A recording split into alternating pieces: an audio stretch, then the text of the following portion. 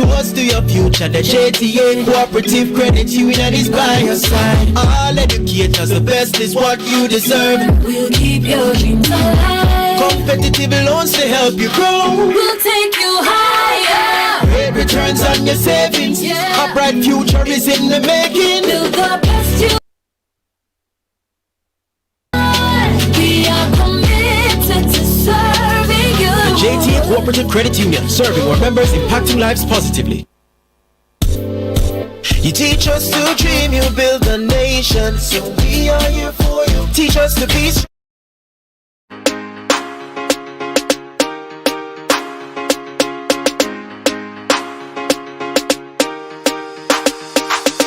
Look how far you've come, building your world with the JTA Co-operative Credit Union.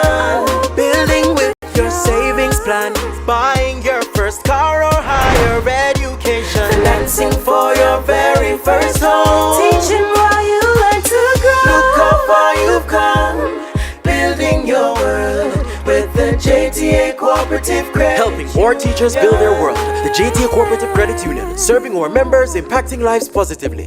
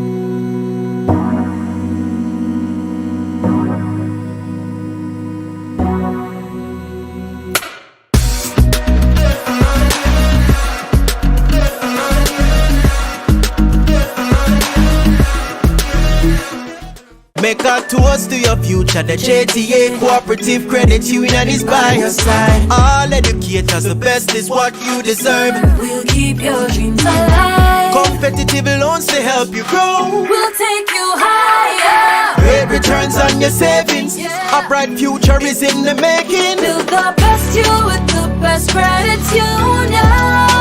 We are committed to serving you. Make a toast to your future. The JTA Co-operative Credit Union is by your side. All educators, the best is what you deserve. We'll keep your dreams alive. Competitive loans to help you grow. We'll take you higher. Great returns on your savings. Yeah. A bright future is in the making. Build the best you with the best credit union. We are committed to serving you. The JTA Co-operative Credit Union, serving our members, impacting lives positively. You teach us to dream, you build a nation. So we are here for you. Teach us to be strong, inspire greatness. So we are strong for you. We celebrate you. For your service, you deserve the best. Every teacher a champion. For all that you do, you are number one. More than a member, you are family. At the JTA Credit Union, you can count on us to serve you. You make the difference for everyone. Every teacher a champion. Behind every great mind is a teacher. It takes work, but you show up when we need ya. So we got to support your goals, build your dreams and help you grow. We celebrate you and we got to...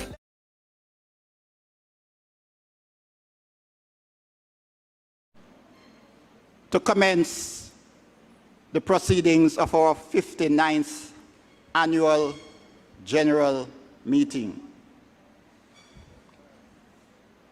Could we stand for the national anthem, please?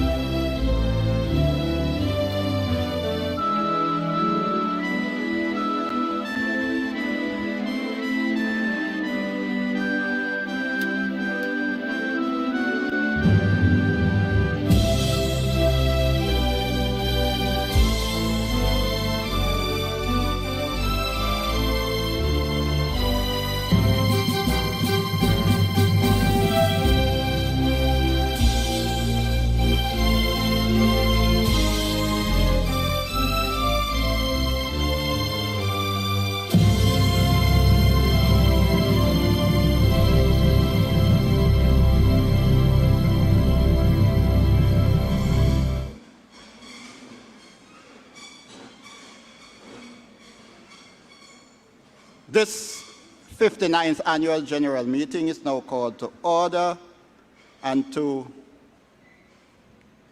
begin our deliberations, we will ask our second vice president, Mrs. Ina Barkley, to lead devotion. Mrs. Barkley.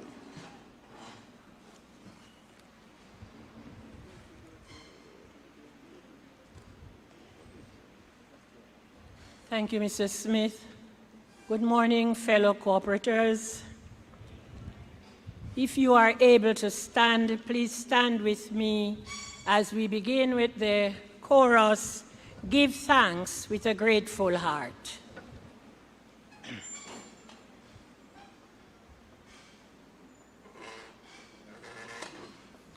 Give thanks with a grateful heart. Give thanks to the Holy One. Give thanks because it's given Jesus Christ, His Son. Give thanks with a grateful heart. Give thanks to the Holy One.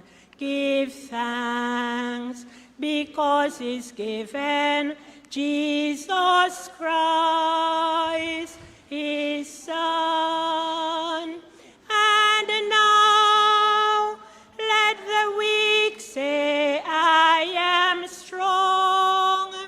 Let the poor say, I am rich, because of what the Lord has done for us. And now let the weak say, I am strong.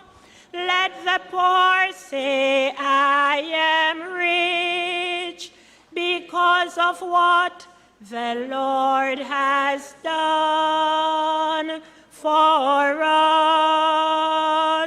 Give thanks. Please be seated for a while.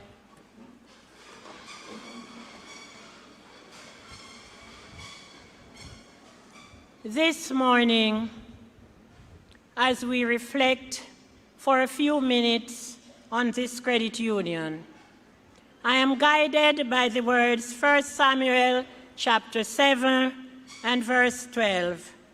And our theme, hitherto has the Lord helped us. Fellow cooperators, it is important to acknowledge God's goodness to this organization. It is important to express gratitude to God for his guidance to the credit union as a family over these many years. As a family, we are committed to the well-being of each other and to the movement as a whole. The credit union is a standard bearer here in Jamaica and elsewhere. And we, as cooperators, have to carry out the mandate to be our brothers and our sisters' keeper. We have a responsibility to be accountable and to be responsible. As we reflect, we are thankful, and we must keep on thanking God for sending us good and honest management and workers who are accountable not just to themselves, but to each other. People who carry out their work with integrity, very mindful of the trust members place in them. We speak of volunteers who give of themselves fully, serving with loyalty and dedication. As we hold ourselves accountable, let us all be mindful of the turmoil that exists in some other places, and which can be right with us if we falter in our fiduciary responsibilities. We need to aim for continued unity of purpose so that we can see our credit union grow from strength to strength, and all of us reap the benefits. Today, as we reflect and celebrate, let us be conscious of the blessings we have experienced individually and collectively. God promises never to leave us nor to forsake us, so long as we continue to lean upon him. He has been our guardian angel over all these years from 1959. We must strive and be committed to help in our credit union to remain strong, vibrant, and caring. Each of us has a responsibility to save regularly, to borrow wisely, and to repay promptly. We, through our duty of care for each other, will keep our credit union strong, and not only strong, but sustainable. God is good. He continues to guide and support us.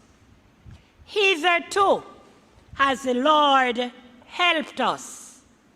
Let us give him thanks and keep him uppermost in our hearts as we move forward. I now invite Mrs. Humes Johnson to pray.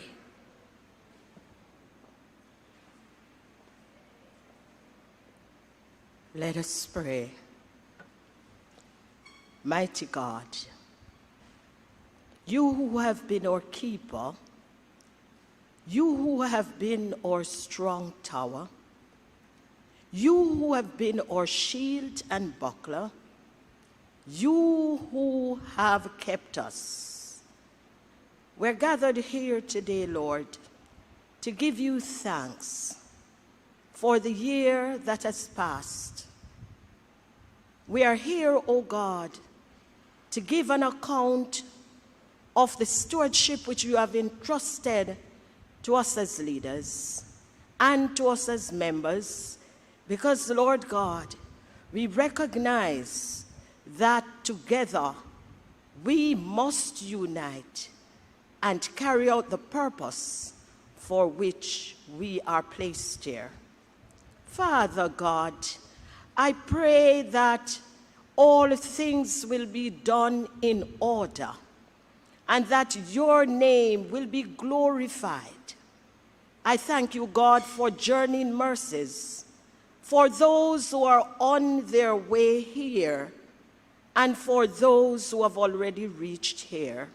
We pray, O God, that your continued blessing will rest upon us, and that as questions are asked, there will be ready answers coming from our duty.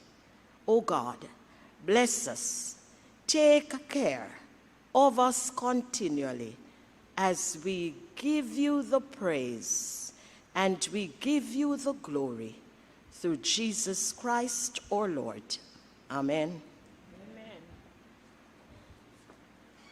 Mr. President.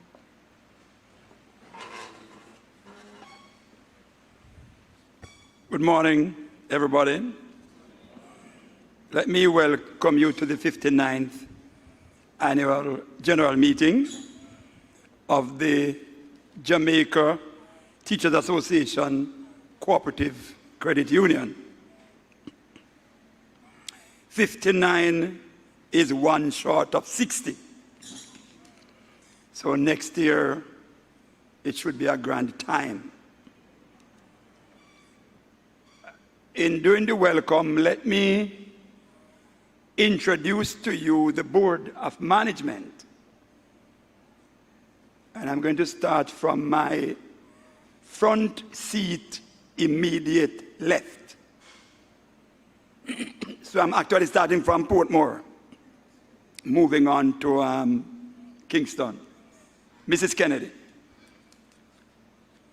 Dr. Bailey, Mrs. Bartley, Mr. Smith, Mr. Liebert, Mrs. Stuart Williams, Mr. James, Mr. Howell, Mrs. Humes Johnson, Mr. Drisdale, Mr. Thomas.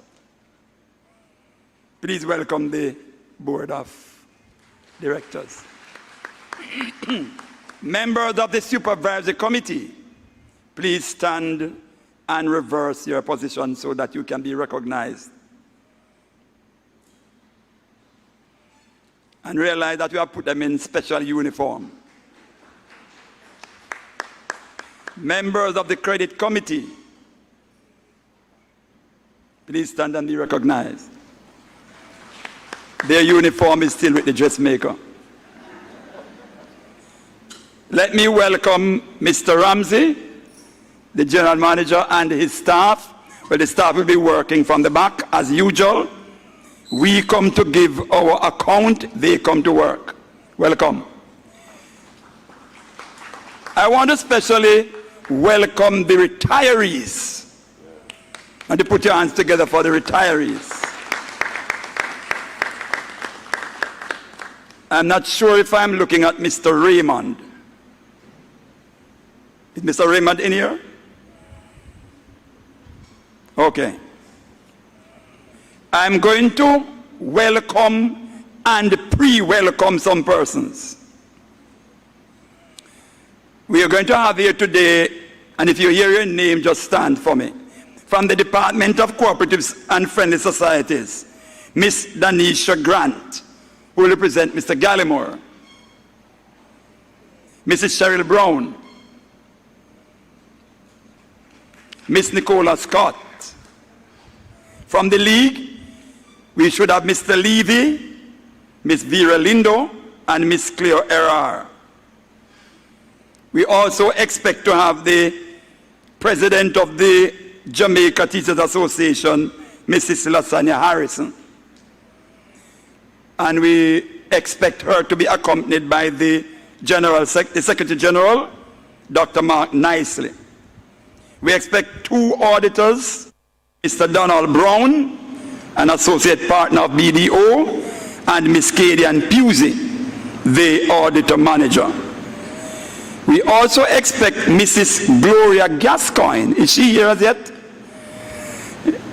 Immediate former general manager. And Mr. Karl Bryan, verbatim writer. Well, he's here. Mr. Bryan is right there. Let me welcome the contact teachers for the credit union. Put your hands together for the contact teachers, person in the front line working for the credit union. Let me welcome all the persons who are attending the annual general meeting for the first time. Please stand. If this is your first visit, your first attendance, put your hands together for them. Thank you very much. You have within your age and within your finances many, many more AGMs to attend. Mrs. Shakes, please stand and be recognized. Mrs. Shakes is a member of the board. And as soon as I see somebody being escorted, I assume importance. And I hope to get the name and office of the individual being carried in. And then we have, everybody knows Mrs. Lisa Taylor. Yes. The Assistant General Manager. I want to apologize for the absence of Maurice Stewart, a board member. He's unable to attend. And Mr. Rudolph Sewell of the Supervisory Committee. And Mr. Christopher Sinclair, I'm not sure if I have an apology for Christopher Sinclair. Welcome to everybody. 2 significant days have gone for the credit union already. One in 1959. One somewhere in the mid-70s. And this one today will make the 3rd one. We are transitioning. And we are transitioning by governance. You all know that we are regulated by the League, what we call the Jamaica Co-operative Credit Union League. But we also have another regulator, the Department of Cooperative and Friendly Societies. But we now have to respond to a higher call, a more supreme governmental call, a higher regulated call, and this one is called Bank of Jamaica. So within months, we will be immediately and totally regulated by the Bank of Jamaica. We have grown up. In order to meet that level of regulation, I must confess to you that some credit unions have fallen by the wayside. I must also let you know that merging and overtaking have been going on in order for credit unions to meet expectations. So there are things changing in order for us to continue to exist and to grow and to operate. We will not get sick and we will not die as an organization. We will rise to the task. We will do what is necessary. If we have to go back to 1959 to find out where we were, how we started, and what the mission was, we will, because we must. We are a $18 billion organization. Yes, it's 18 billion. Soon be 19 billion. And I'm going to tell you, we have to have a certain asset base in order to meet the standard of the Bank of Jamaica. There are targets set that we must meet in order to reach the standard of Bank of Jamaica. And those targets we must meet. We must continue to give loans at the lowest rate possible in the financial sector. We must continue to give the highest interest rate on investment in the financial sector. We must continue to woo the persons who have invested their entire life savings to stay within the business. And in order to do that, we must be efficient, responsible, and we must grow. We are going to look at whatever we do, who will benefit, who will gain. Whatever we do, members, credit union members, there are three groups that must benefit from whatever we do. I am showing my hand. You, the members, must benefit. The credit union as a business must benefit. And the Jamaica Teachers Association must benefit. Keep that in your minds. Welcome, welcome, welcome. Mr. Smith.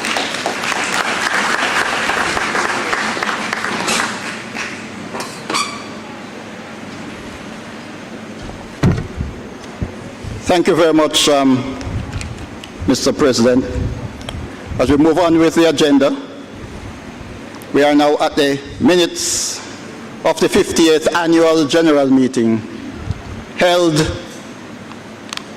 1 year ago at this very venue, and these minutes can be found in our report between pages 8 and 25.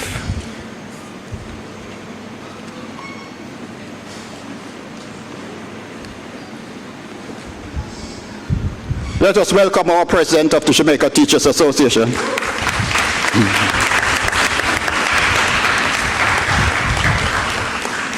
Welcome, Madam President.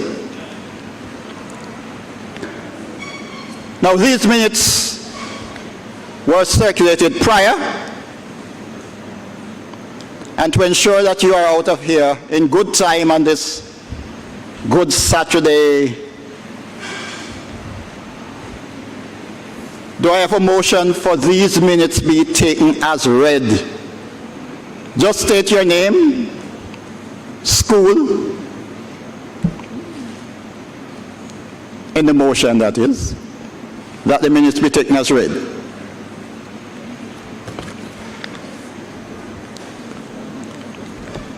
Any mover?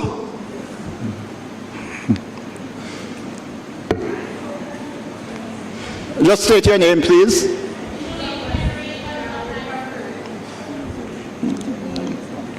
Okay, do we have a seconder?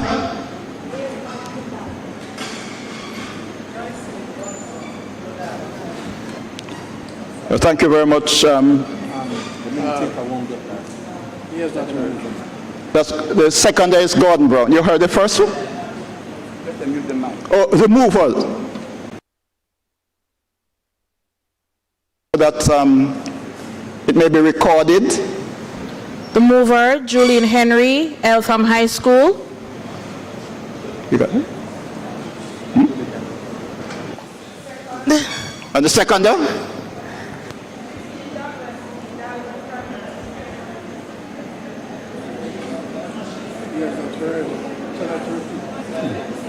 Yeah. You have both of them?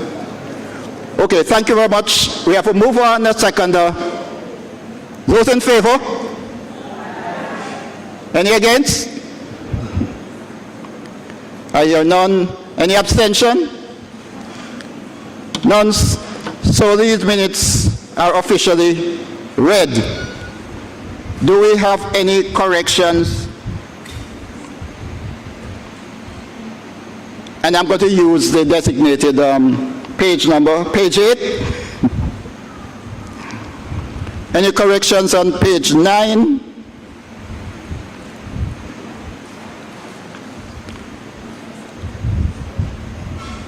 Any corrections on page 10?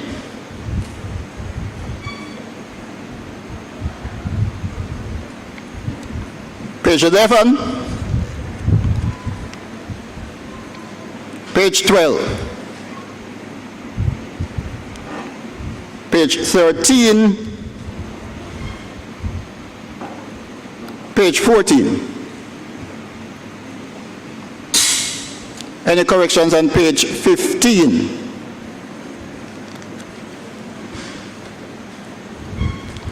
Page 16? Page 17?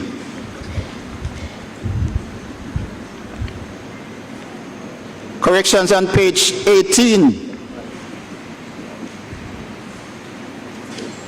Page 19?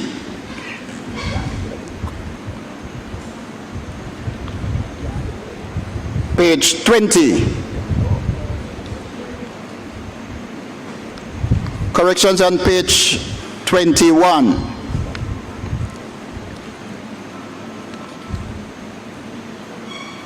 Corrections on page 22. Well, I have one on page 22, which is the fourth paragraph on the page, the first paragraph beginning with into. And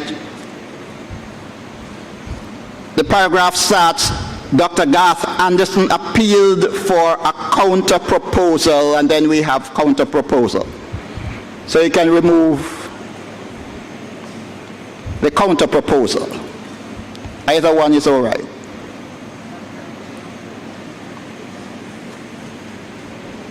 Any correction on page 23?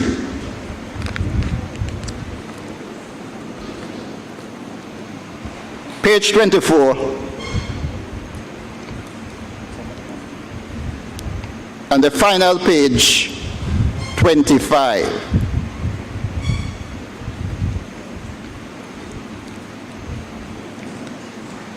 There be no correction. Once again, I'm asking this honorable body. Okay, could you go to the mic, please?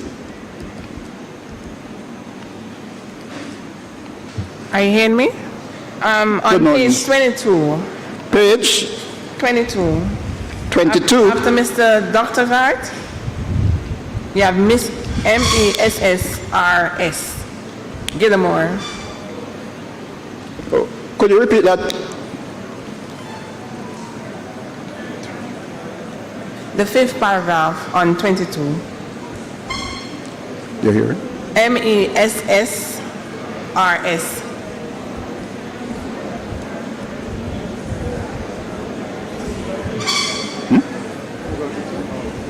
I have forgotten.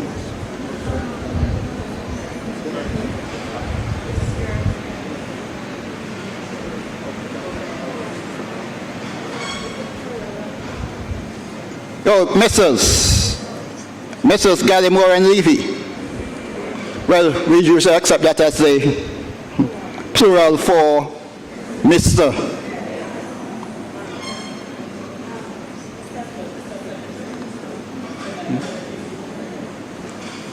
Oh. Could we have here the name of the person proposing the correction? For the register, that is. Oh, for our notes. Kenisha Just Gordon. state your name and school. Which board primary? You got it? No, the recorder hasn't gotten it. Kenisha Gordon. Commissioner Gordon. Gordon. Commissioner Gordon. K-E. Kenisha Oh, Kenisha Gordon. Gordon. Bridgeport Primary. Bridgeport Primary School. Thank you very much. I was told that there was a hand. Okay, could you go ahead, please? Go ahead.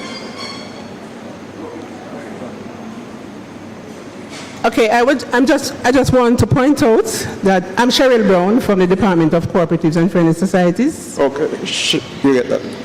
Yes, go ahead. And where we have Messrs. Gallimore and Levy from the Jamaica Cooperative Credit Union League, I just want to make a note that Mr. Gallimore is from the Department of Cooperatives and Friendly Societies. Yeah, quite so. Thank you very much for that one.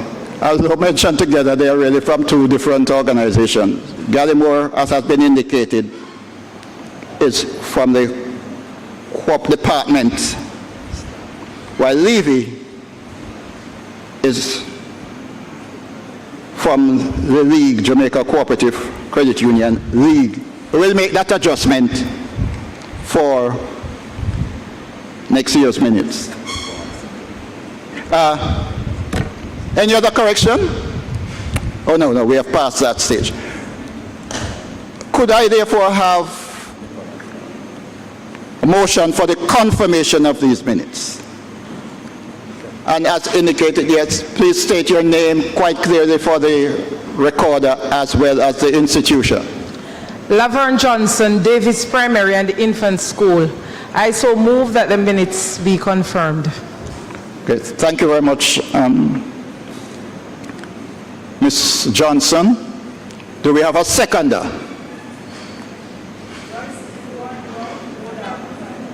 Joycelyn Gordon Brown, Old Harbor Primary.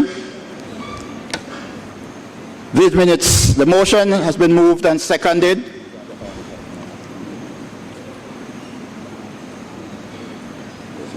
Those in favor? Aye. Those against? Any abstention? So the minutes of the 38th Annual General Meeting are hereby confirmed. And moving on, I think we have some referrals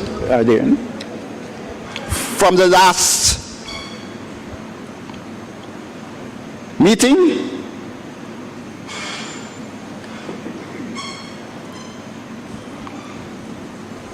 So matters arising. Are there any matter arising from these minutes?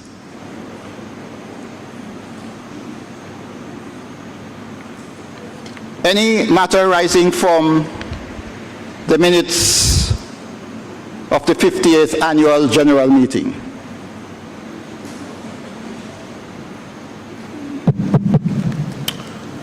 Morning. Yes, good morning and welcome. Garth Anderson Church Teachers College. I just want to know if any work has been done on page 25 as it relates to establishing a foundation that would help to treat with issues relating to health and well-being, as was suggested by Mr. Gallimore. Yeah. Thank you very much.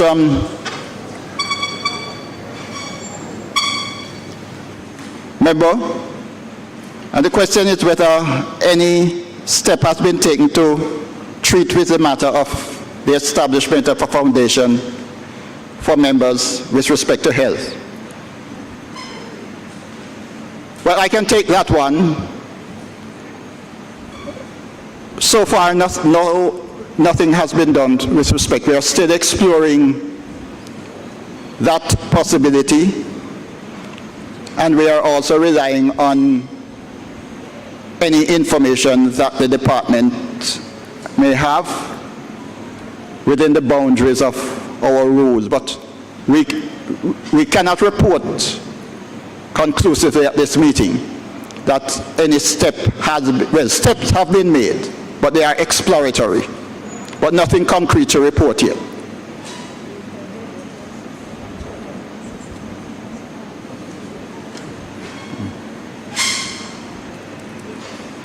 Any other matter arising?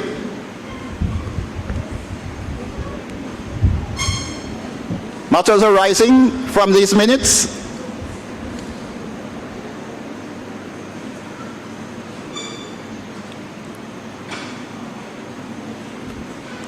All right. Third and final call, matters arising from the minutes of the 58th Annual General Meeting of the Jamaica Teachers Association Cooperative Credit Union Limited. I hear none. Therefore, my stint at this podium has ended. Over to our President. Thank you very much. Thank you very much, Mr. Smith. Just want to post-welcome the pre-welcomed people. I think we have now Ms. Danisha Grant. We do? Yes? And we have Nicola Scott. Okay, thank you. Mr. Robin Levy, haven't seen him yet. Ms. Vera Lindo.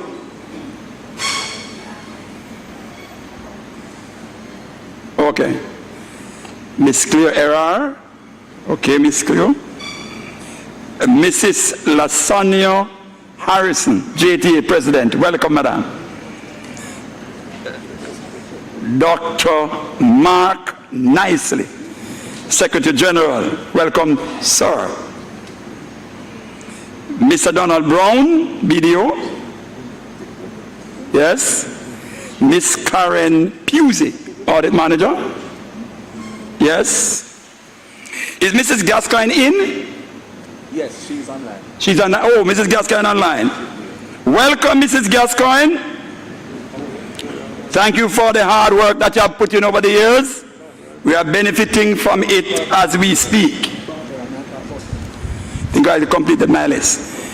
It is my greatest pleasure to now welcome to the 59th Annual General Meeting of the Jamaica Teachers Association Cooperative Credit Union, the President of the Jamaica Teachers Association, Mrs. Lasagna Harrison.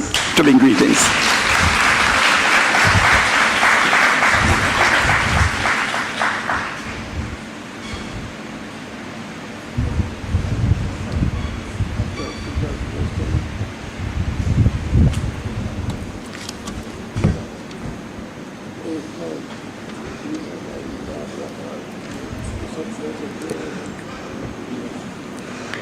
President, Mr. Paul Adams, Trustee, past President of the Jamaica Teachers Association, and other members of the Board of Management of the JTA Cooperative Credit Union, General Manager Mr. Ramsey, and administrators, team leaders, employees of the JTA Co-op Credit Union, specially invited guests, Secretary General of the Jamaica Teachers Association, Dr. Mark Nicely, owners of this financial giant in the Credit Union League, teachers, everyone in-house and those joining online, pleasant morning to you all. Good morning, colleagues. I pray you are all well. This is indeed the day that the Lord hath made. We will rejoice and be glad in it. Amen. The Jamaica Teachers Association congratulates the JTA Co-op Credit Union on hosting this your 59th annual general meeting, though celebrating your 64th year of existence. You have and continue to do well. Your financial acumen and the leadership that guides and pilots this august body has yielded great results and indeed has impacted the lives of members positively. The marriage between the union, the JTA, and this robust financial giant, the credit union, in the Credit Union League, has been a profitable one. Clap if you agree. We provide, ensure members, and you improve their financial and ultimately their total well-being. May we continue in this vein, especially in an economic climate such as the one in which we exist. And even as a union, we continue to fight, leading the charge as president, for every dollar that the government of this nation owes the teachers, and they are so deserving of same and more. As we fight, you don't seem like we want to fight for it at all.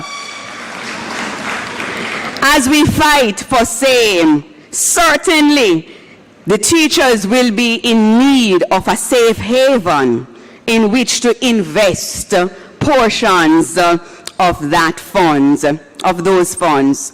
Many of my colleagues, I'm sure, and those who are definitely here, based on history, your performance and product offerings will make the JTA Co-op Credit Union their financial place of choice.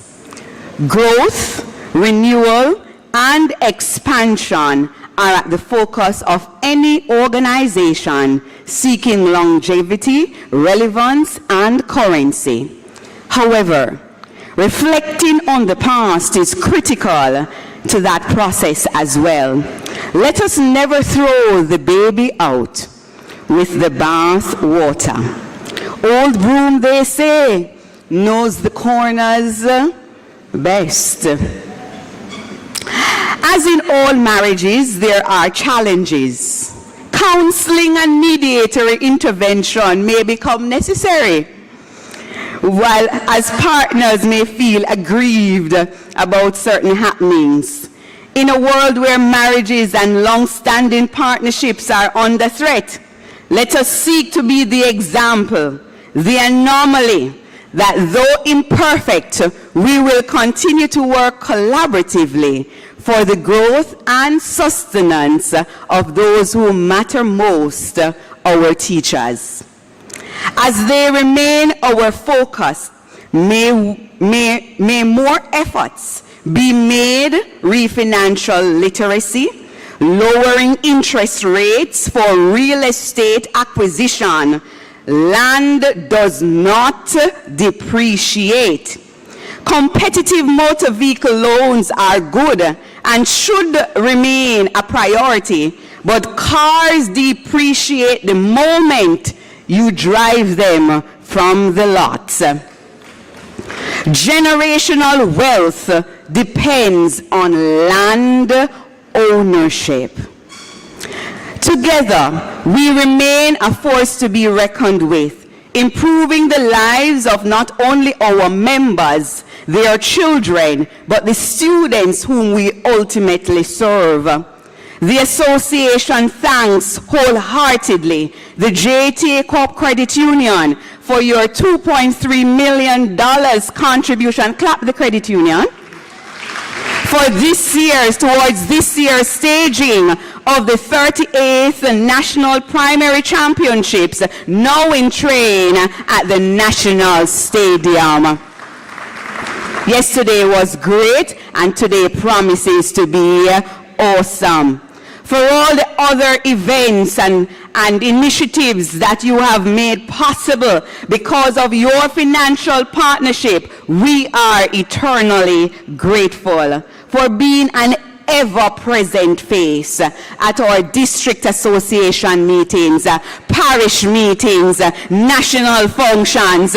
We say, long live the JTA, long live the JTA Cooperative Credit Union.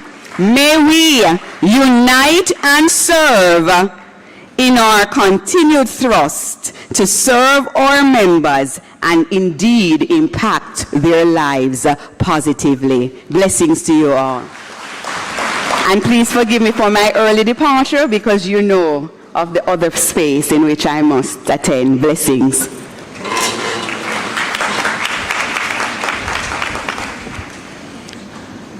I'll soon join you, Madam President.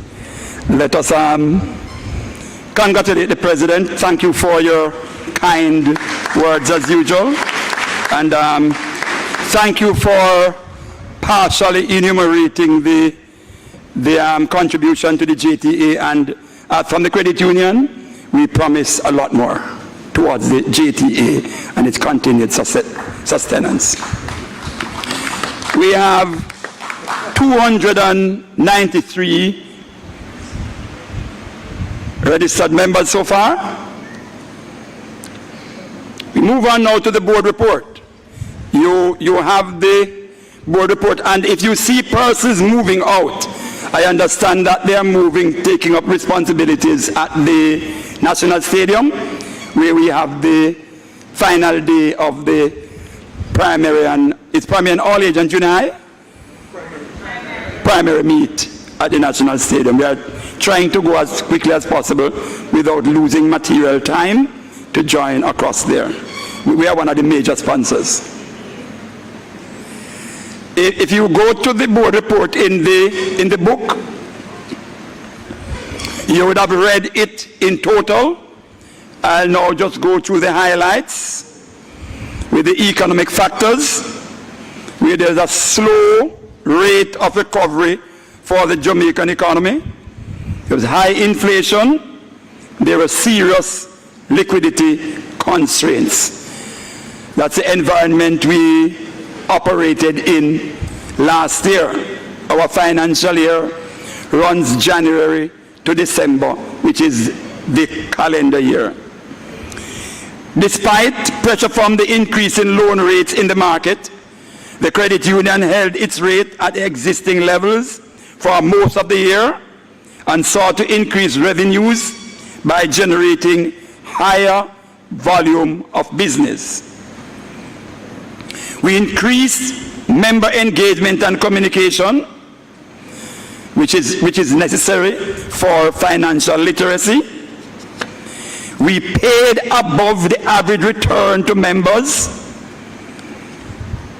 We are talking about big, extremely large, broader industries with wider range of recruiting members.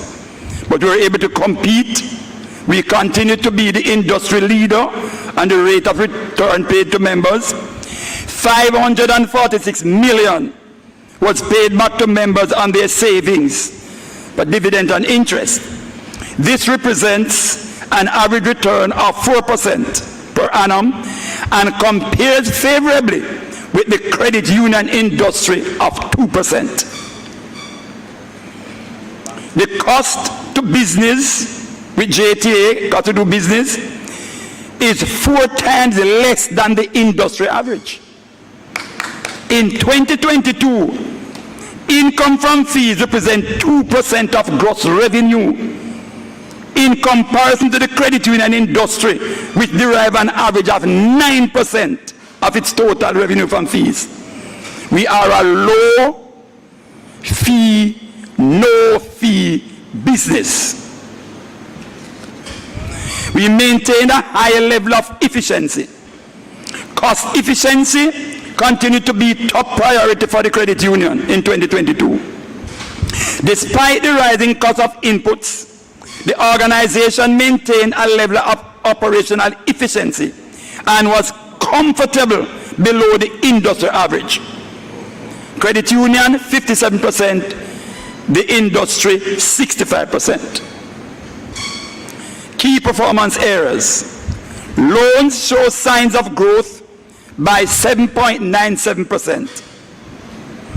Asset grew to $18.5 million, growing by 6.3%.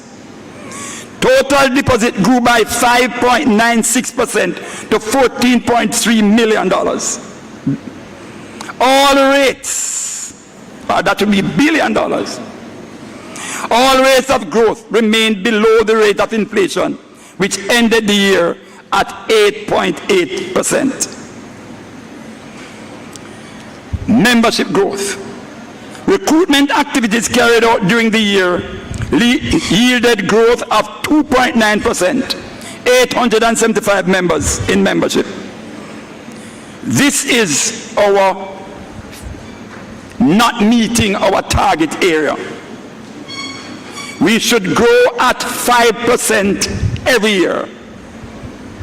Over the past maybe 15 years, we have not been able to meet that target because of we operate within a particular fixed space. The credit union membership base stood at 30,016 members at the end of the year. Member migration remains the most significant factor impacting the health of the credit union loan portfolio. Members opt to apply for unsecured loans at the credit union on the eve of migrating, which result in a number of these loans falling into past due within months of being disbursed. This resulted in persistent increase in bad debt provisioning requirements, which in turn dealt a devastating blow to our surplus generation. Nevertheless, the credit union maintained its focus on ultimately rigorous monitoring and persistence. We continue to maintain our slim staff, and I mean very, very slim staff.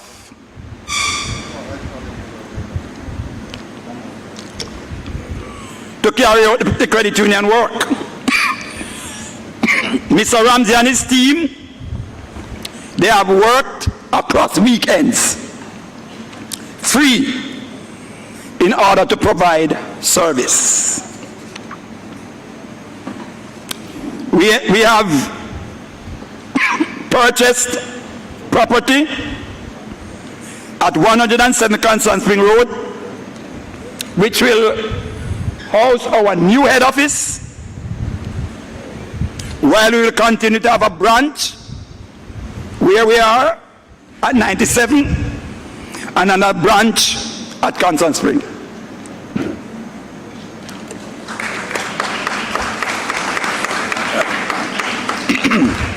When I took the last sip of water, it was not for thirst. I was waiting for the chair. And we have done some improvement work at Portmore and Montego Bay. We continue to furnish our corporate social responsibility. The Better School, Better Jamaica program, $1.5 million. And I see Mr. Messam smiling. Bridgeport High got $1 million. Greenwich Primary, $500,000. General donation, $6.3 million. And we continue with scholarships. And we continue to sponsor, in part, the JTA Golden Torch Award and TBJ School Challenge Quiz, the junior component of it. We continue to provide scholarships. 11 members were awarded scholarships and grants. Is Mrs. Stephanie Wright Grant here? Yes, she is. A senior teacher at St. Diego was prestigious DC Gascoigne Award. Put your hands together. We instituted a brand new category of award named the W.A. Johnson Award. Right, Mrs. Kennedy? Yes, sir. One of the founding members. I think he was the one who moved the motion for the establishment of the credit union. Is Mrs. Shereen Anderson McLaughlin here? Mrs. Shereen Anderson McLaughlin, she is the first recipient of that award. Then we also gave pep bursaries to students who are entering high school. And the top boy for 2022 was Michael Ajay Ramsey. And the top girl was Kiara Mitchell. And we carried out a rigorous DNA. And it is not related in any form to Mr. Ramsey, even if he wanted to tell lie on himself. The board, the committees would like to thank all those who have contributed. We'll continue to put strategies in place. We'll continue to modernize ourselves to meet the industry challenges. And we continue to take the necessary decisions so that when Bank of Jamaica takes direct responsibility, we are in a fit and proper condition to be licensed as a credit union. As I indicated before, some credit unions fell through the crack, knowing that they would not have met the standard for registration, for licensing. Some had to merge in order to meet the standards. Some had to be swallowed up in order to have I don't want to call any name after swallowing up, but in order to continue to exist in part. I want to thank the educators themselves and their good financial management, the Jamaica Teachers Association, the management, board and committees, the cooperative headquarters, the Department of Cooperative and Friendly Society, CUFMC, JCI, CUNA, and the National Union of Cooperative Societies. We'd like to thank the Ministry of Education. I said the JTA already, let me say it again. The Jamaica Teachers Association and Allied Group, and the BDO, our auditors, given our natural, inherited, convicted affinity to our faith. I would like to thank God Almighty for taking us through. Thank you.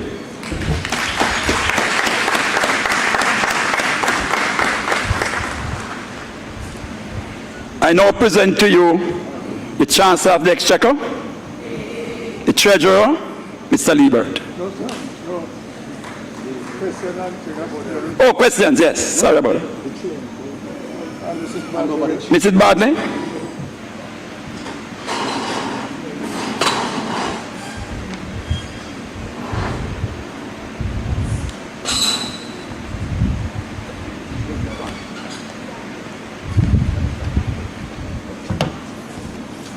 Fellow cooperators, at this time, we will have any questions or comments based on the President's report.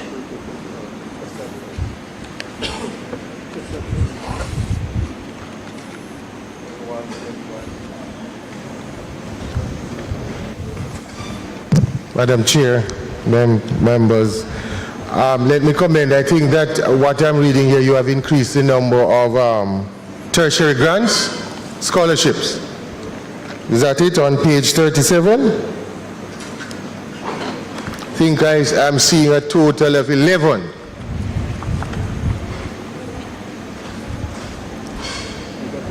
Yes. Is this representing an increase over the previous?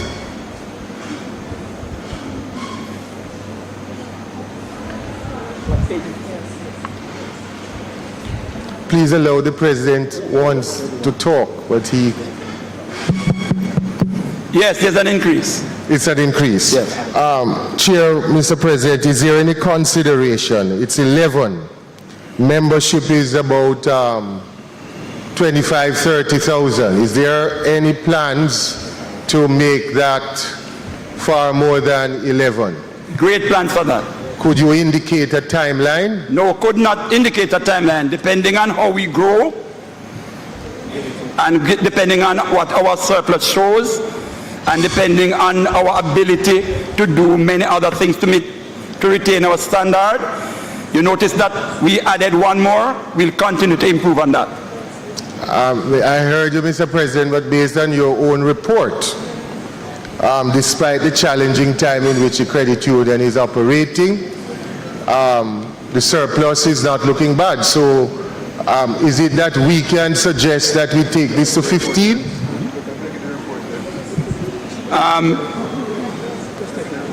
I'm just going from the data in the book. Is it okay to put it to 15, or the board will undertake, I think, an increase by 1? I would not limit it to 15 as I speak, and I would not increase it to 1 as I speak, but we'll continue to improve. So should we take it that next year we will see an improvement? I will not indicate an improvement, and I will not indicate when. We go by the performance of the business. Good, and I'm saying the performance is not bad. That is why we added one more. So shall I move a motion that it should be increased by 2 next year? Let me tell you what the motion you can move. You are going to tell me, Mr. I can assist you. As we continue to grow, we will look at improvement in dividend, improvement in interest, improvement in sponsorship, improvement in scholarship, but we cannot run a business and enumerate on our feet. Mr. I didn't hear what you say, sir. I didn't hear the last sentence. The last sentence says, you cannot run your house and make a determination on what you are going to do and start spend before you earn. No, you wouldn't be doing that. Exactly. You wouldn't be doing that. Clearly you wouldn't be doing that from what I'm moving. So if the board is committing to an increase in the number of scholarship, then we can say that. I'm not talking about anything else. Dr. Garth Anderson, member of the credit union, I have answered you. We do not do business that way. We cannot do business that way. A financial organization cannot operate that way. Noted, sir.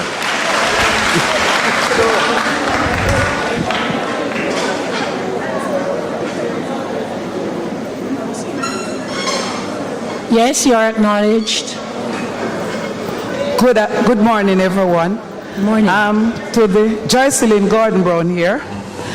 I am really happy to realize that I'm hearing that the sponsorship right across the board has increased. I'm seeing growth and development in the organization. So I must commend you, and also to my fellow colleagues who kept it going. We did not withdraw our savings, any money, regardless of the times we went through. And I think it's a good performance based on what we experienced for the past 2.5 years. Thank you. Thank you very much.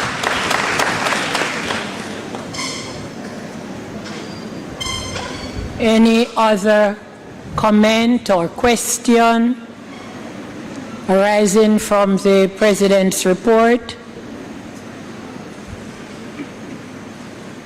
Any other question or comment?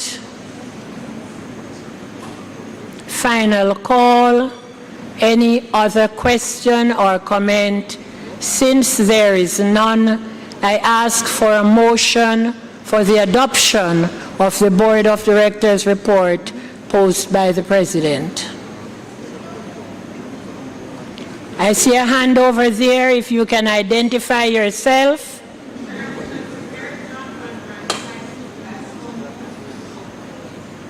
Do we have a seconder? I am sorry, we didn't get your name properly. Could you repeat?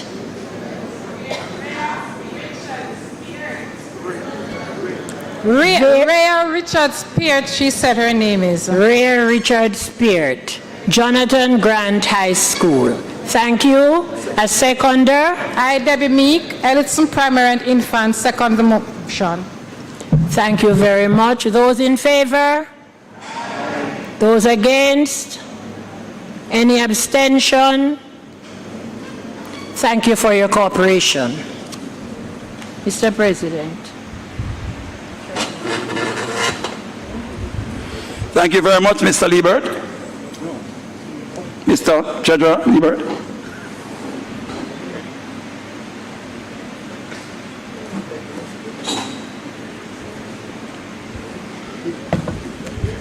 Good morning, fellow cooperators and special guests. Before we go any further, I'm going to invite Mr. Donald Brown, Associate Partner for BDO, to come to the podium to give a report on their findings having audited our accounts. And before he starts, I'm going to ask someone to move a motion to give him permission to give a shortened version of the report rather than give him the whole shebang. Could we have a motion? Could we have a motion? Name?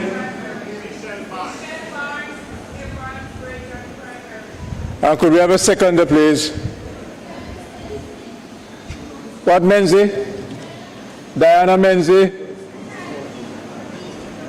Edith Northern James High School. Thank you very much. Those in favor? Any against? Abstentions? The ayes have it. Mr. Brown.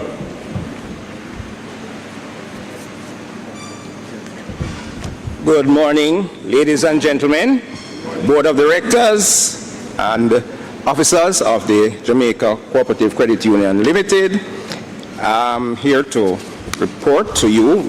You have requested that we do the abbreviated version of the auditor's report. So what I will do is read the auditor's opinion as well as the requirements of the Cooperative Societies Act, and I hope that will satisfy the members. Okay? So I'll read you the opinion. Independent Auditor's Report to the Registrar of Cooperative and Friendly Societies, read the Jamaica Teachers Association Cooperative Credit Union Limited.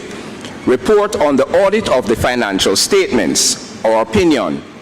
We have audited the financial statements of Jamaica Teachers Association Cooperative Credit Union Limited, set out on pages 53 to 139, which comprise the statement of financial position as at 31 December 2022, and the statements of surplus or deficit and other comprehensive income, changes in equity and cash flows for the year then ended, and notes comprising significant accounting policies and other explanatory information.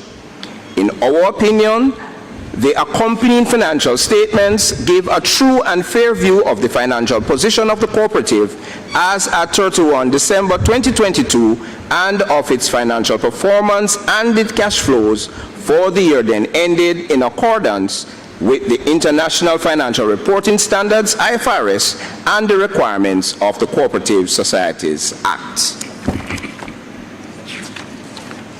Reports on additional matters as required by the Cooperative Societies Act.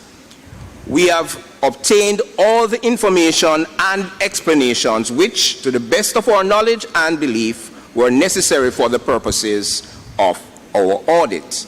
In our opinion, proper accounting records have been kept so far as it appears from our examination of those records, and the financial statements which are in agreement therewith give the information required by the Cooperative Societies Act in the manner required.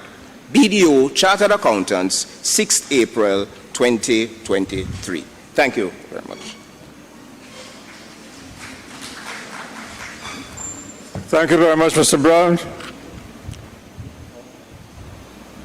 Ladies and gentlemen, the Treasurer's report the full report is in your booklet, pages 40 to 45. I'm going to give an abbreviated version myself in the interest of time. Sure. Just let me deal with an emergency here. The persons who are parked on the playfield, please remove those vehicles now. Very, very important. It is urgent. Please. Thank you. We didn't get the license number, but you know where you're parked, so please comply. I just want to make a few brief corrections on the report in your booklet. So if you have your booklet, will you please turn with me to page 45? But this is permanent record, so we don't want you to leave here with the uncorrected sections there. Page 45, under performance measured by Pearl's Prudential Standards. Page 45, if you look at institutional capital, total assets, that line, the middle section, 2020, where you have 15.9, it should be 15. Again, institutional capital, total assets, in the middle section there, 2022, instead of 15.9, is 15. Under asset quality, delinquent loans, 30 days to total loans, where you have 47.3, it should be less than 5%. Less than 5%. In the middle section, 2022, it should be 3.51%. 3.51%. And in 2021, it should be 3.04%. Those are the corrections. Thank you very much.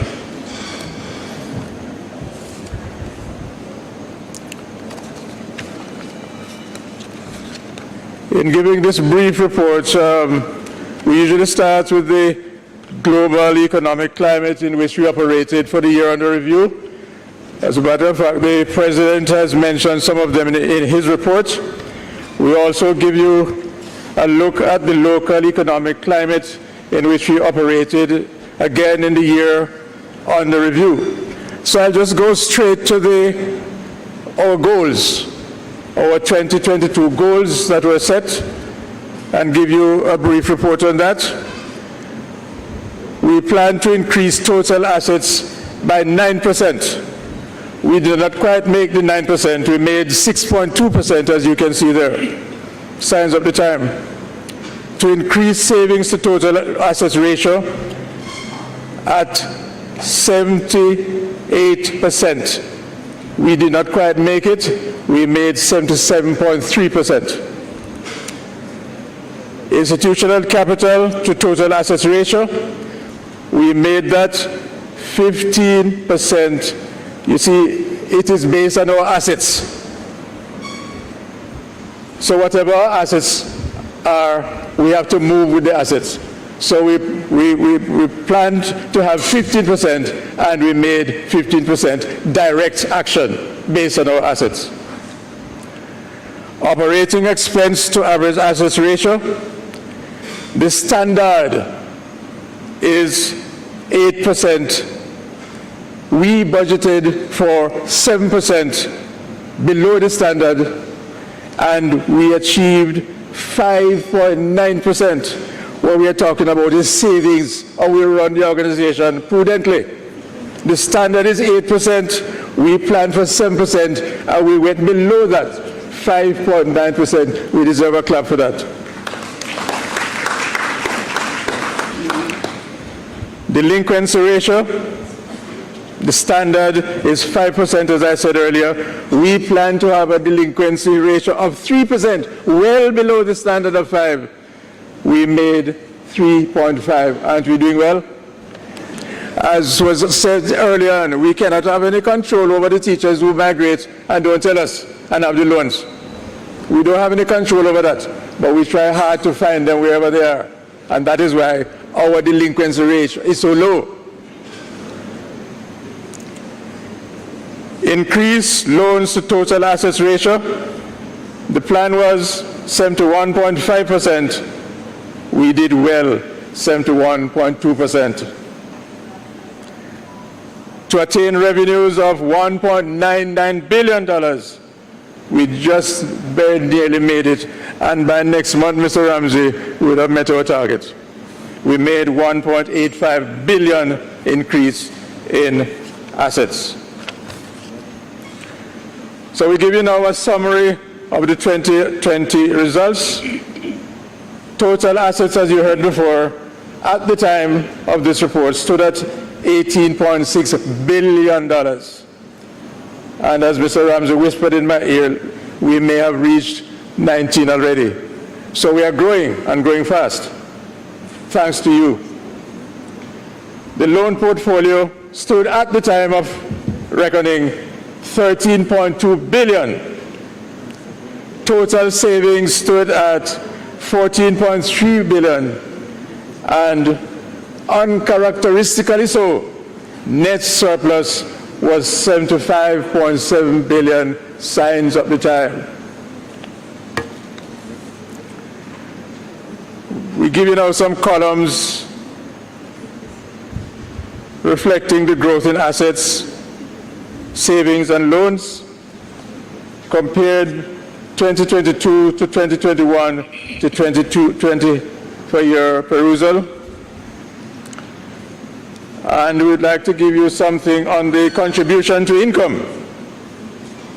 Our main income, income from loans, income from investment, and some other smaller areas. So loan interest stood at nearly $1.6 billion for the time under review. That is loan interest, $1.6 billion. Investments did not do as well as we wanted. Over $180 million we got from investments. And the other areas, $109 million we raked in. We now give you a breakdown on the loan portfolio. Regular loan stood at 46.4% at the time of reckoning. Personal loan stood at 37.2%. Auto loan, 14.7%. Mortgage loan, 1.1%. Consolidation, 0.1%. And other, 0.4%. We take a look now at the savings product. Voluntary shares stood at $7.7 billion at the time of reckoning. Fixed deposit, $4.5 billion. Golden harvest, $1.6 billion.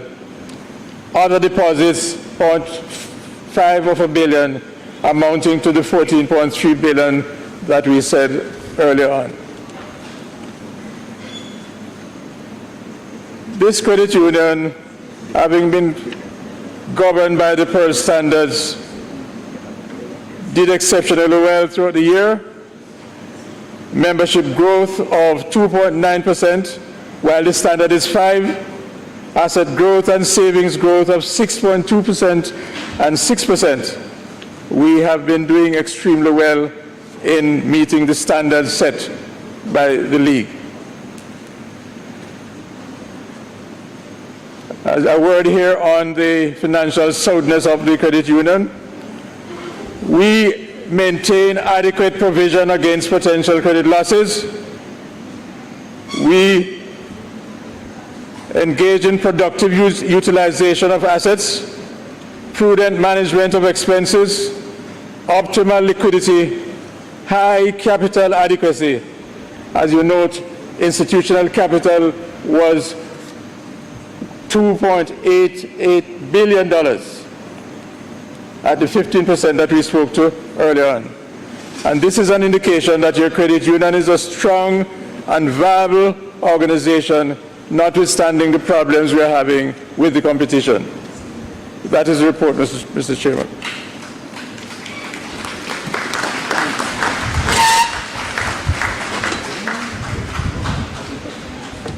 Any questions for the Treasurer? Before we have some recommendations, right, Mr.? Right, so we're going to take the... Yes, go ahead for me. Name, school. Pleasant day, everybody. All protocols observed. I am Beverly Gustav, a retired teacher from Kingston Technical High School.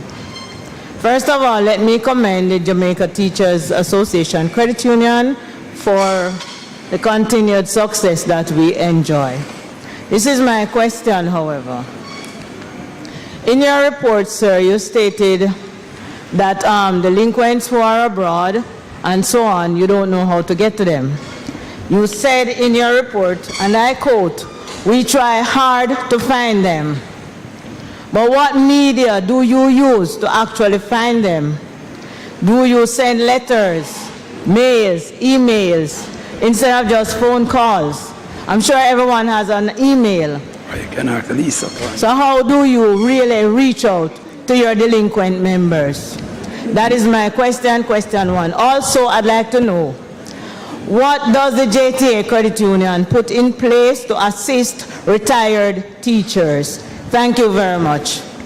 Okay, your first question first.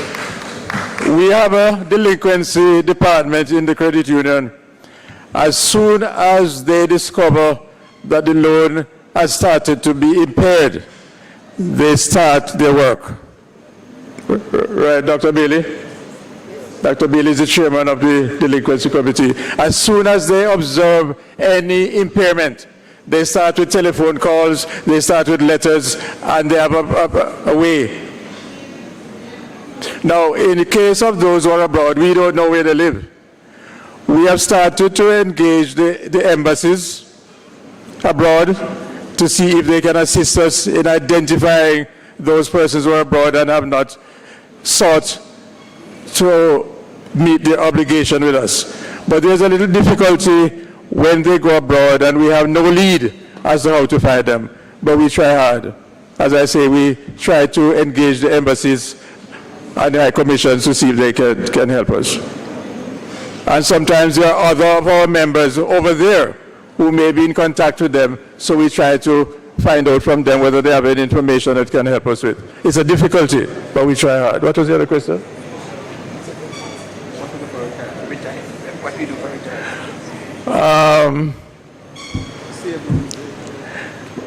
We have a number of our retired teachers who have served the organization well over the years. They have done everything. They have bought their houses, they bought their cars, they bought the land, they educate their children, and yet they leave their money with us.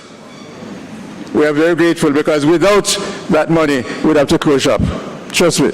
We value our retired teachers and what they leave with us to help the credit union. Now, we offer attractive interest rate to those persons who have their money with us. For the retired teachers, we give them 0.75% above the other people in recognition of their loyalty. 0.75% above what we give to the other people. That is what we do, one of the things that we do for our retired teachers.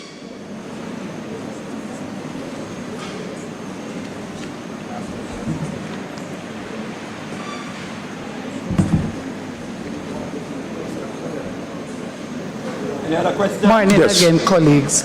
Recently, a teacher retired, and her pension was not processed in time to continue the deductions to JTA. And when she went back, because she keep getting a negative feedback, so she was asking if there's something can be done from the credit union when the pension deduction don't get to JTA in time, because it looks like she was delinquent. Thank you. We at the credit union are always sympathetic to matters of that nature. The person just has to come in. Mr. Ramsey, you want to say something about it?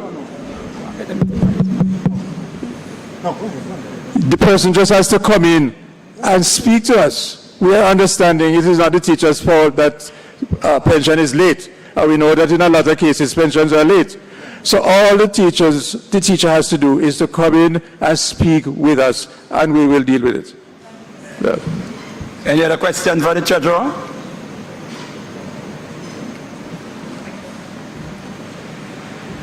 Any other question?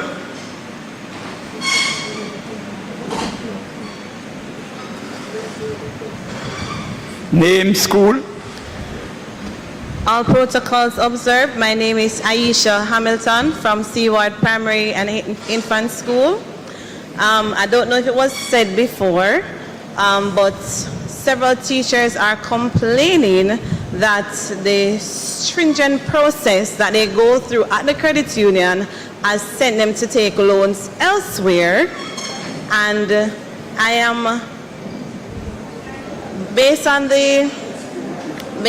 your report just now, where you have the 37% and those, but I'm saying if the teachers are getting a better service in order to take their loan from the JTA, then they wouldn't have to go to like NCB and those, and then the percentage would have been higher where the loans are concerned. Okay. When persons go for loans, it is going to be normal for some persons to speak how quickly they get through, and for some people to say how rigorous it was. Situations differ, and we have to be frank.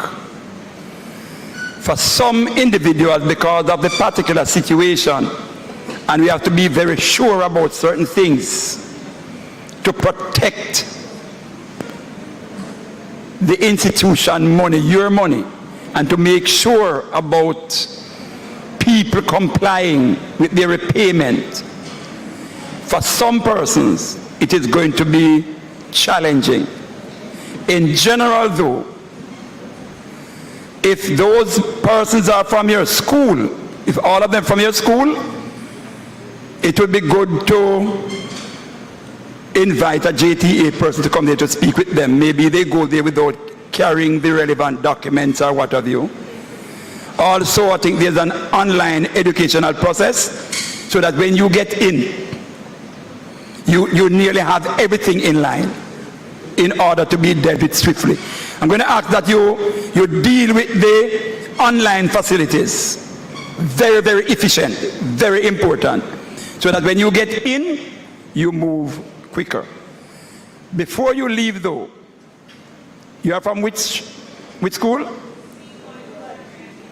That Kingston and St. Andrew? Who is the reader after the announcement? Okay, I'm going to ask you to speak with Mrs. Taylor before you leave. Right. Any other question?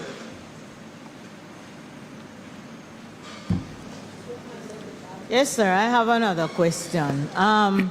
You mentioned about the online, but it would appear to me as when a person makes an online payment. Excuse me, could you give your name and school for the record, please? Beverly Gustav, retired teacher of Kingston Technical High School. All protocols observed, sir. You got it? Yes, go ahead. It would appear to me as though when a person makes an online payment, it does not go to the credit union in time, because I am told just this morning that my payments were not received and I made a payment up to the 1st of June. So I would like to know, how soon does the credit union receive your online payment? I pay all my bills online. Thank you very much. Thank you, madam. If there's a particular case with you, I'm going to ask Mrs. Taylor to deal with that too. I have that problem with NHT too. And they claim that they don't get any money from me for 6 months. But from my wife, they get it every month, and we do the same thing. So sometimes there's a little individual difference. So Mrs. Taylor is at the back right there. Any other question? Yes, Mr. Hall. Just a minute. I just want to, for anyone who may have a question, I'm going to give out my number. That is the Assistant General Manager, Mrs. Yes, Lisa Taylor speaking. Taylor here. So you can WhatsApp or call or message me at 896-2382. If I'm unable to answer you right away, I can get to someone in the credit union, like Ms. Morgan, who is the credit manager, and try and assist you. So that's 896-2382, because as the president indicated, some situations have their different, circumstances that surround them. Thank you.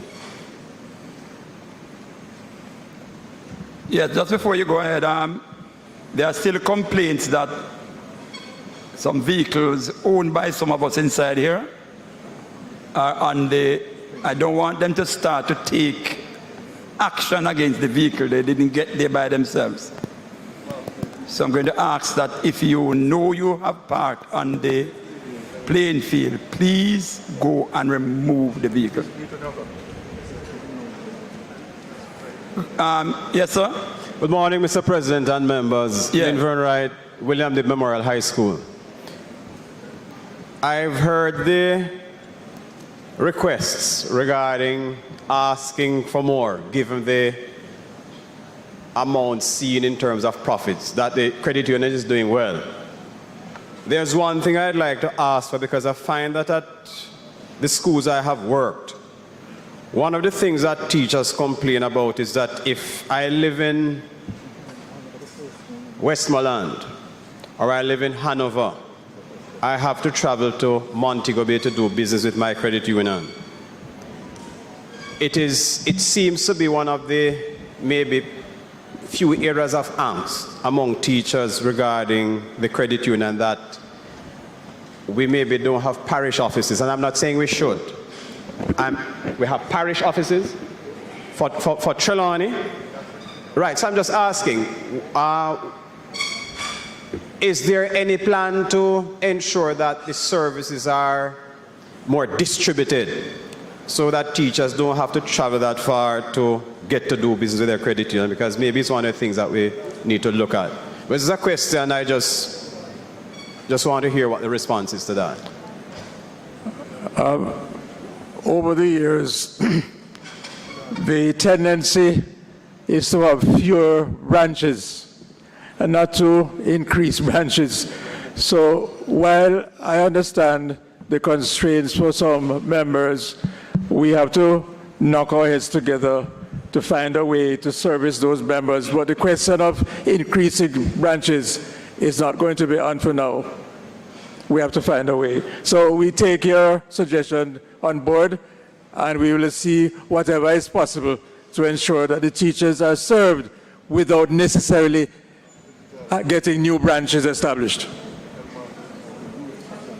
Sound like a question, but I take your point. The next thing I'd like to ask then, one of the other things I find is that when we go to the offices, because this is one of the reasons maybe sometimes people can be turned off, because I look at the loans and maybe people having to go through all kind of processes, and I know that things are happening. What is it that is happening in terms of continuing to improve ease of processing and reduction in the amount of time that members have to wait for the processing of things like loans? Good question, sir. We ourselves have always been agonizing about aspect and seeking to improve that area, and I'm sure management is taking that one on board. It is a very serious thing, sir. We're glad for the suggestion, and we agree with you that we ought to find ways to reduce the time members take to get their business done. Good suggestion. Thank you very much. Any other question? Yes, sir. Good morning, Michelle Barnes-Evans from Brayton Primary. I have two things to query.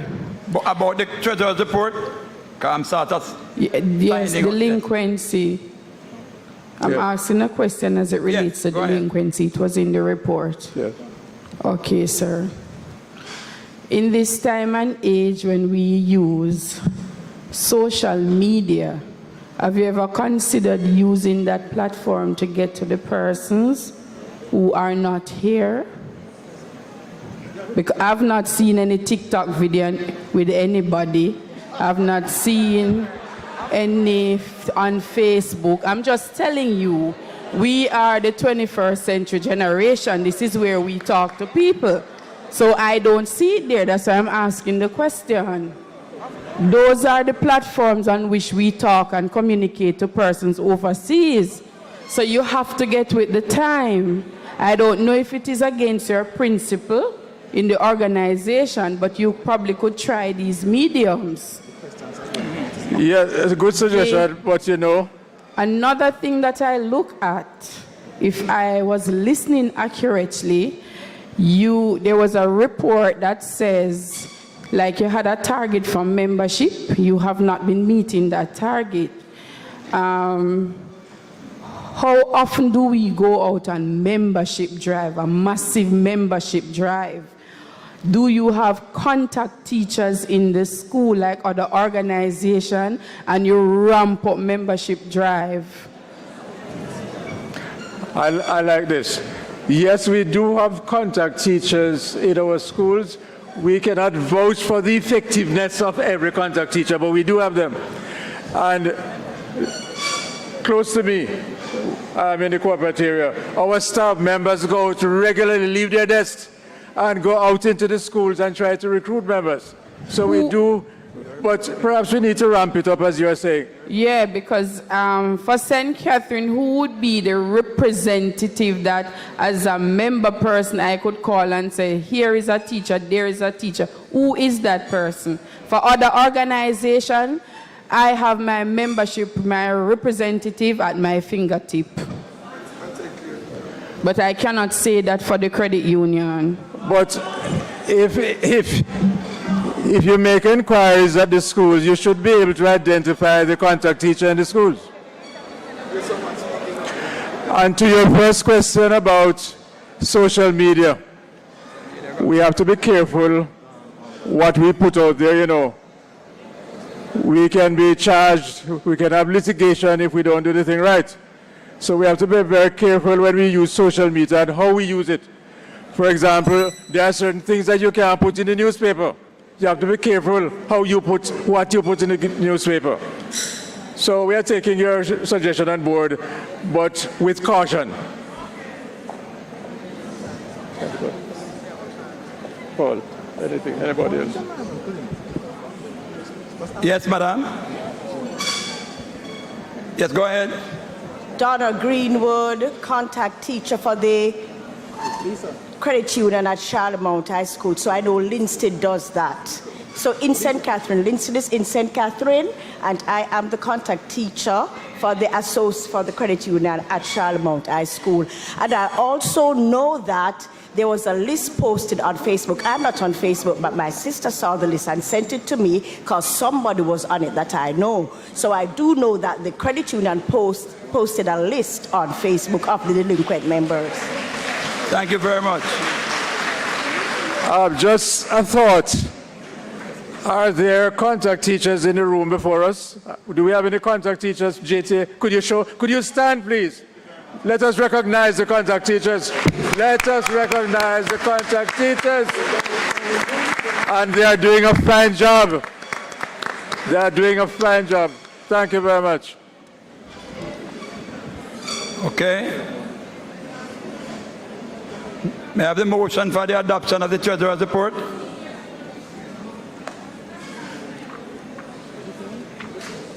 Yes? Name and school?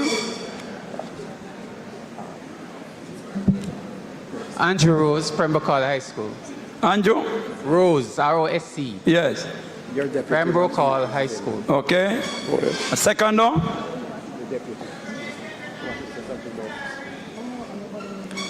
Where is Andrew Rose? Andrew Rose, could you stand? Let me see you.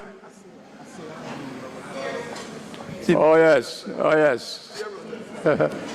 Name again? Beverly Isaacs, retiree. Second now. Those in favor? Any against? Ayes have it.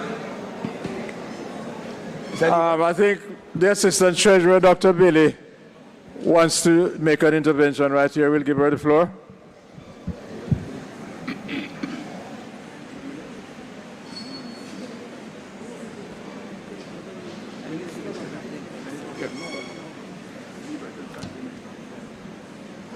Good morning, everyone.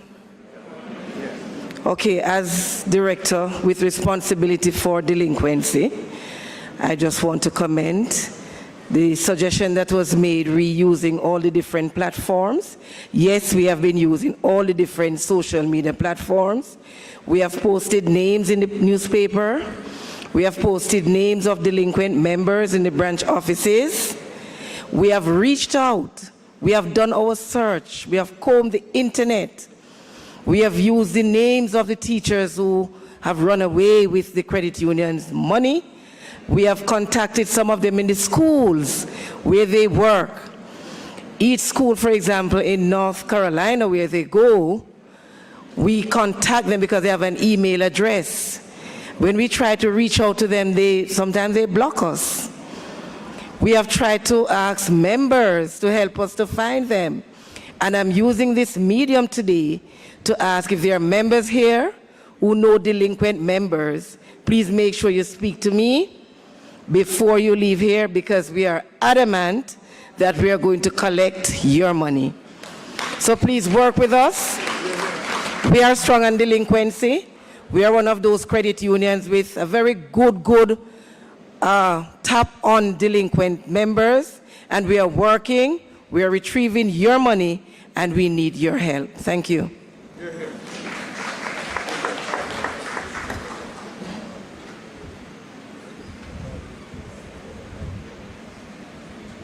Ladies and gentlemen, in the past I always come back after somewhere later in the agenda to finish my delivery. I'm going to use this opportunity to do what I would normally do later, now. That is to say, in your booklet, if you turn to page 46, it deals with the item that I want to put before you at this time. Page 46, Declaration of Interest, Dividend, and Maximum Liability. Page 46. And the information was there. You may have seen it before, so it's no news this time. In the past, it would be news. It's not news this time. We deliberated and we said, let's put it in our booklet. Recommendations of the Board of Directors. The Board of Directors of the Credit Union is making the following recommendation to this annual general meeting. Interest. That an interest of 3% be paid on voluntary shares amounting to $227 million. Dividend. That a dividend of 7% be paid on permanent shares amounting to $6.3 million. Fixing of maximum liability, the usual that the Jamaica Teachers Association Cooperative Credit Union Limited be allowed a maximum liability of 10 times the equity, hence maximum liability would be set at 38 billion for the year 2023. For and on behalf of the Board of Directors, I make this proposal. We need a seconder. Ramsey, we need a seconder. Yeah, we need a seconder.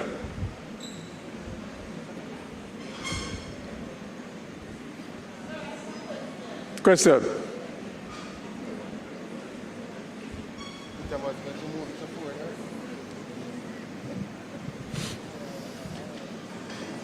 Good morning, good afternoon, Estelle Davis Wright, retired. Interest of 3%, that lazy man. That lazy. What is that? That is lazy. I'm sorry, I didn't hear what you... Do you get her name? Yeah, man, Estelle Davis. Oh, my friend Estelle. Okay. Yes, retired. So, what was the comment or question you asked? I am saying 3% is lazy, lazy, lazy. Lazy. I am thinking at least 5. I was calculating from morning, you know, and say, coming, driving down on that rocky road, I said at least, I'm checking and said I'm going to get at least 5%. 3% lazy. Think again, man. Come on, think again. Government are doing so bad. Our credit union need to give a little more. Thank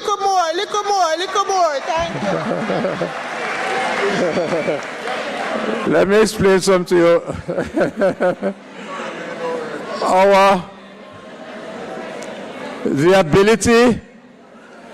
The ability to make these proposals is based on our performance. If you look at the performance for the year under review, and I spoke to the uncharacteristically low surplus that we made this year. Last year it was at 300 and something, Mr. Ramsey. This year, because of the climate that we're operating, we are down to 75. No, what we are offering you now, when we at board meetings say we are going to offer you 220, a board member won't call his name, say we're not going to get that money if we pay it. Yeah, a board member asks, where are you going to find that money to offer them 220 odd million? Because what we are offering you, we are going to have to pay it out of this year's operation. So this year has not been doing so well, you know, we are behind in loans. Investment just started to pick up. So if next year we do as poorly or nearly as poorly as we did this year, we'll have problems to pay that 200 because it is based on our surplus. And when the surplus is not doing well, we cannot offer you more than we can. You understand? We have to explain to you, you know. We cannot just come pick up money like that. We have to look at the surplus. And again, what we are offering you this year is not out, we couldn't offer it out of the 75 that we made. We are going to pay it out of what we are going to be earning this year. And this year, our loan portfolio is behind already. And interest is just starting to pick up. So we are offering that in faith, hoping that we'll make the surplus in order to pay it.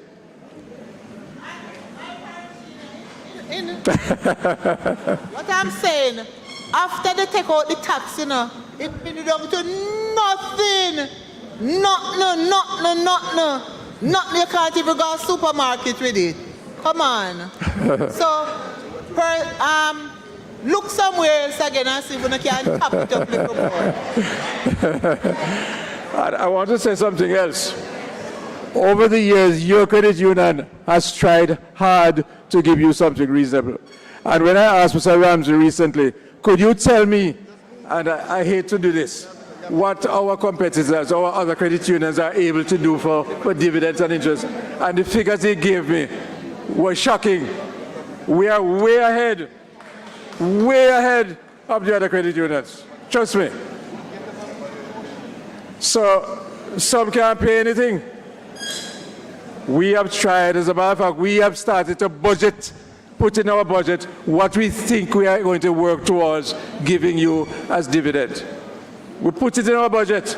If we make it, we make it. If we don't make it, we don't make it. But that is how we have your interest at heart, that we even put it in our budget and work towards it. So trust me, what we are offering here is the best we can offer given the situation that we are operating in. asking for your understanding. Hello? Yes? Yes, please. I was just wondering. Could you give us your name and school? Donna Greenwood, Charlemont High School. I was just wondering. You got it, sir? What grade was it? Donna Greenwood. Donna Greenwood. Donna Greenwood. All right. When I came in this morning and saw the books, I'm like, I thought we were going green. That's somewhere we could save. No? What? I start to clap already. Not orange or anything. I start to clap already. That is something that Mr. Ramsey and ourselves have been discussing. How can we get rid of this? No, because it costs a lot of money. I'm not saying to totally get rid of it, because, we have to face things out. But I was thinking, I am not going to read this. It's a waste for me. Because if you send it via our email address or you have 1 or 2 books in the office, just cut back on this, because I think a lot of us will not be using this. I think, and it's all colorful and you can see it's good stuff, which means it's good money. So I am just saying that the monies we spend on these, we could, channel it in the dividends. Thank you very much. You have strengthened our arm to continue with the discussion started in the office recently to get rid of this. It costs a lot of money unnecessarily. And some people don't read it. Will the driver of motor vehicle license 9837JE, 9837JE, please remove your car immediately.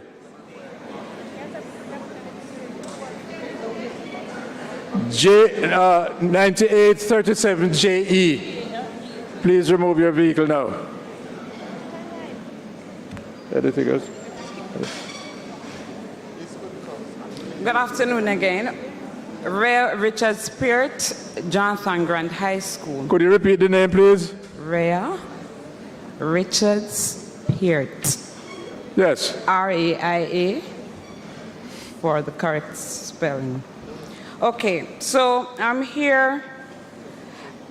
I can't imagine that you started saying poorly, because since we came in and words have been saying that we are doing well as a credit union. All of a sudden you started using that we do so poorly.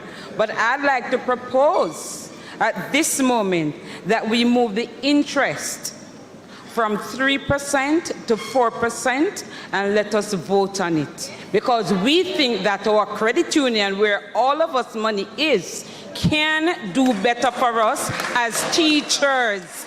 This is where our money is at. Give it back to us. Because many of us inside here do not hold a bank account where our money is in the bank. I don't want us to be compared to any other credit union or any bank. This is our credit union and it can do better and we demand better. Can us take a vote to move it from 3% to 4%? Thank you very much.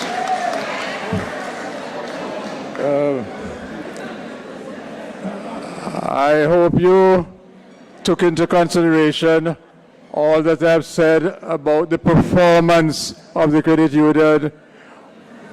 Look at what happened this year, the surplus that whittled down to 75.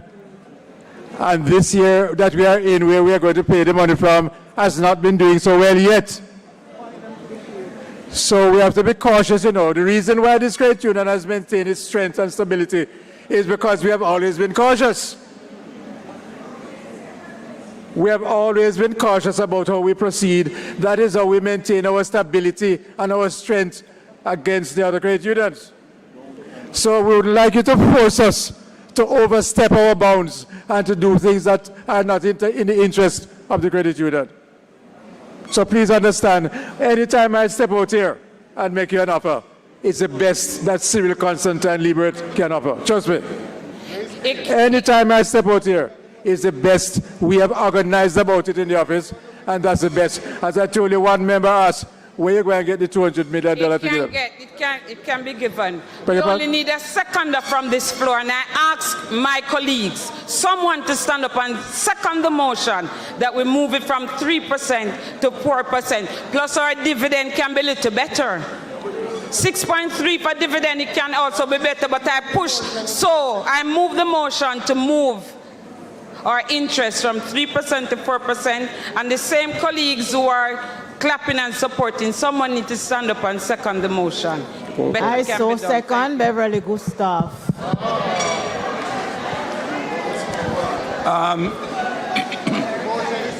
I just want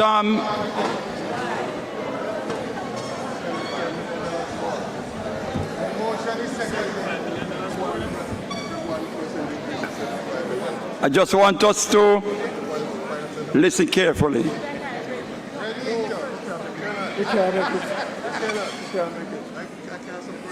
I just want us to listen carefully. And I want to charge that when we get the information, we must read the information on the status of the credit union. Last year, we made a surplus of $329 million.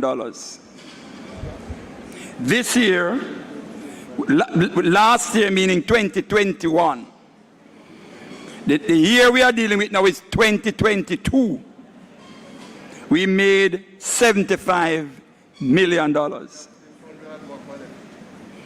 If you ask for 1% more, you're asking me for $75.6 million to move it from where I don't know.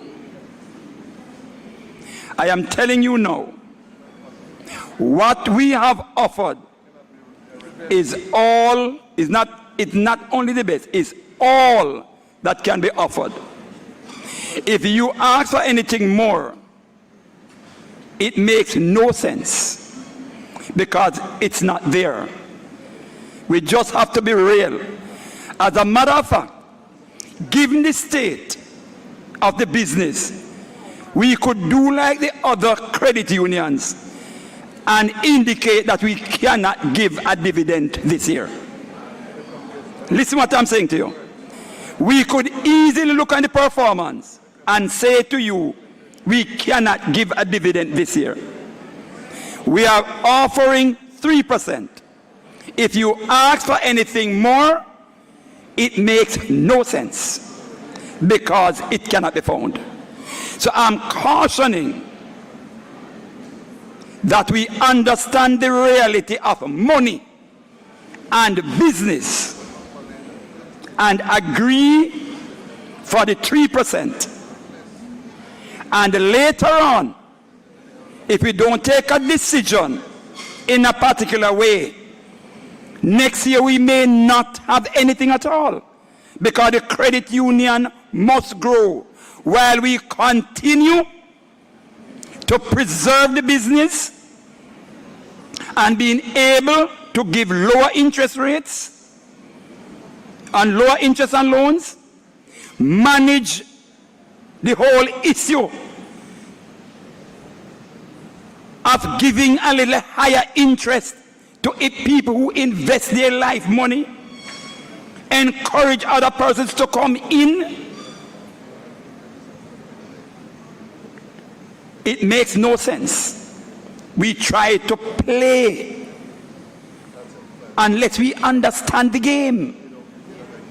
Delinquency has to be managed. Provisioning is costing a lot. Everything is inside here. It's not rocket science.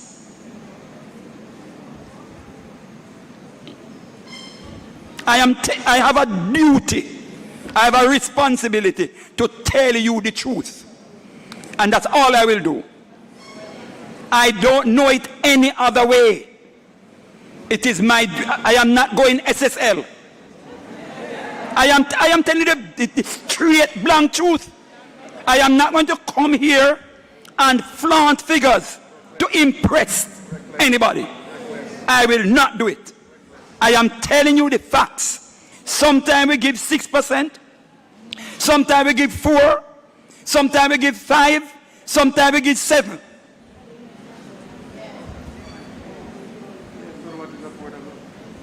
Something is happening in my head.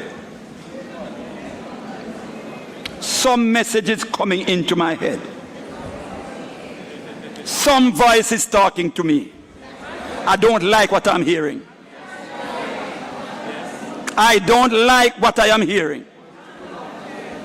But I'm telling you, you are here as shareholders in the business. That's what you are. Share and the business must be preserved.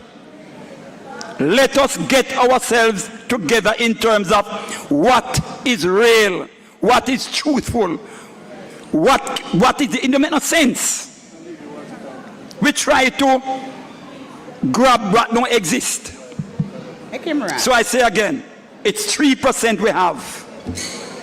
We always give you what we have. We always come to you with what we have. Yes, sir. I'm saying next year, I don't know what we will have. I can't tell you next year 1% or 50%. So it is 3%. Mr. Lee, you need to speak. Your permission, Go ahead. President. Thank you very much. I was there before. Fellow cooperators, good morning. My name is... Ladies and gentlemen, the head of the Credit Union League is on the floor. Could you please give him your full attention? Thank you very much. I'm sorry, there's someone else, I think, who may have been ahead of me at the microphone. I'm not sure. I was ahead. Here, this side, this side. Would you yield, sir, or would you want to go ahead? There's somebody also contesting I that was you here said. before. Would you yield, or you want to go ahead? I would like to.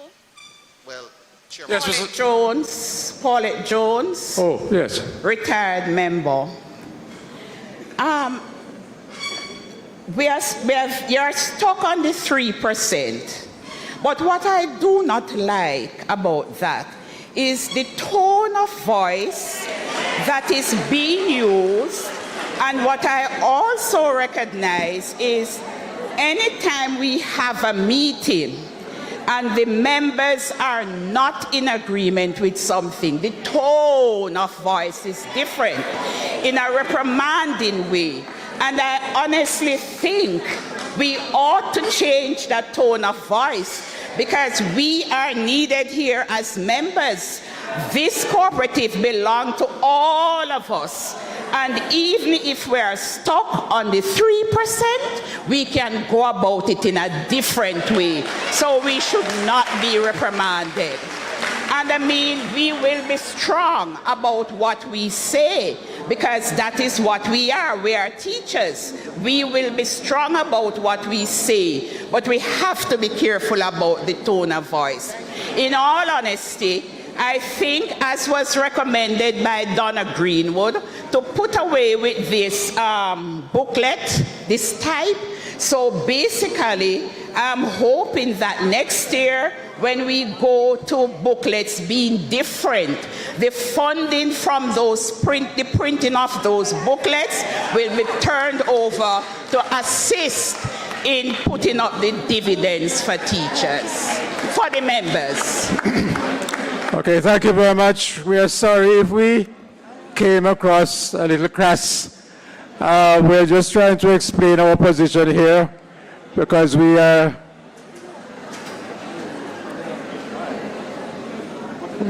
certain that what we are offering is the best we can. So we are apologizing if we came across a little crass. We apologize. Apologize. So who is it now? Is it Mr. Levy? Or, okay, let us take. Good afternoon, colleagues. Leighton Johnson, Mushet High. Leighton Johnson, Mushet High. Mr. President, you made the comparison between 21 and 22. Our surplus is down for 22. Have we identified those indicators why the surplus was reduced between 21 and 22?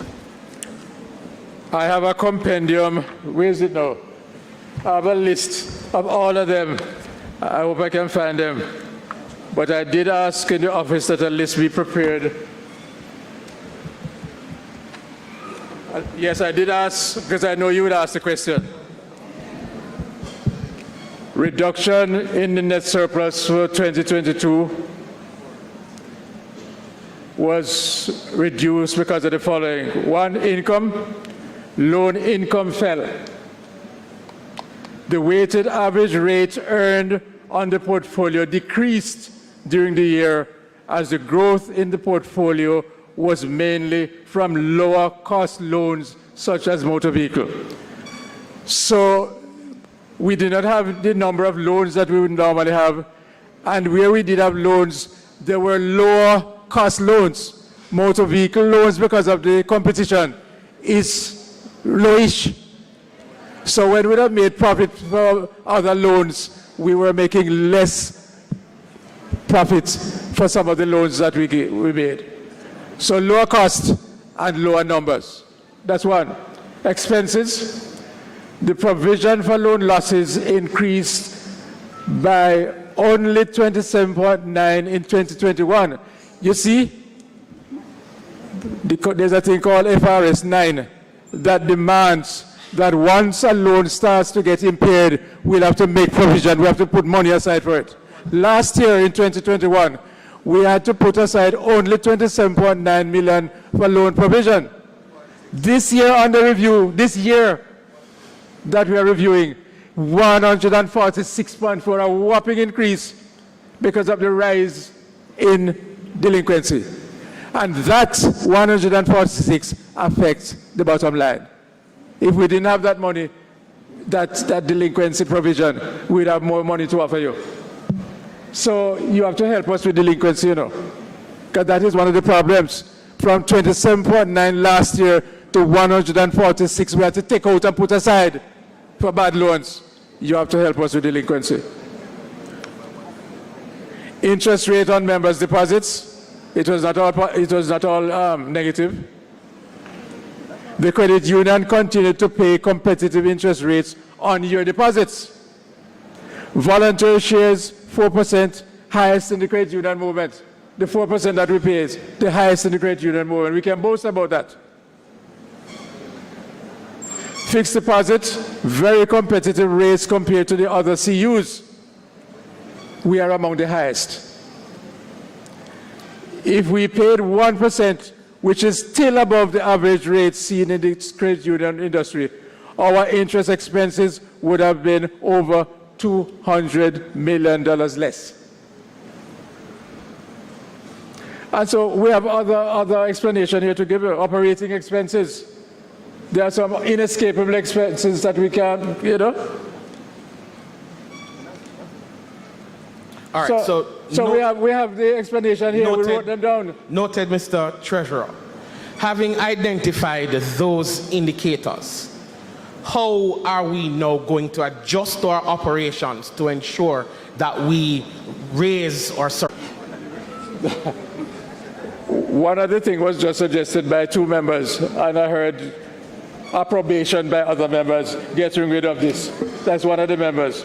The other matter is the delinquency that we are facing. We have to get our members to pay the loan. We would not have to put aside 146 million as provision against bad debt. That could have gone against dividend to you. So those are some of the things. And so is there any move to adjust the operations within the credit union to assist in ensuring that we get back to winning ways? Every time we meet as a board, we are organized about those things, Mr. Johnson. Every time we meet, we look at ways and means to improve the organization. We do. And if you have any suggestion, welcome, come on board, let us know. Thank you very much. Yes, Mr. Treasurer. Mr. Levy. Yes, thank you. Well, no, I say good. When I said first, I said good morning. Now it's good afternoon, fellow cooperators. I've listened with interest to the concerns of the membership. I can't adjust the volume on the microphone. Can someone else do so? Yes, are you hearing me now? Once again, good afternoon. I've been listening with interest to this discussion, and I'm having deja vu. This sounds like the same one we had last year. And I like it. I like the members' interest in the credit union. I really appreciate the suggestions being made for ways to cut costs, contact delinquent members, and so on. I will tell you, it's a little unusual for me to see interest rates being set at an annual general meeting. I know that the Treasurer's report normally speaks to the financial statements of the year gone by and to see how to distribute the surplus, what dividends will be paid. So I'm used to dividend being discussed. I'm not hearing anybody question the 7% dividend. I guess the members are happy with that one. You're not happy with the 7% dividend either. You're working with it. Okay, I'm hearing you're working with it. But the 3% seems to be a challenge to many of the members. Now, I hear the comparison being made to the others in the credit union. And I've also heard members say they don't want to be compared to other credit unions or to banks. But the fact of the matter is that, well, I work with the Credit Union League, and I consider our competition really to be the banks. And frankly, if the members here were to look at what their savings or earnings at Scotiabank or NCB or any of the others, it would be significantly below 3%. In fact, yeah, I know. That's not the point, right? The point is this credit union should be doing better. But I would just want the members to consider that you have professional management in place. They are running the credit union professionally to the best of their ability. All of you as members, this is your forum to make your voice heard, so by all means make it heard. But just know that in this room, it's going to be very difficult for you to have an idea of what interest rates should be paid on savings going forward if you want this credit union to continue to be viable. You can always have an opinion, but please give some respect to the persons who are trying to run the credit union in the long-term interest of your benefit. Okay?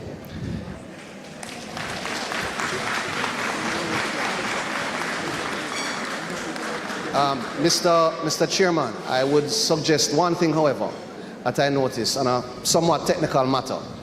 This motion was moved, but not seconded. It was not no, this motion, the one that the Treasurer moved, was moved, but not seconded. The motion from the floor was moved and seconded, and therefore this motion has to be treated with before you treat with the Treasurer's motion. So this motion either has to be withdrawn or voted upon before you can move to all of those recommendations being accepted. Thank you. Thank you, Mr. Levy. Chairman, as you chair, so you have to deal with that second motion. I would be happy if the mover of that motion withdrew the motion. A big regard to Mr. Levy's, so we can move on.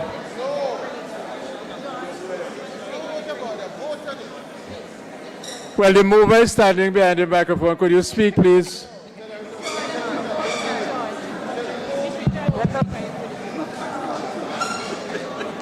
Well, she has withdrawn. I take it that she has withdrawn. Well, she has gone to her seat. Hello, good afternoon. I have a question. Hold on, sir. Just a minute, sir. Is it really in relation to the... Yes. Okay. If you move a motion and it is seconded, it should be voted upon to cancel, or should it be voted upon, or you, as the chair up there, ask the person to remove it? There can be some underlying factors there. I think that it should be voted upon if you're going to cancel the motion. Well, the mover can withdraw. The mover can withdraw if the person so wishes. Yes, but again, too, I would therefore afterwards think about the 4% as well. So there are other members with other views inside here who are of interest, that the interest being increased. Before you go to your seat, could you state your name for the record? Tafari Reid. Could you come again? Tafari Reid. Tafari Reid. Yes. What school? St. George's College. St. George's College. Fine with the lady. Because there are other persons in here thinking about the interest rate to be at 4%. Even if my colleagues seek to remove that, I think based on the consensus in the room is that as shareholders, we have that right. I heard someone said that we have to think about interest rate and all of these disparities. But as a shareholder within a company, you have the right also to partake in the decision-making process within that company. If I'm a shareholder and I cannot dictate my stance in the company, looking at $72.7 billion, we understand the macroeconomic factors, yes, as members. But being a shareholder, it also means that a part of the earning per capita of the company also must come back to the member. So that is my understanding as well. So if you're going to ask the member to remove and somebody else raise the motion, there must be some understanding. That's just my stand. And I, again, would then vote for it, to move for it to go to 4%.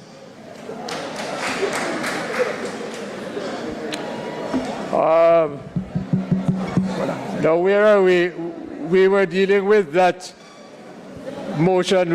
The lady did withdraw from the microphone, so I'm taking that she is no longer pursuing. No. Because it's moved on second. If she doesn't withdraw, then it will But colleagues.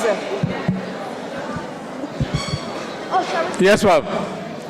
I take it that whatever is in the book, apart from all the pretty things that you're saying as to why I should take back my motion, must be clearly explained to the membership of this meeting. So if I should ever go back on my motion, because there are things that is hidden, because we have the concern of interest rates and a lot of things, but we still think, and I agree with the gentleman, that we must have a say in decisions that are made as members. So I keep my motion.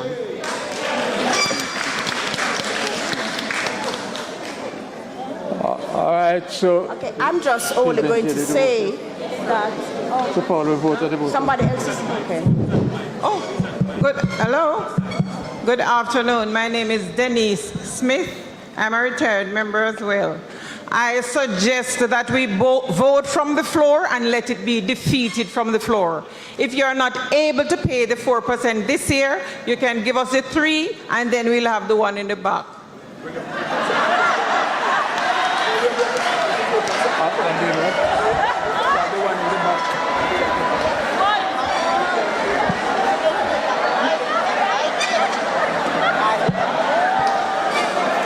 Excuse me. Excuse me. Good afternoon, colleagues. Yes. Marva Marcis Stewart, former teacher at Immaculate and lecturer, former lecturer at University of Technology. The motion is on the floor. It was seconded. The motion in parliamentary procedure, according to Robert's book, Rule of Order, should be debated, and then you call the vote. So, point of order, all that has occurred, especially the wranglings that came to us as fear-mongering, we will not accept. And so please remember parliamentary procedures must be followed and the membership must also be respected. So can we move to a debate on the motion, the legal motion that is on the floor, and then move forward to the vote on that motion? Thank you. Thank you very much. So then. Donna Greenwood, Charlemont High School, former teacher of Calabar High School. I was not just hearing what was being said, I was listening. And I just want to concur, because I not only save here, but I save in the bank. And I am near retirement, and I'm trying to make my retirement not bad. And my interest rate at the bank is negative. draw out for this, draw out for that. Draw out for this, I have not seen any interest on my money in the bank. I'm also a member of Edicom. Edicom interest on my thing, not what I'm getting from here. And I trust this credit union with my money. And I sometimes, you know, because we listen to the noise in the market that some of us are doing, we don't really know when we are destroying a good thing. And we hear, first of all, we hear, put more money into social, community, whatever, more scholarships, whatever, where this money going to come from? Well, I am going to suggest too, not moving the motion yet, that if we're going to get the money and we need to finally take it away from one of those scholarships then, or take away some of them, because don't money go there. Okay. You can't have your cake and eat it. You cannot. Okay. Thank you very much. Well, the procedure is going to be this. We have a motion moved and seconded. We can have further discussion on it before we take the vote. So if anybody wants to speak to that. Lisa Taylor. Yeah, ma'am. I like the Lisa Taylor is the Assistant General Manager. I like the idea of a debate, because sometimes, as my member from Charlemont says, is that a lot of things get lost, you know, in the emotion and the noise. And could you please lift your... Sure. And this is what makes the credit union different. This is what makes JTA Credit Union so different. And I will say without apology, the best credit union to be a part of. And I like it, I must say. Mr. Johnson asked a very valid question, which I think would add value to this, you know, discussion around what we can pay. What are some of the measures, seeing that we see the indicators, right, of what has happened in 2021, 2022. Remember, we're coming out of a very difficult time. We call it unprecedented times. I said, if I get $1 for every time I hear that term, right, I put my teacher optimizer plus. So, unprecedented times. So, not only the credit union, but other institutions, the banks, I won't call them loan shark, the niche financing companies and so forth, have to have strategies. What adjustments? This is what you have seen in the market. We can't operate outside of the market, you know, because the market make up our regulators, other financial players. So I heard Mr. Richard Spear to say, this is for credit union. We're not business. No, we have a business, right? Because we are a regulated entity and we want to remain a going concern. You know what going concern mean? You want to continue, right? So that is why now other entities, including this one, have to strike a little balance. So what we have done at the credit union, we are grateful to our members, because it is because of you why JTA Credit Union is the envy of other credit unions. So we have to strike a balance. So we look now. So interest rate is not just what we pay on deposits. What else we pay interest rate on? Loan, right? So interest that we pay on deposit is an expense. And what we collect on the loans is what we? Income. And this credit union, you know, our major earning asset, if you look in the book there on the balance sheet, is what? Loans. So what we have done, we don't want to price our loans at a place where we teachers cannot afford. Right? So that is why, even though, and Mr. Lieber mentioned, and I think Mr. Adams, that even though we are getting in the loans, what you call the average interest rate keeps falling. So if the interest that you're earning on your major asset is falling, what will happen? You're going, right? So that's a major income earner, you know. But even though people borrowing, and we love it, we love to see the loans come in, and we love the car loan card secured, but we are not earning as much on the portfolio. So we are seeing a reduction in the revenue, we are seeing it. And on top of that, it was also mentioned by Dr. Margaret Bailey, who is in charge of the delinquency committee, that we are seeing an uptick. in delinquency. Not only delinquency have several moving parts, and there's a part that is called the default, loans that are more than 90 days past due. You see, when those unsecured loans become more than 90 days past due, some of them the balance are 3 million, you have to provide for the entire amount. There's an uptick in that, so Mr. Liebert come to you and say, no, in 2022, the provision was increased by 146 million, but we still have to lend the teacher them. And we have to try to assess them as best we can too, to give good loans. Because how we make our money is not when the loan disburses, you know, is when it pay back with the interest.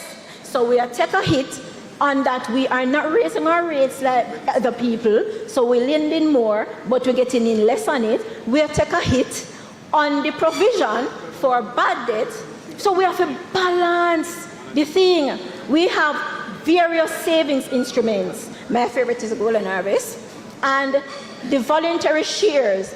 Even though it is your anchor in the credit union, it is also a savings instrument, and it operates, ladies and gentlemen, like what you call a demand account. So you don't have to give us any notice, right, when you come for that money. So usually that's why the bank charges negative on it, because they can't depend on the money in the savings account for lenders capital. Because member can come withdraw their money anytime.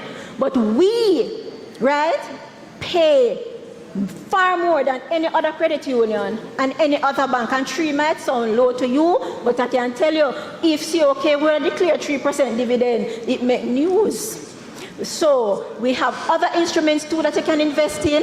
The Golden Harvest, it compounds on a monthly basis. I was speaking to a member, you know what she told me? She said she have a Golden Harvest so long that the monthly interest that she gets on it, more than the amount that she's contributing. Right? So there are ways to utilize your credit union to get the best out of it. We don't charge you no fee for dormancies. We don't charge fees for account maintenance. We don't charge no fee when we're paying over your FIP to Q. And I may not even know some people charge fee on that till I spoke to a member of another credit union. We forego a lot of things to give you value.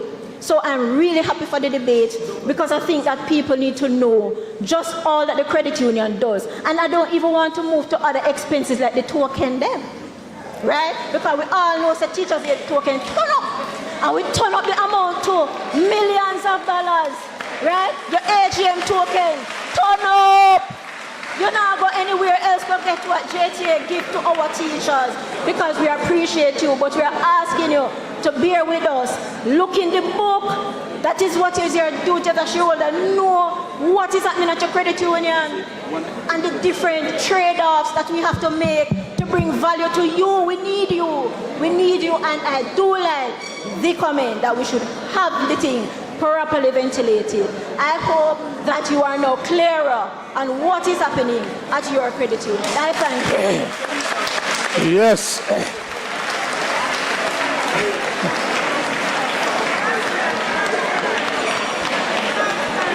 Thank you for that calm, sane voice, Lisa.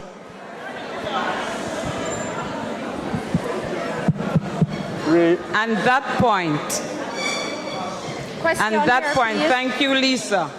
That's the kind of explanation we need as members of the credit union to understand. So when we get those pretty numbers and pretty lines in the book, it not tell us a lot, you know. But we need to understand fully what's really happening. And on that point, I remove the motion. Thank you very much. Here, please.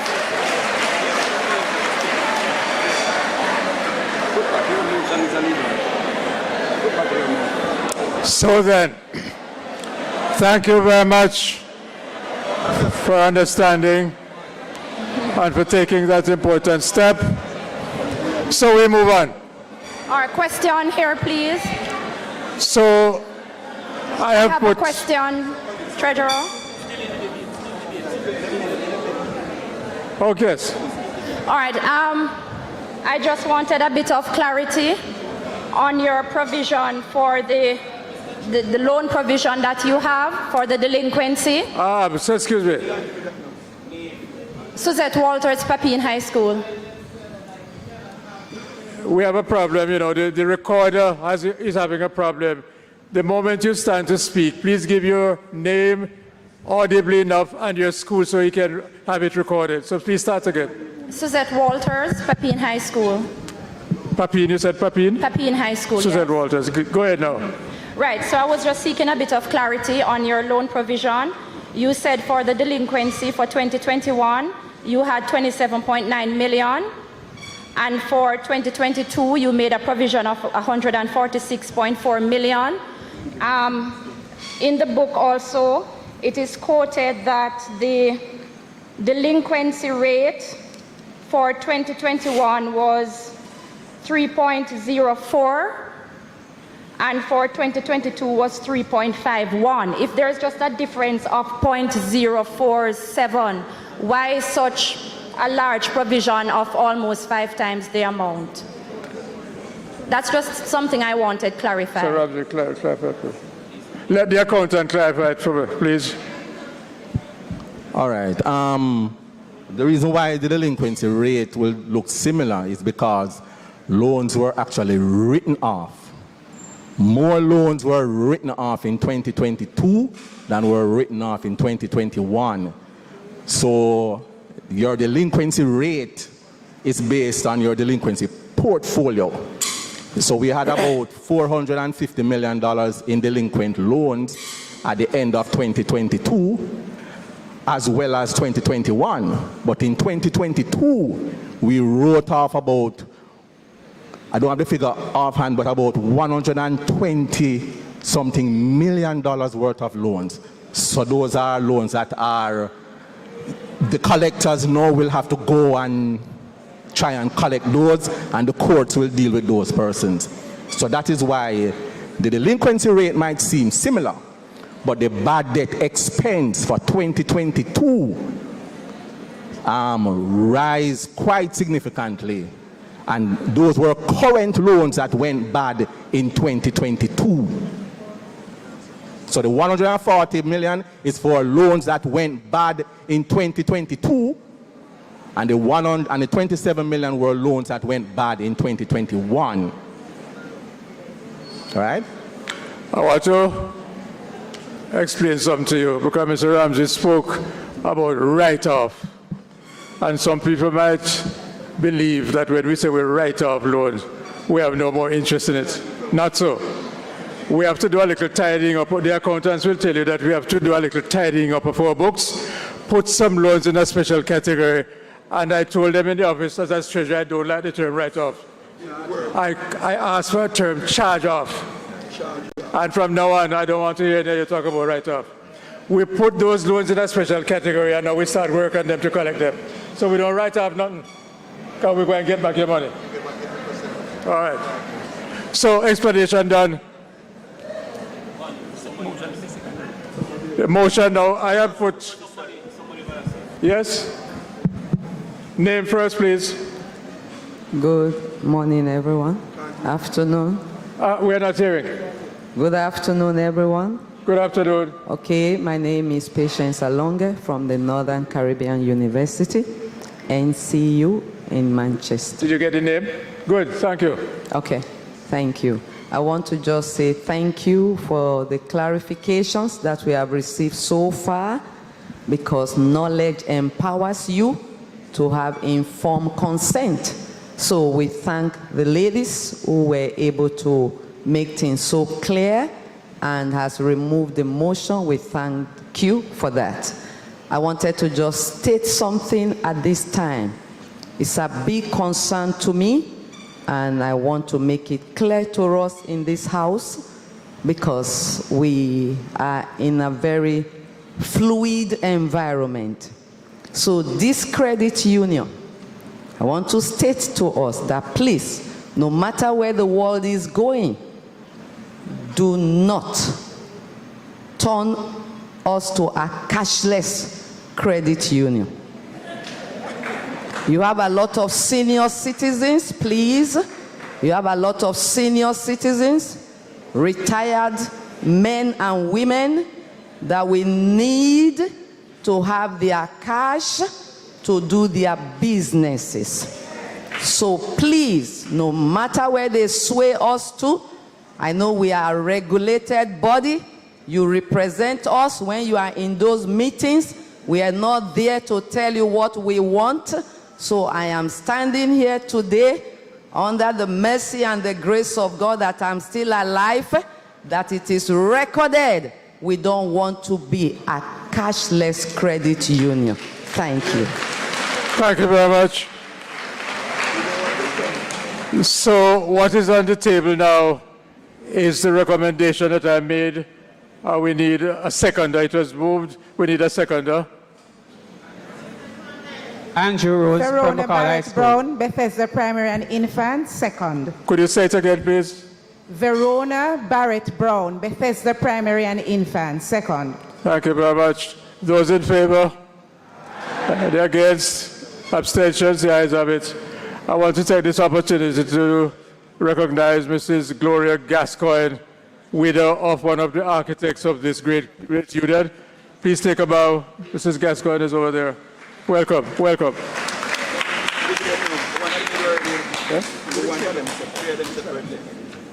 I did. I did. Yes. Over to you.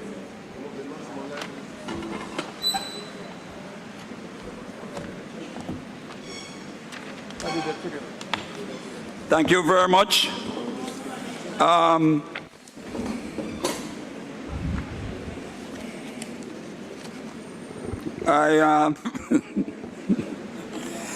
very pleased for all the comments made, and I am happy that we are where we are, because that is how we are going to continue to build this organization.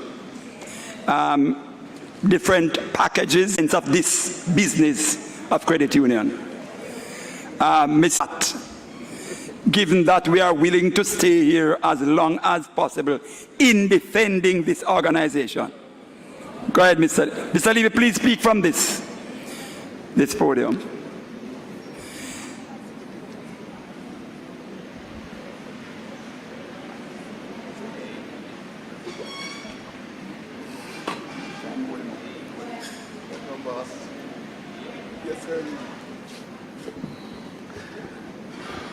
Members of the board, supervisory and credit committees, fellow cooperators, friends, all, good afternoon again. It's my pleasure to be here at JTA's AGM again this year. I really enjoy the participation of the members. Quite frankly, I wish other credit unions were, members were as involved and intense as some of you are. What I understand is you have educators and leaders in the room, and to lead leaders is challenging. Trust me, I know. So I would want to bring you collegial greetings on behalf of the Jamaica Co-operative Credit Union League and all of your sister brother credit unions. I have no doubt greetings have already been brought from the registrar of cooperatives, but we just want to say how honored we are to have JTA Credit Union, such a stalwart performer in the movement. I note from your booklet and the insertion that you'll be considering a resolution today. And with your permission, President, I'll just say a few words in support of it. I've long admired JTA Credit Union. I actually, when I first joined the movement in 1999, JTA was the largest credit union in Jamaica. It has continued to be one of the best performing credit unions, but its growth has been somewhat limited, I would say hampered by the tightness of your bond. So I am, for one, really encouraged. I think Jamaica will benefit from this potential widening of your bond to include persons who are not only members of JTA, but who are teachers across the island. Believe me, some of your fellow teachers are suffering at the hands of loan sharks. They're suffering at the hands of the banks who charge you fees for depositing your money, for taking out your money, for looking at your money, for not looking at your money. I don't know what them do charge you for. Maybe when you have a child, I'm going to say, you had a child, you have to take out some money. They really are suffering, and I think they would benefit significantly from an enlarged bond for JTA that will bring them all on the umbrella. And who knows, actually I think it will be a good recruitment thing for JTA, the organization itself, to have a wider bond of persons who you can then draw from the credit union to join that association. So I'm really here hoping that you will pass this resolution with flying colors, board members, and therefore continue JTA on its path to becoming again one of, if not the largest credit union in Jamaica, as well as one of the best performing. And I thank you again for having me.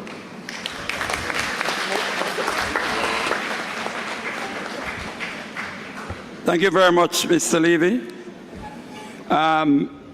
Credit Committee? Put your hand together for the chairman of the Credit Committee, please.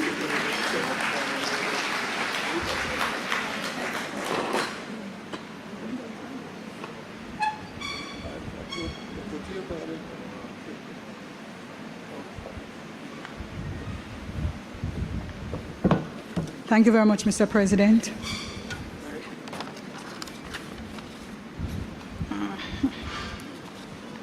The President, members of the board of the JTA Credit Union, General Manager, Mr. Robert Ramsey, and staff, the Secretary General of the Jamaica Teachers Association Credit Union, Dr. Mark Nicely, members of the committees of the JTA Credit Union, Supervisory Committee and Credit Committee, colleagues all.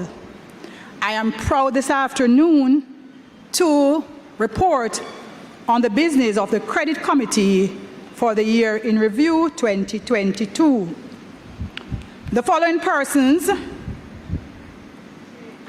on the Credit Committee would have served you for the year 2022. Mrs. Lena Russell, Mr. Norman Allen, Mr. Leon Nash, and Mr. Christopher Sinclair. Credit Committee members, could you please stand? I do apologize at this time for Mr. Christopher Sinclair. He is absent.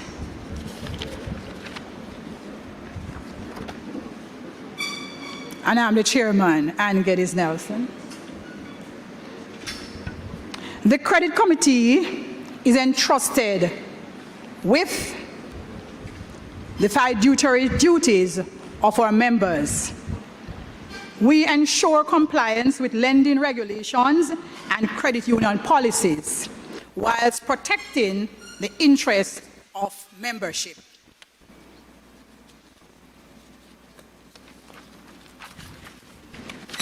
As we disperse loans, our growth portfolio is also important. So we look on the disbursement of loans for 2021 and 2022. In 2021, a total of $3.46 billion was disbursed for loans. In comparison to 2022, $4.165 billion. Therefore, the portfolio grew at 7.37%.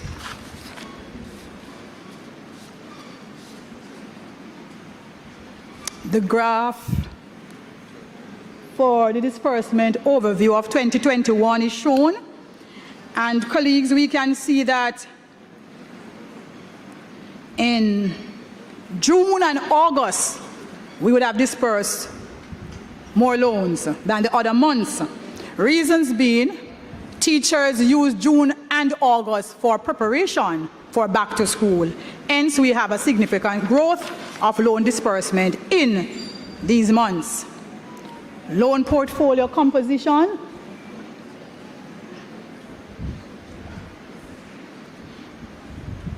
The credit union recommends a loan portfolio comparison of not less than 60% secured loans and no more than 40% in unsecured loans.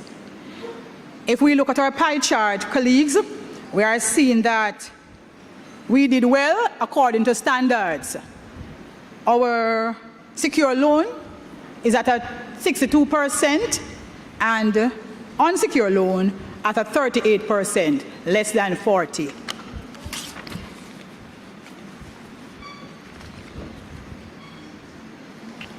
Loan portfolio concentration.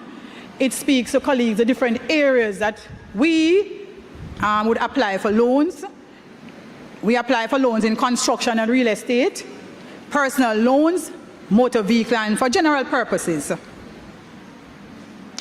Our personal loan would have topped it at 37%, followed by our general loan, where we use for different purposes, and then our construction and real estate. Teachers are buying houses now, and we applaud you for that. Then 15% goes to motor vehicle.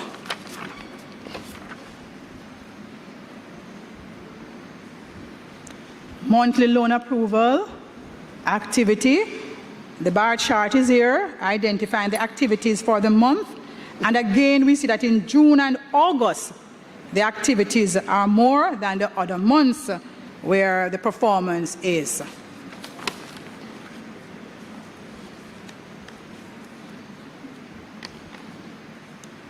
In 2021, as against 2022, loan application comparison, we had a 51% decrease in loans application in 2022 over 2021.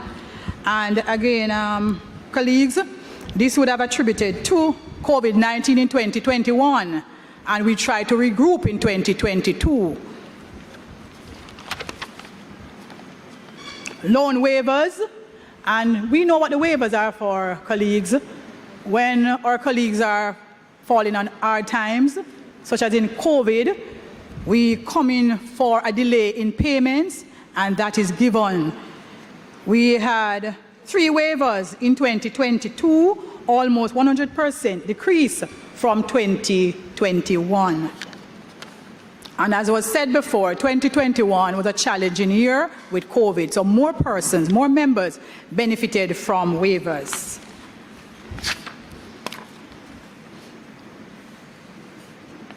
The credit union continues to give best interest rates and affordable loans to our members.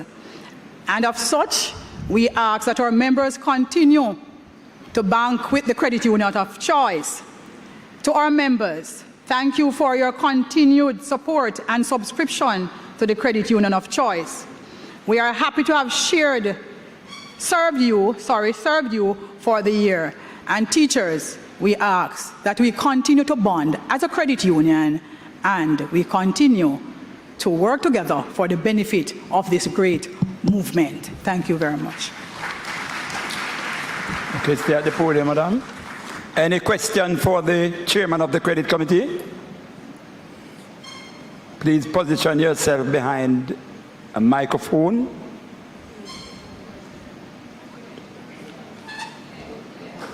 Okay, thank you very much. Thank you, colleagues.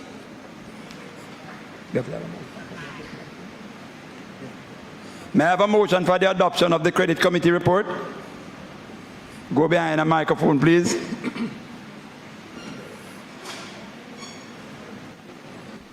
I so move. Move by? Patience Alonge. The adoption of the credit committee report. From NCU? Yes, Northern Caribbean University. Right. Seconded by? Laverne Johnson, Davis Primary and Infant School. Laverne Johnson, Member of Parliament, Old Harbour. Davis Primary and Junior High.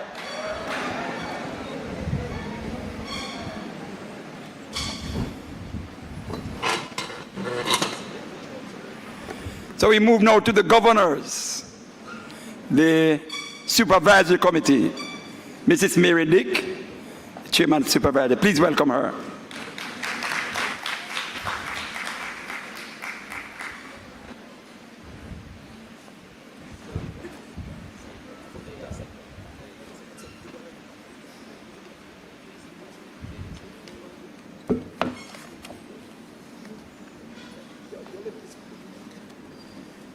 members of the platform, specially invited guests, fellow cooperators, good afternoon. And can we say, long live the JTA Cooperative Credit Union. The Supervisory Committee, which we elected at our last AGM last year, consists of or comprises of 7 members.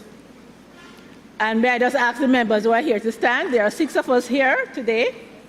And you heard the apology for our member, Mr. Sewell. I present to you the members of the Supervisory Committee. Thank you, members. The Supervisory Committee, as Mr. Adams said, we are the governors, but we are and I prefer what Mr. Smith would call us, the watchdogs. So we monitor policy applications. So we ensure that there are policies in place and that we adhere to the policies in terms of how we operate the credit union. So how we do that is by observing and monitoring certain procedures and things that happen.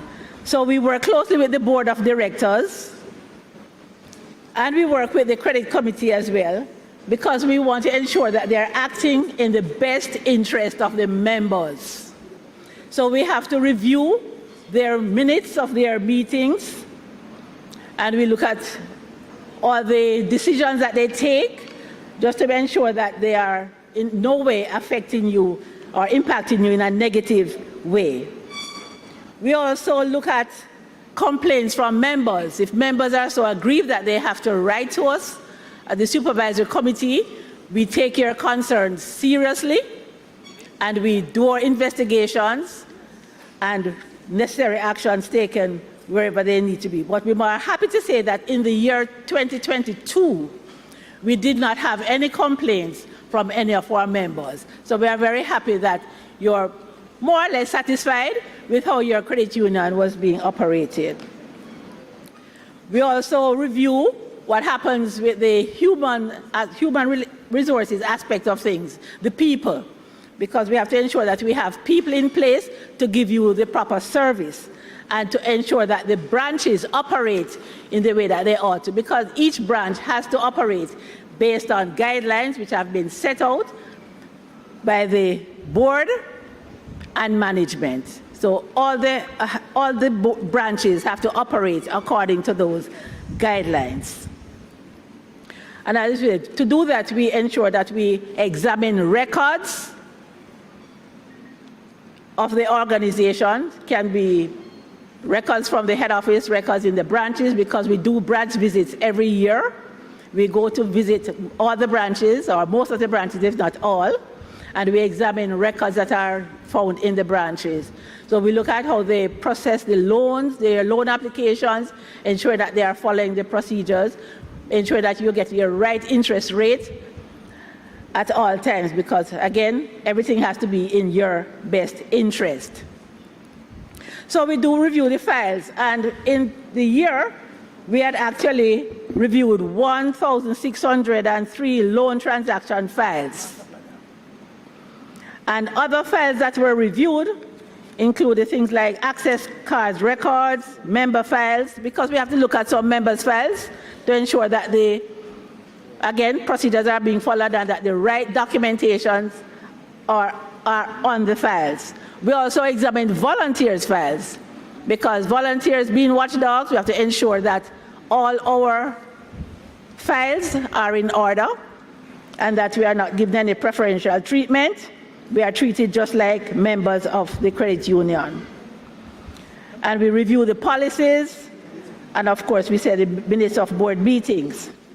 And you can see the breakdown of the loan transaction files that we examined on page 147. An interesting thing that we have to look out for as well is attendance at meetings. All the committee members must be at meetings. You can't be absent for more than 3 consecutive meetings. There'll be a problem. Similar thing for the board, so that is something that we have to look out for, because if they volunteer to serve you, then they must serve. Visits and inspections.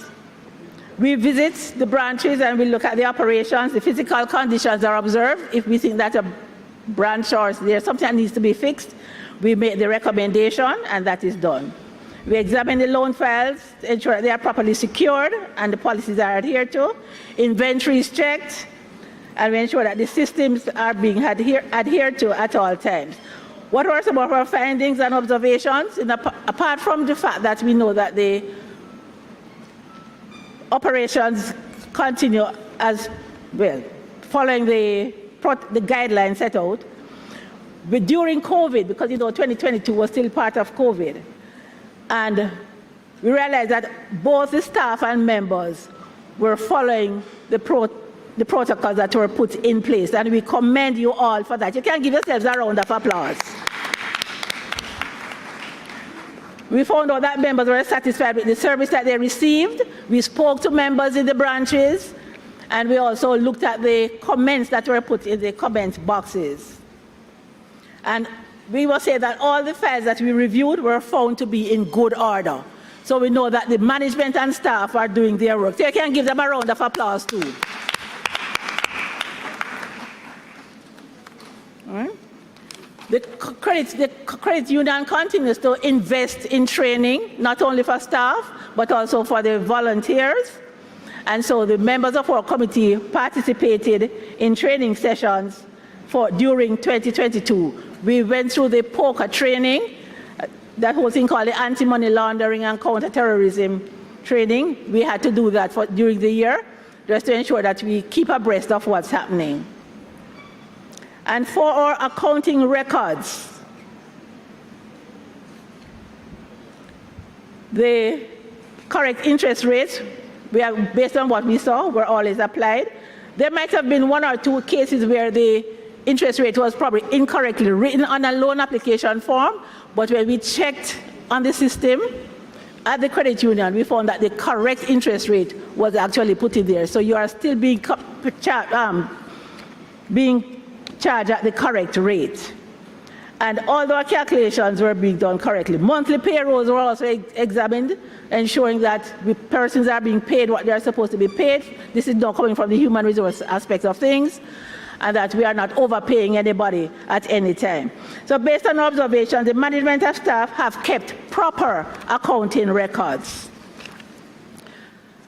When it comes to our internal audit department, we work closely with the supervisory committee, and part of their responsibility as well is to ensure that policies are in place and they test the system at all times to ensure that the policies are working, because we don't want there to be any overexposure of risks. Right? So we thank the internal audit for the work that they do, and they submit a report each month, and each month that report is presented to the board of directors. So we want to congratulate management and staff and volunteers for the efforts in maintaining efficiency in operations. And we are also grateful to you, our members, for the confidence you have placed in us and for giving us the opportunity to serve you.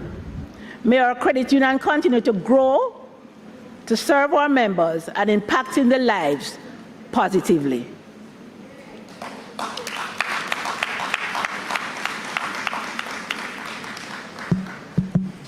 Thank you very much, Mrs. Dick. Questions for the chairman of the supervisory committee? Thank you very much. Motion for the adoption of the supervisory report. May I have the motion, please? Moved by Ms. Green.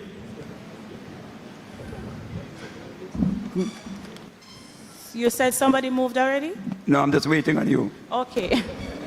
Oh.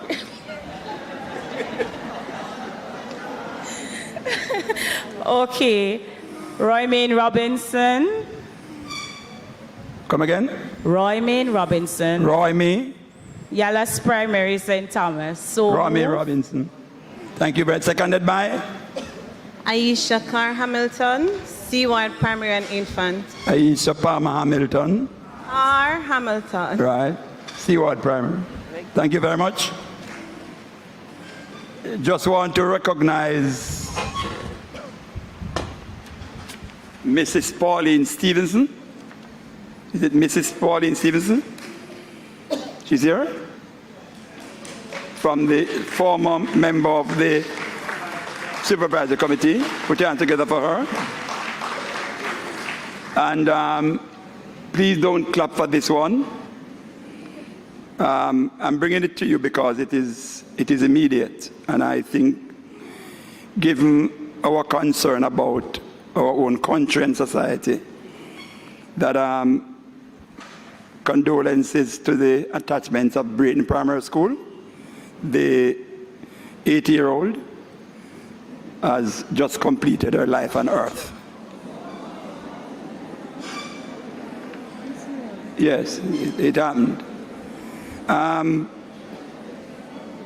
General Manager's report.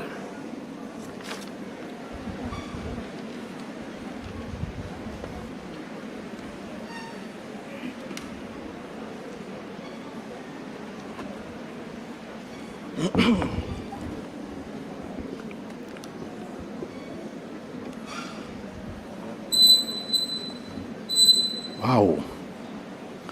Good afternoon, ladies and gentlemen. Good afternoon.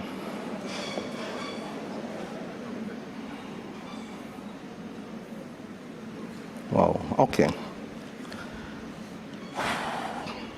I'll try and go quickly through my progress report.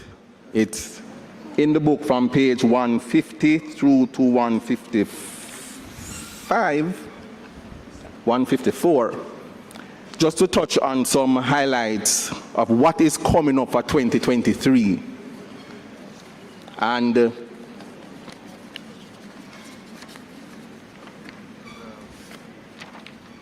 we are embarking on a new path, or a path to greater growth, as the saying says here. Continuity gives us root.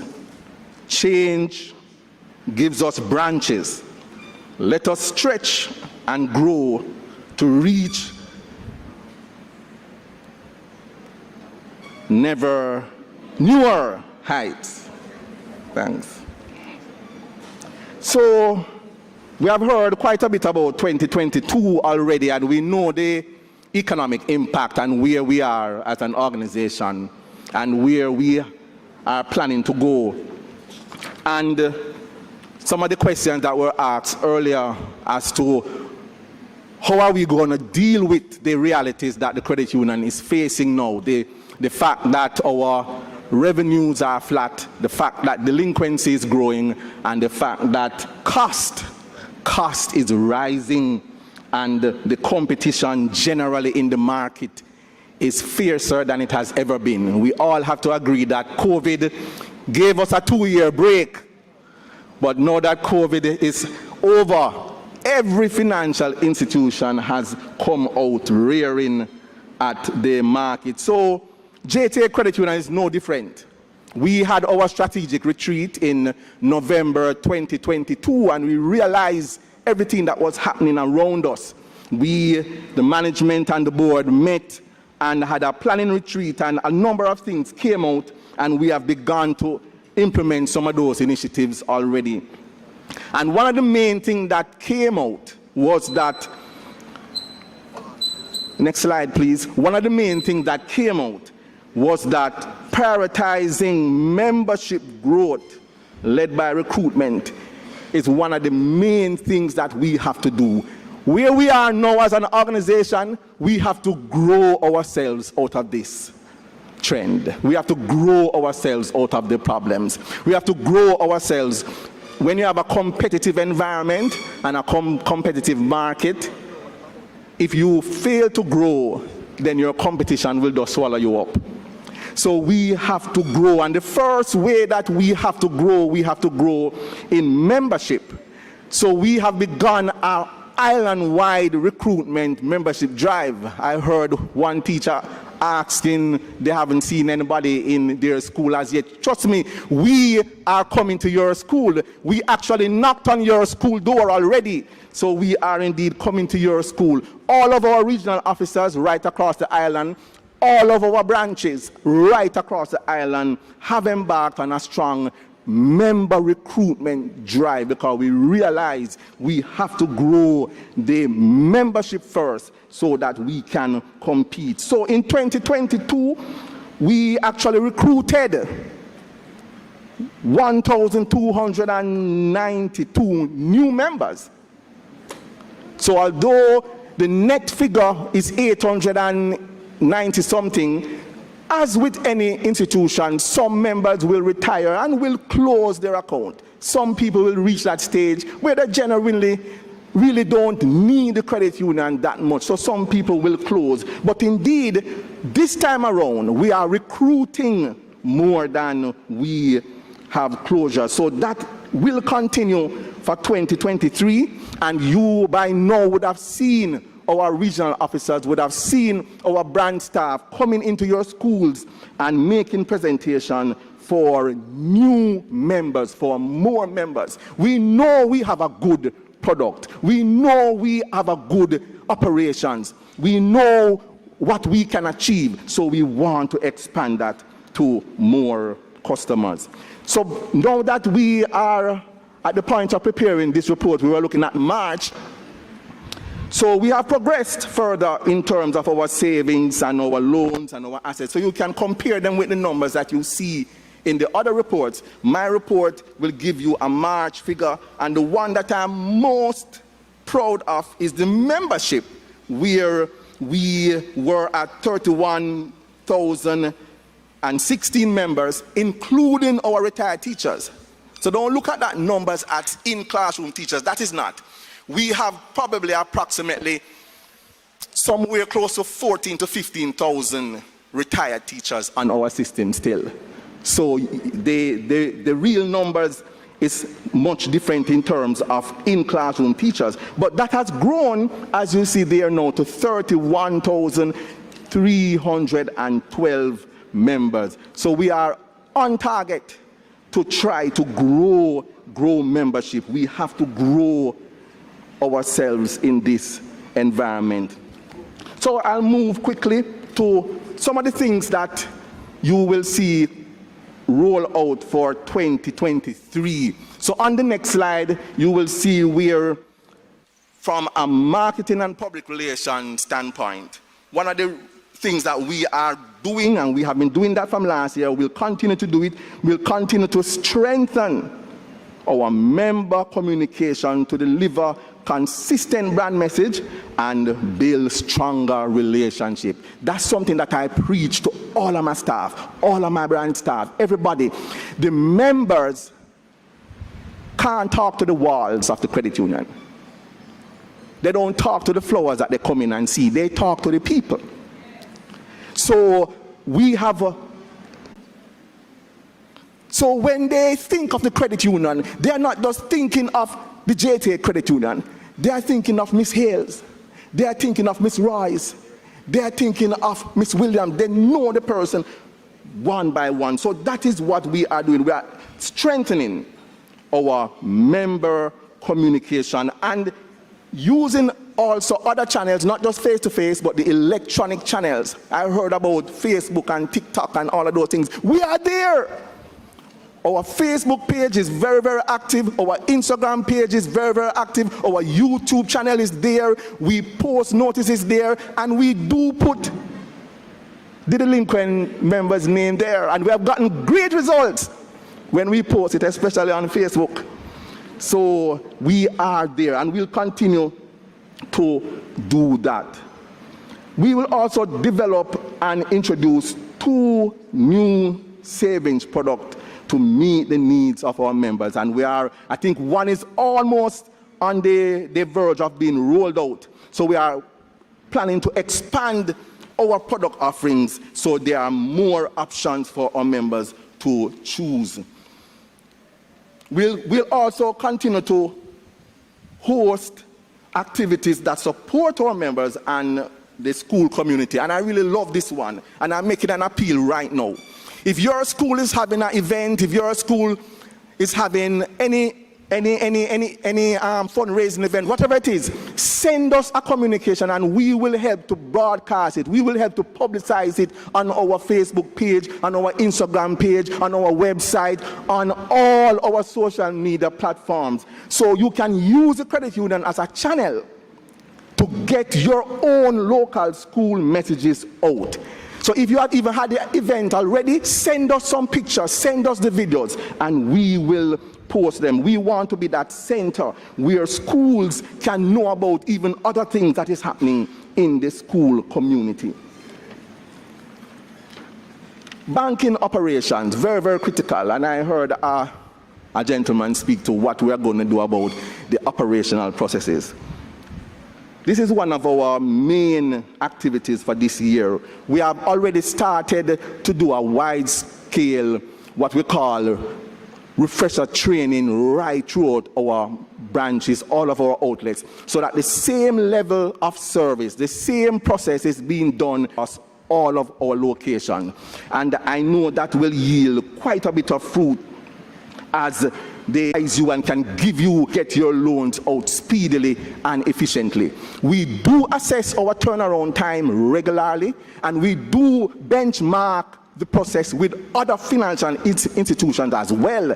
And I can tell you, we are amongst the best performing in terms of efficiency. Yes, we will do more because that is our objective. We are never going to be satisfied with just doing what everybody else is doing.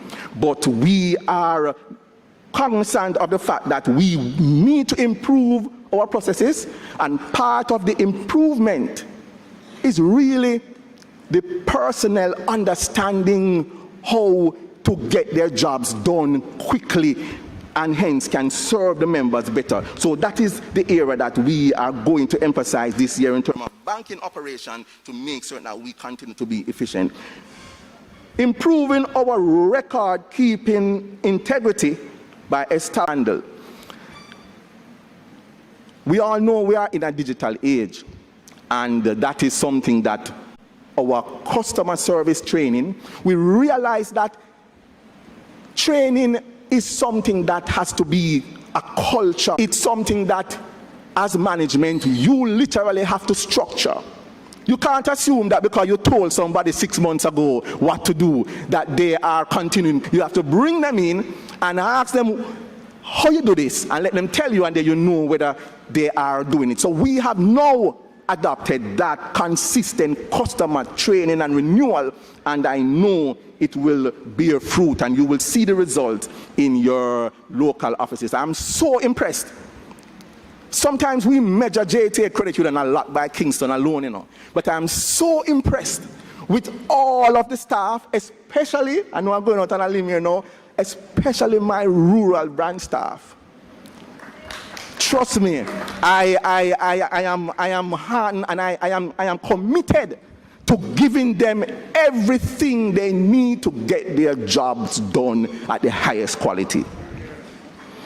Information technology, we can't run from it. Those of you who don't like computers and don't like a tablet and don't like the phone and don't know how to use many of the things on your phone, I am in that age group in the middle there. I have to learn all of them. And we are an organization that we are transitioning to that full automation stage.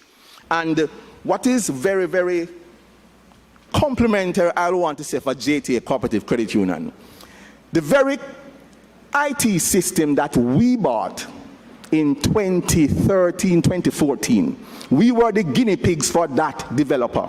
Only one other person in the world, a company from Canada, only one other place they had implemented it. We were the second one. So we suffered the teething pains in 2014, I think. 3 other credit unions have now bought onto that very same system this year and last year, and one more is coming to buy onto the same system. So what am I saying? We have a platform, and we are very confident that we have a platform that can take us into the future. And in terms of automation, strengthening and supporting operations through the implementation, we are going to implement a new loan origination system. And that will make your loan processing, I heard people saying the difficulty or the length of time, that is guaranteed to shorten the processing time, especially when you come back for your second loan. Because like everything, the first time you come, we will have to plug all that information in. But when you come again, and I know you will come again, you will have a seamless process because your data will be stored properly and we will be able to use it to process future transactions. So that's a big game changer for us. The loan origination system is here. We have bought it, quite a bit of US dollars, and we are implementing it, and it will bear fruit. Also, our electronic storage of our records is also on the way. As I said earlier, the Data Protection Act, we are on target for implementation for that, and that will also be something that will benefit you as well. Our infrastructure, a lot of times you go to places and you hear, oh, the system is down, oh, the system is working slow. Every time I call somewhere, the person will have me on hold and they're trying to bring up our system. We renewed and refreshed our data systems last year. So our servers are new, all the routers, everything that carries, that connects all the branches together have been upgraded to current world standard, and that is going to bear fruit as we grow into the future. Human resource training, I can't overemphasize, but I will just go through quickly. Training is my middle name. So you know, if you had a bad experience yesterday, you shouldn't have a bad experience tomorrow. Because we're improving, we are improving, we are improving. Our policies and procedures that deal with our HR, sometimes a lot of business run and they don't realize that what you're really managing are people, you know. And your staff is your biggest resource. And the whole HR policies and everything that surround our staff, we want them to be comfortable. We want them to know what the credit union means and how they fit into that. So we are overhauling our human resource manual. So the staff, and I'm the chief of all staff, we can feel assured that the credit union has given us the resources and the structure to do the work that they're asking us to do. Our office refurbishment, we have been doing, I think, very well with all the spaces that we have. We have some branches that always search and search and search, especially Maypen. I don't know what I'm going to do about Maypen to find a new adequate space. But we are still trying to get space. We are on the verge of finding space for Portmore. I don't want to say too much on that one yet. Morande, we have some improvement to do, and we heard about our head office plans already.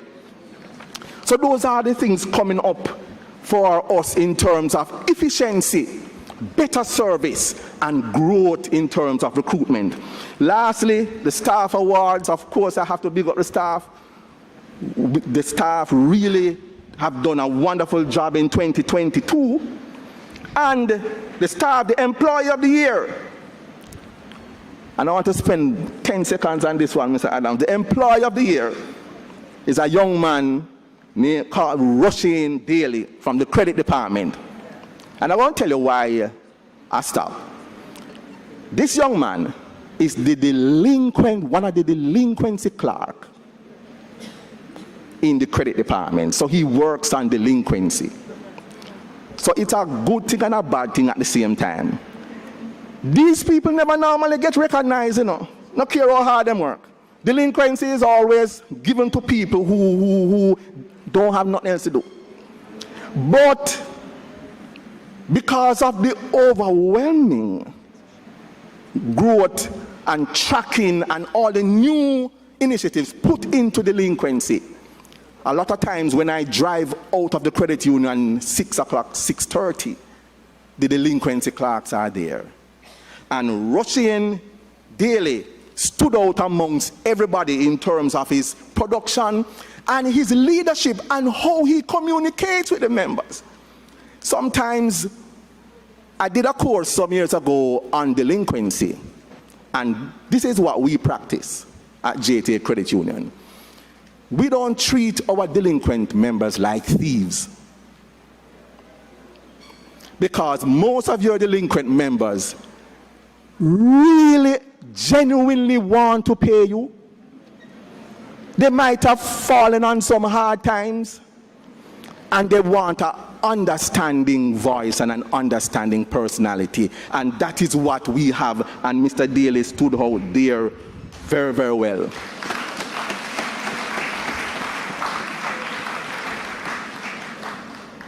The significant problem that we are having with delinquency, as a member was asking, if we're not contacting them. Yes, we are contacting them. But the problem is, they promise to pay, and they might pay one payment from overseas, and then 6 months you don't see no more payment. So they fall back in delinquency again. And they promise to pay, and they pay half of what they plan to pay. And so their account will never catch up, the interest going to pile up, and as you know, with accounting and IFRS 9, we suffer the loss after 90 days. So if you borrow $3 million, and your account go 90 days over, the credit union lose $3 million right away. So we do contact them, but the rigor of following up and getting them to pay is bad. We do have the ones that have disappeared. So the branch of the year was Santa Cruz branch. They outperform all of the others. Everybody performed, but they performed the best. And the manager of the year, of course, the salesman of the year would be from Santa Cruz branch, and that is Miss Mays Hales. And the manager of the year, and this was an easy one to choose this year, was Miss Vera Sharp. Excellent loans manager, keeping the portfolio very, very tight. We had 3 staff retiring, and we have them there, Miss Shirley Francis, Ingrid Lakish, and Cutelyn Boyne. So ladies and gentlemen, we at the JTA Credit Union, from the management and staff perspective, are happy to serve you. We are happy, we are energized, we are eager. We are willing to go the extra mile. And indeed, the programs that are being rolled out, and you can speak to the staff right around, you will get a similar enthusiasm. So I want to commend the dedicated and enthusiastic staff. We did a wonderful job this year. Our members for their loyal support and trust. The contact teachers, the bursars, the principals for their continued support. The faithful volunteers who continue to serve. The Jamaica Cooperative Credit Union League. Our partners, the Department of Cooperatives and Fairness Society, and of course, the Lord God Almighty, who give us all life and give us all strength. Thank you very much.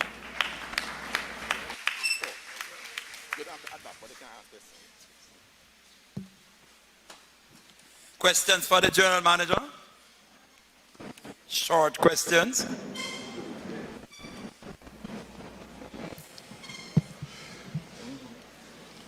Chairman, just want to find out from the General Manager as it relates to... School and the name? Garth Anderson Church Teachers College, sir. Thank you. As it relates to technology, and I've asked about it probably every time at AGM, and you keep hearing that something is happening, something will happen. Why is it we are not feeling the integration of technology in our operations in the different branches? We still seem, beyond seeming, that we are paper-based. When are we going to use the technology to drive efficiency in our operations? Every time we come, we hear this is happening, this is about to happen, but it is not being seen or felt.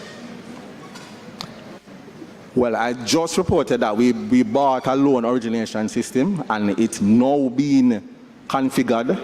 So when that comes on, as I said, once you come in to do your business, the next time you come, you will not be paper filled.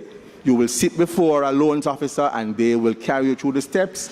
You print and sign and you go. So it's now on the table and is in progress. Next question. Suzette Walters, Pepin High School. Two things. I must extend commendation to the JTA, you, sir, Mr. Robert Ramsey, for you only had 6 staff resignation, and I must commend that because the extent to which you employ training for your staff, it is good to see that you have a great staff retention. Yes. Other question, as it regards to the new property that you have purchased, 107 Constant Spring, will it only be, you said you would relocate the head office and use it as a branch as well? Is there any consideration for income generation from that property? Well, at this point, no. The new building that is being bought will only be able to house a new branch, so we'll have a 13th location and the head office above it. So we won't be able to rent any part of that building. So the head office where it is now, it will only be for a branch? Yes, yes. No income generation from that as well? No, we don't own that building. Oh, you don't? No, okay. no, we only rent. We rent, yes.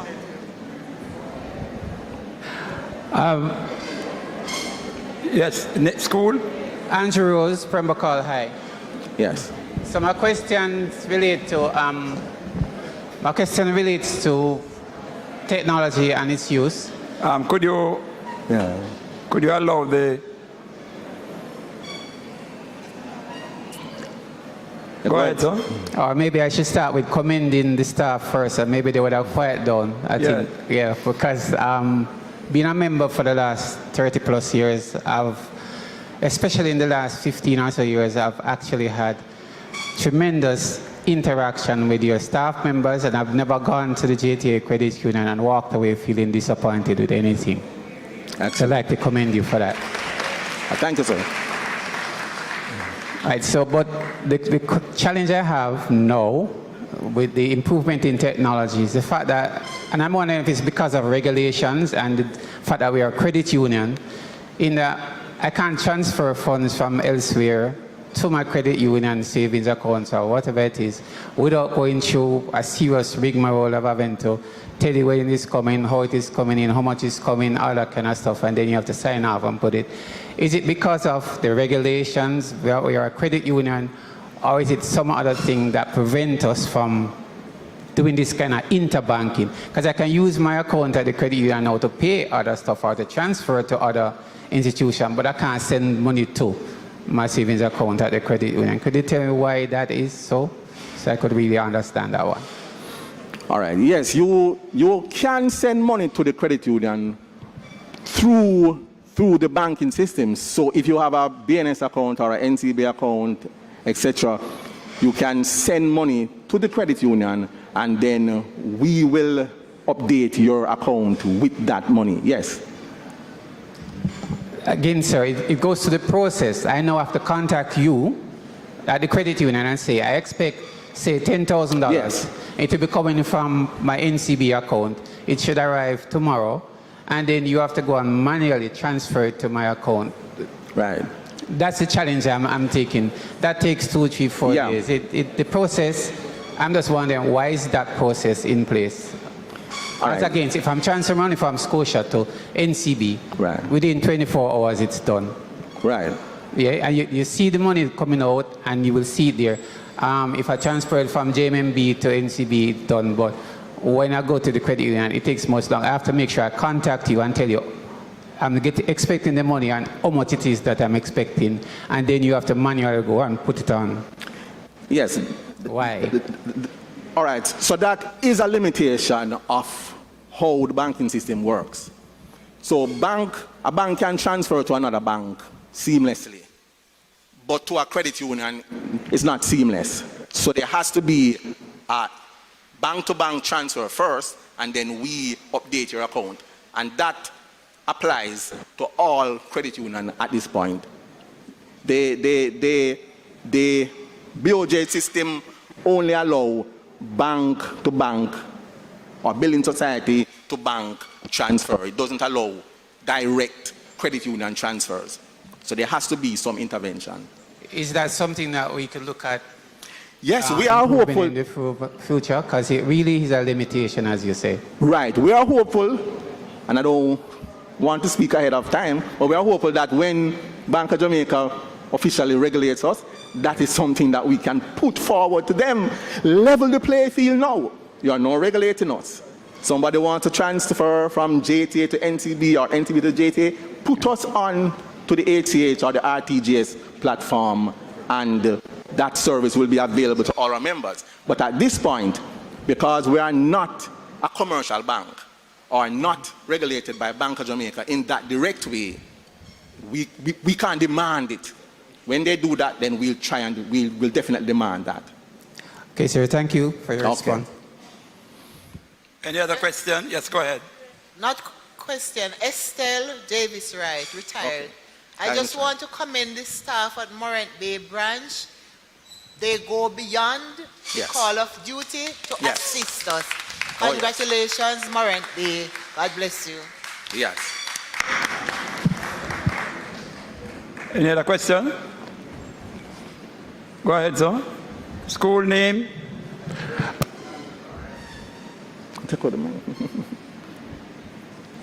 It's on, the mic is on. I had to turn it on. Good afternoon, everyone. Alando Lawrence, Lower Buxton All Age, that's in Brownstown, St. Anne. Yeah. I too rise to give a warm commendation to the Brownstown branch. Yes. Because they too have gone above and beyond. And two, I can't say I leave there and I'm disappointed. Always with a smile on the face.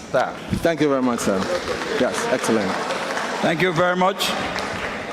And please remember that you can email your commendations straight to the office. Thank you very much, Mr. Ramsey. The photographers and the videographers, I hope you have captured and preserved the improved image of the JTA Secretary General while he walked in complimented by the Queen presence of Miss Malloy, past president of the JTA. Welcome, Miss Malloy. I know Mr. Hall would want to die right there.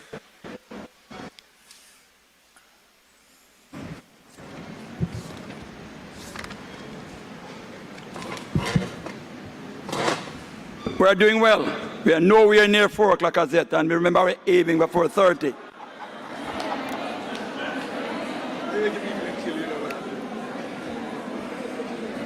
I say, please, I am guaranteeing you, I'm going to try my best to get out of here by no later than 4:30. But if we get out here at 3 o'clock, it will be before 4:30. And if we leave at 2 o'clock, it will be before 4:30. We're going to have the nominating committee, Mrs. Humes Johnson. Put your hands together for Mrs. Humes Johnson. Please clap of this as if it's not 4:30 as yet.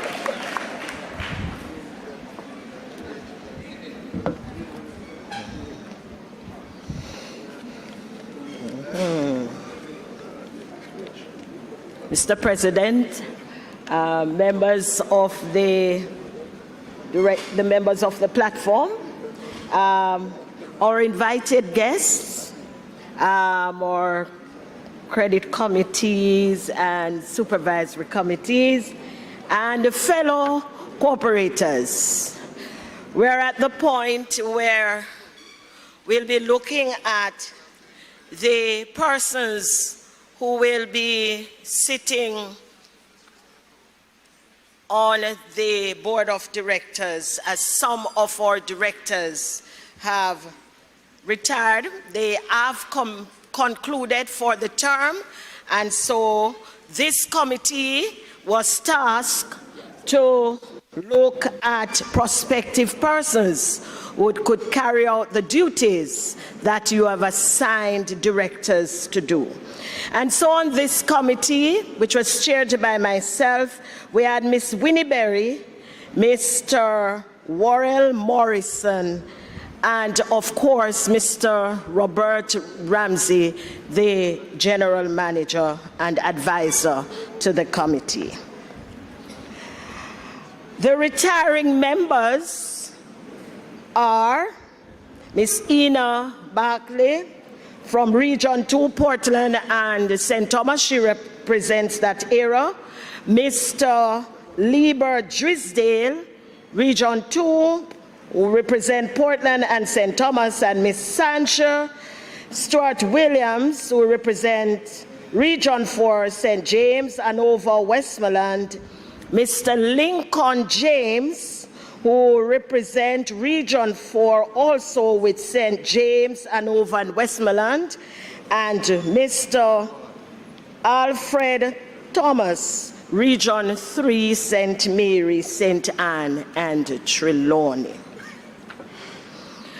We looked carefully at these persons after we approached them, and we know there is a procedure, and we have to make sure that the persons are fit and proper to carry out the business, which is an awesome task.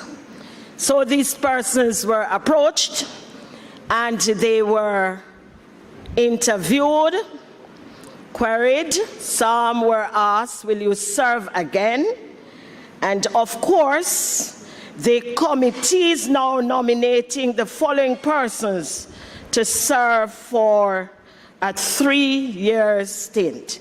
There are Miss Ina Barkley, Mr. Liebert Drisdale, Mrs. Sandra Stewart Williams, Mr. Lincoln James, and Mr. Alfred Thomas. You will see a profile in your booklet concerning Mr. Alfred Thomas, JP, and who has been in the system of education and in other capacities for a number of years. We also were tasked to look at retiring members from the credit committee, and you know that in order to establish stability, you will have some serving some different terms, and so the retiring members for the year is Miss Ann Geddes Nelson, Mr. Christopher Sinclair, and Mr. Norman Allen. Again, we looked at them. The credit committee is very important to what we do here, and we have to make sure that they carry out their duties. The persons who are on that committee carries out the duty well.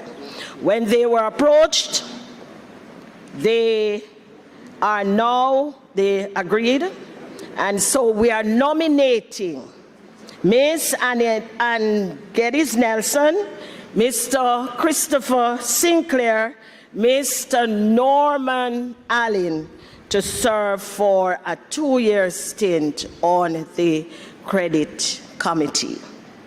Now the supervisory committee, you notice our chairperson, well, I'll call her chairperson, even though she would have been the meeting office shortly.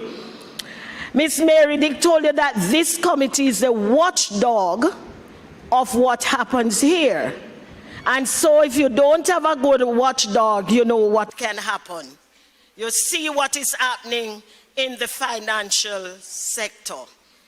And so all members of the supervisory committee only serve for 1 year and would be retiring. However, they were nominated again to carry on the duties for another year. So it's Mrs. Mary Dick, Mrs. Dawn Steele, Mr. Aston Mason, Mrs. Glacier Beckford, Mr. Clayton Hall, Mr. Rudolph Sewell, Miss Tina Reed. For the delegates to the League Annual General Meeting, these persons were nominated, will be sitting in their capacity, not the nomination committee knows that some may not have any names, but when they get into the names, we will know. The Board of Directors who will be retiring in the year 2024 will be Dr.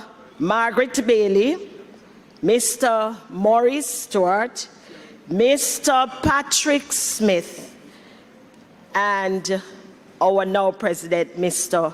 Paul Adams, Mrs. Karen Hewitt Kennedy, and the Credit Committee who will retiring the next sitting is Miss Lena Russell, Mr.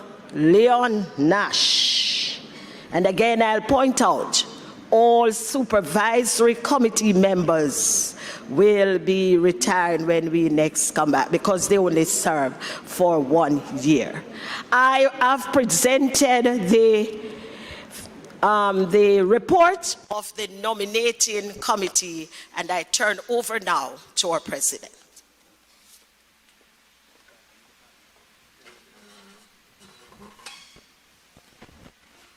At this point, we call on the Department of Cooperative Societies to come forward and exercise your rights of execution of this section.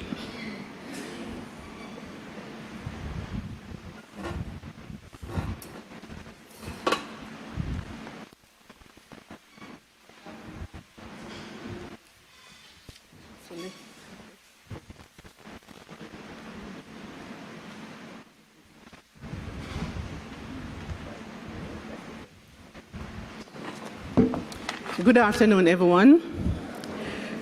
Okay, so permit me to declare all protocol observed. On behalf of the registrar, Mr. Errol Gallimore, I'd like to greet you, having not done so before.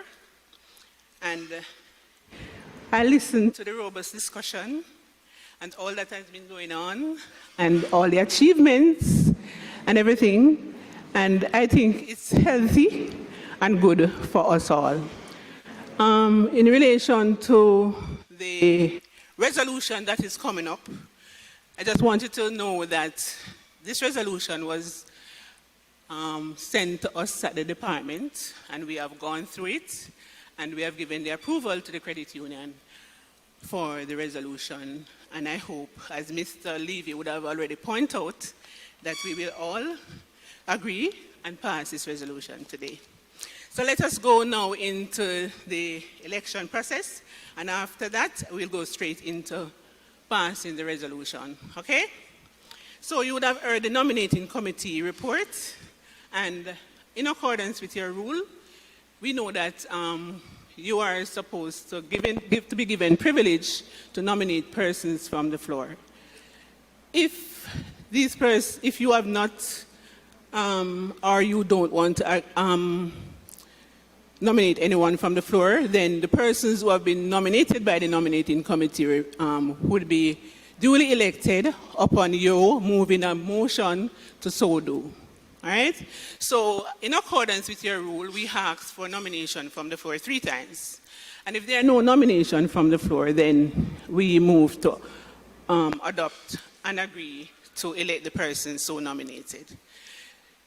Okay, so the rule also stipulates the order in which this is to be done, and we take the board of directors first, then the credit committee, then the supervisory committee.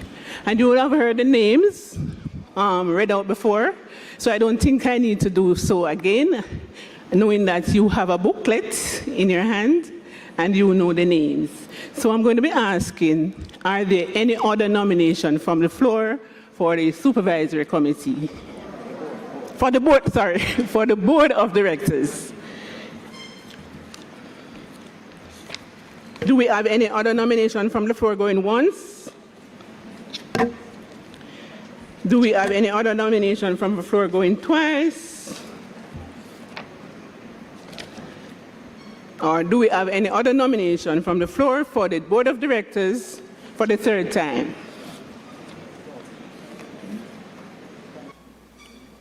Okay, so I don't hear anybody or see any indication of any nomination coming from the floor. So may I have a mover and a seconder to duly elect the members named for the supervisory committee, the board of directors, and you will see the names there on your screen. And just to point out that there are one new member, right? Come on. One new member in the form of Mr. Thomas, and you would have seen the profile of Mr. Thomas as well in your booklets. So may I have a mover and a seconder to elect? Beverly Gustav, I so move. Beverly Gustav, and you're from which school? Kingston Technical High School, retired teacher. Okay, so may I have a seconder? Monica Campbell, Brownstone Primary. I second. All in favor? Anyone against? Anybody abstaining? So the ayes have it, and the persons so named are duly elected to serve on the board of directors for 2023. And we just want to congratulate them by giving them a hand clap. So we now move to the credit committee, and of course, the names are on screen. Are there any other nomination from the floor? Going once? Going twice? And for the third time, are there any other nomination from the floor for the credit committee? Hearing none, may I have a mover and a seconder to duly elect these persons?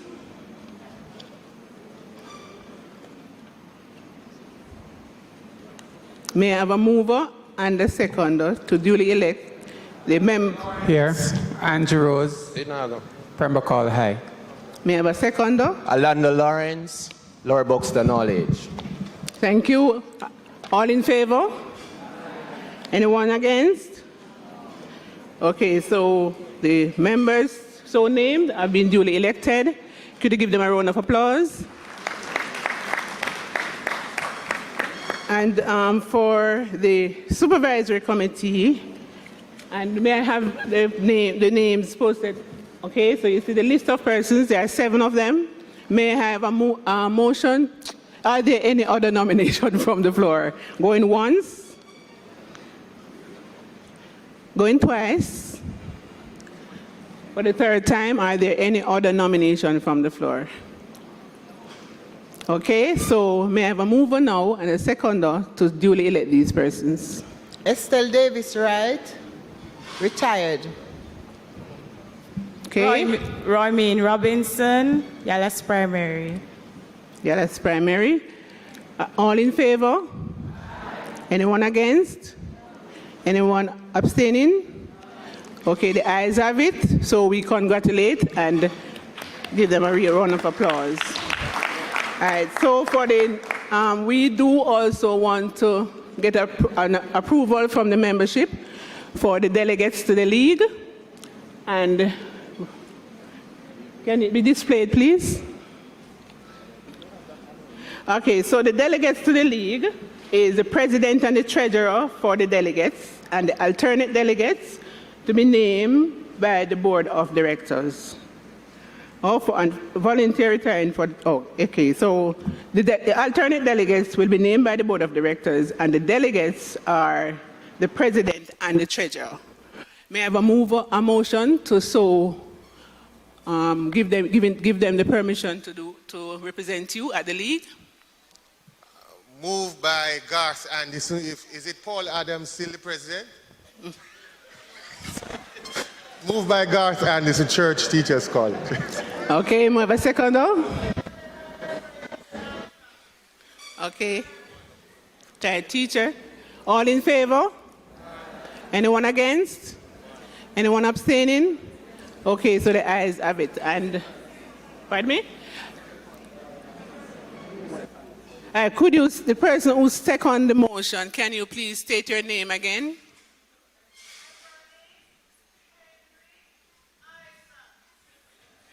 Retired. Okay, Beverly and Isaac, retired. Okay, all in favor? And we already go through that. So, as customary, we normally say to the board and the other committees that they should send the information of their offices and the members on these board and committee to the department, and of course to the league and any other forum that they are affiliated to, so that we can have information on them so that we can make contact whenever it is necessary. Also, there are to ensure to communicate to the department and to the league and other forums of any resignation or other things that might happen in relation to these committees and board. All right, board and committees, so you're so informed. So that is it. It is for the election of office of the representative. We will now move to the resolution, and as was stated before, the resolution was passed to the registrar, and of course, Mr. Levy has also indicated why we should all try to pass this resolution. And of course, I would have heard that you want to have more members and to increase your membership, and this is what this resolution is all about. All right? So you would have seen the circular, and you would have read it already. So what I would want you to do now is, if you have any questions, you may state your questions right now. Estelle Davis Wright, I have a concern. Estelle Davis Wright, retiree. While I agree that we need more members in the Jamaica Teachers Association Credit Union, I have a real issue as it relates to A, teachers employed in public and private educational institutions in Jamaica be included. Now, there are number of teachers who are moving out of the association, saying that they don't, because they might not agree with something, they are not going to be a member anymore. Fine. But personally for me, I think that we have gone a far way in building this credit union, and it is a fact that those of us who are members of the JTA, we have pushed forward and we have put our litter into the credit union, and for now, for the gate to fly open, they're going to laugh and skin their teeth at us. That's my thinking, you know. I'm talking about myself. That's my observation, my comment about it. I don't think that the teachers in public institutions should be admitted just free pass like that. I don't think so. That's my concern.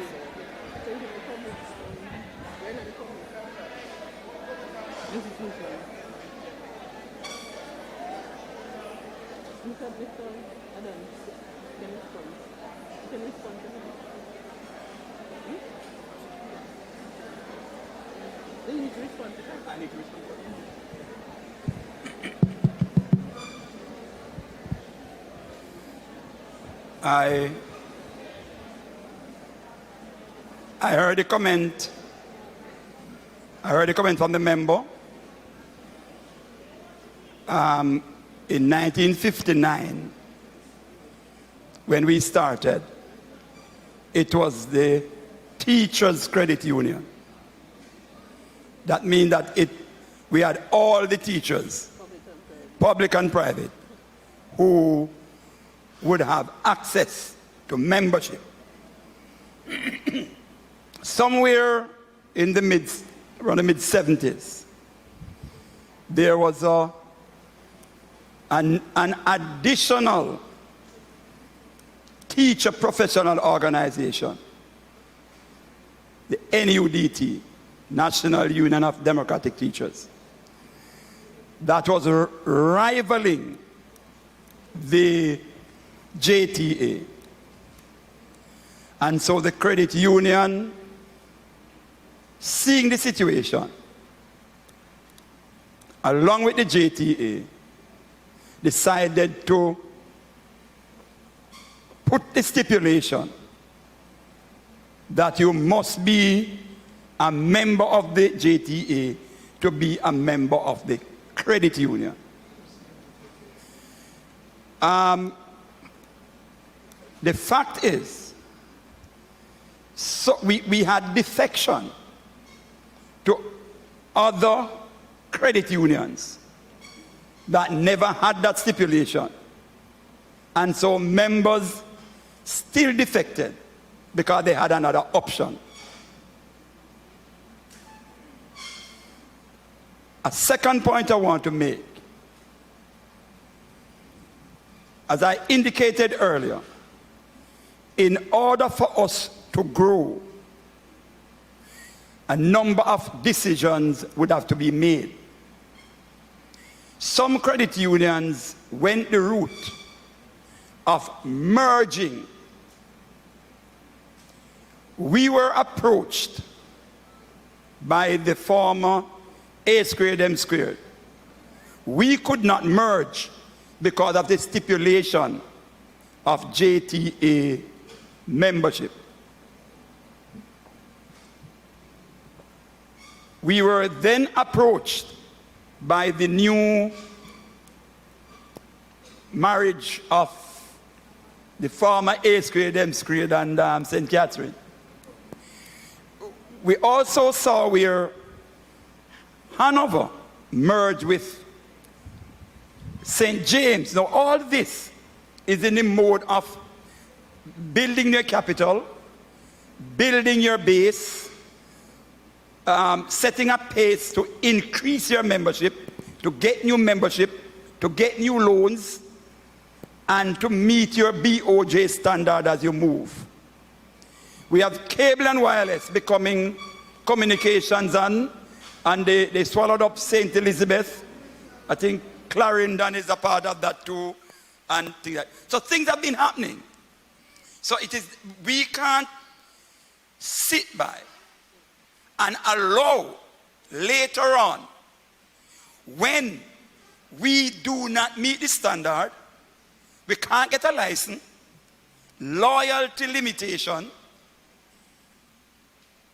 we'll die.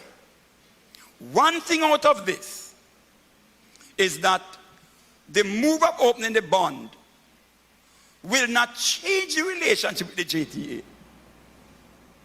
Will not change the relationship with the JTA and the JTA Cooperative Credit Union. It will not change our sponsorship. As a matter of fact, it will expand our sponsorship of JTA functions because we will have more money to spread. The members will benefit because more scholarships will be given because we'll have more money.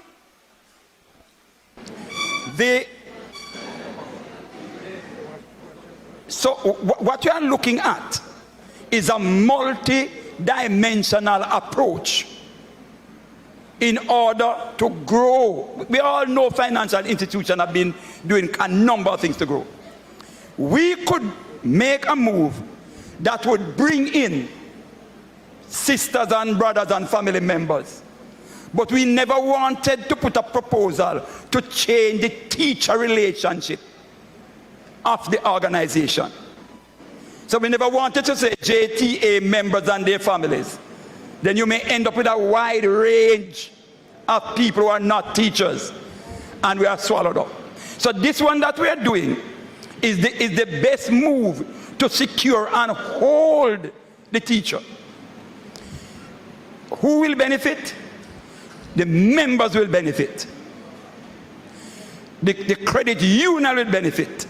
The JTA will benefit. Who will be challenged? Two major financial institutions will feel challenged. One, which is a teacher-centric financial institution, but not limited to JTA members. And they may feel challenged that the broadening now will create higher competition. I love that, because that's how we have to thrive.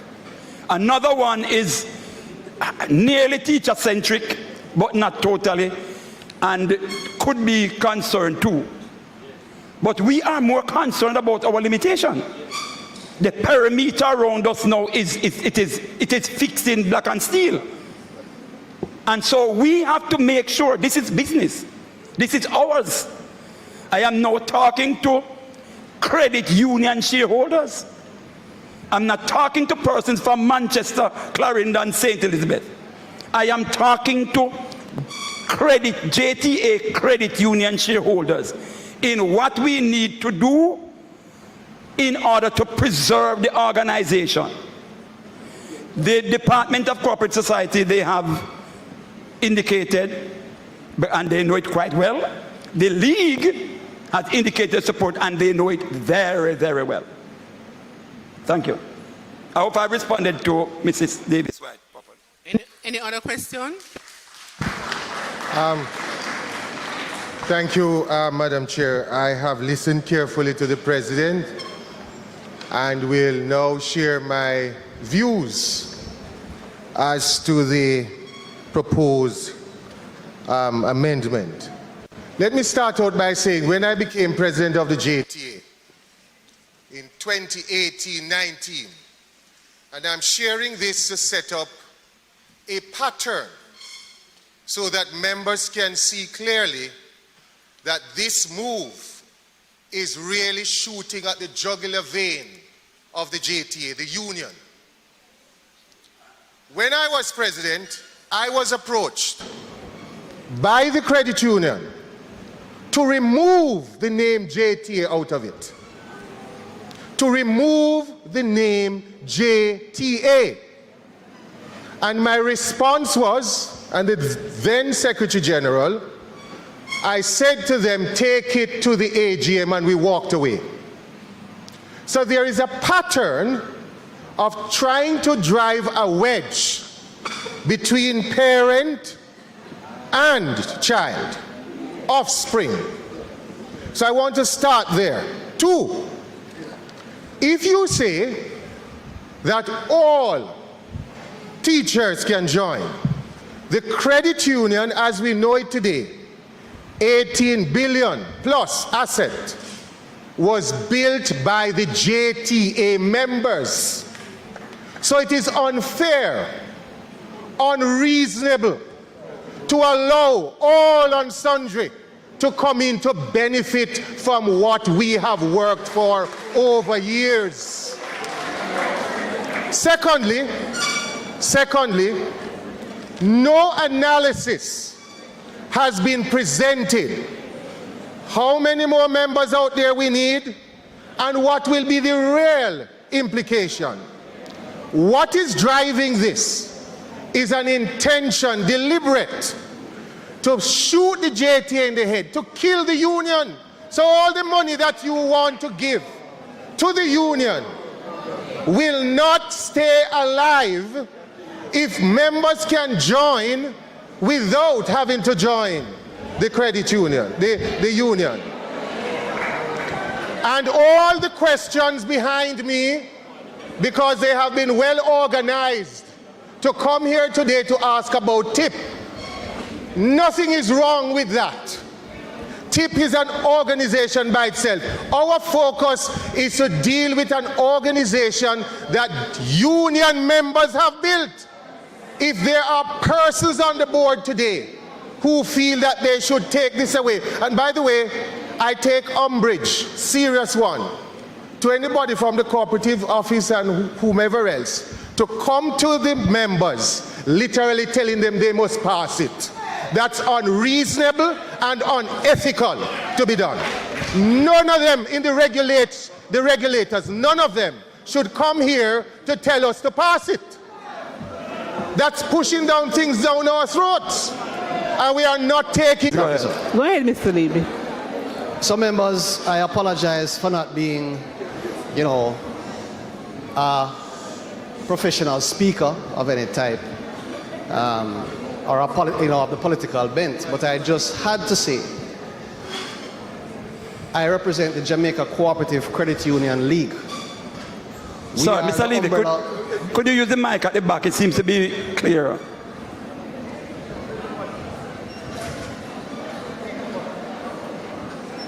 I'm not a teacher, sorry. I can try though. Is this better? Members, yes. Can you hear me?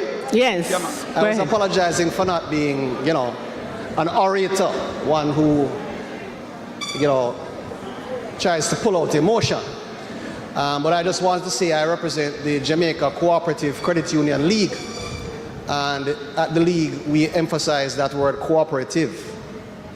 We really our mission is to make sure that every Jamaican has access to a credit union, and a good credit union.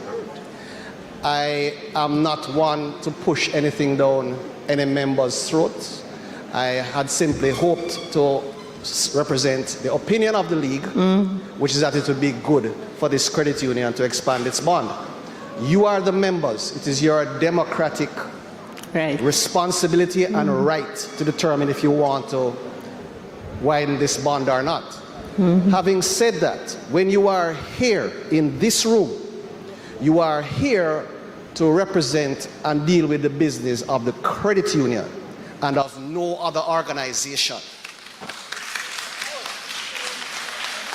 So the decision here, any decision you make, members, and the decision is absolutely yours, should be the benefit of this credit union, not of any other external entity. Now, I would think it would be very sad if the only thing which drove membership to another organization was membership in this organization. That would be really very sad, and I hope it is not the case. Again, we would encourage you to pass this resolution, but the choice is absolutely yours, members. Thank you. Definitely, Mr. And that is the opinion of the registrar as well. It's ongoing. Right. So I would not have, we are so desirous of. Let me respond to that, Mr. Johnson. Mr. Johnson, I want to respond to that. Remember, it's the same homogeneous group that we are dealing with. We are not going out of the sphere of the teacher.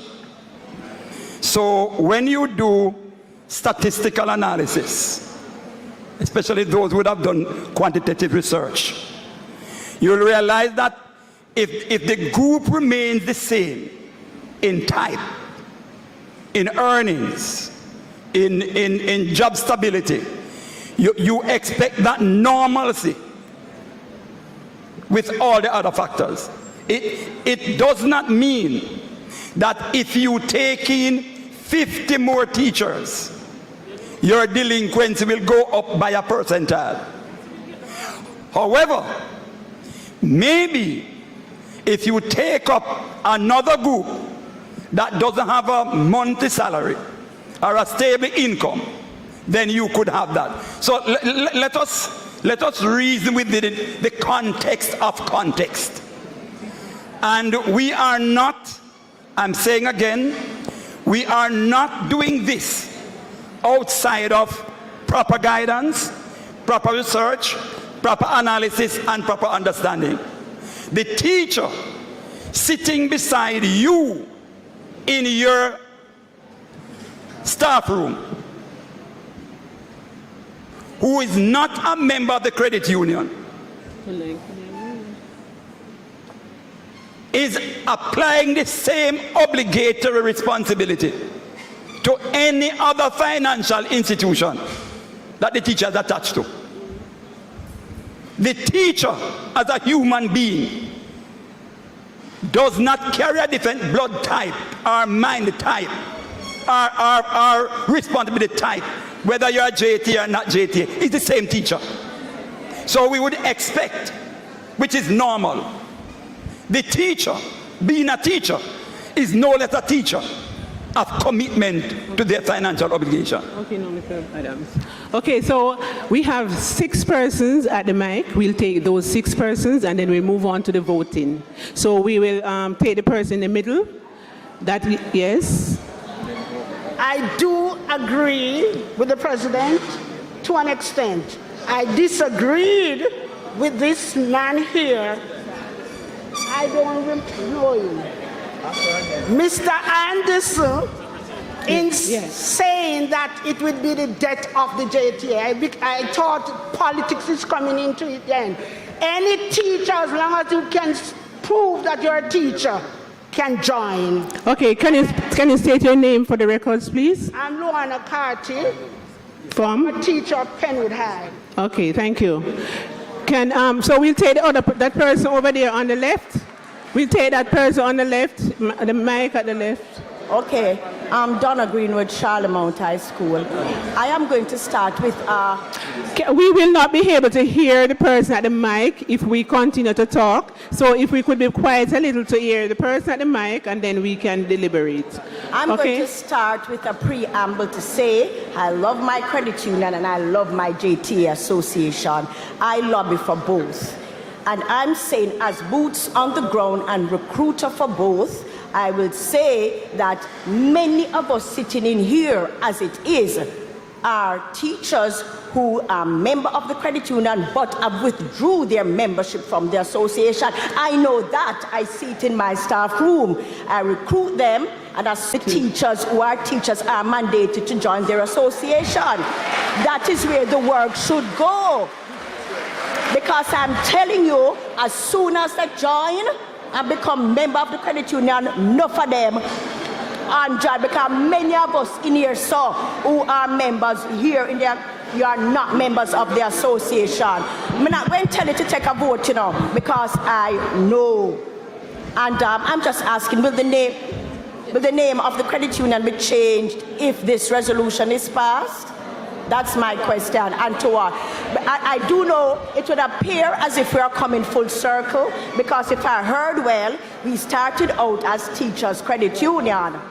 We merged, but 10 things in one. I remember when I started teaching, as a part of teaching, my principal gave me both forms, the membership form and the credit union form. So many principals in the association, what are they doing? We must get our principals to sell the association as well. Okay, thank you. Thank you for your comments. You have given... Hello, miss. Can you state your name again for the records? Donna Greenwood, Charlemont High. Okay, so we take this person over here. 2 minutes, please. Paulette Jones, retired from GC Foster College. I'm looking at E, persons employed in educational services. Something similar to what Mrs. Greenwood said. My daughter works in the Ministry of Education.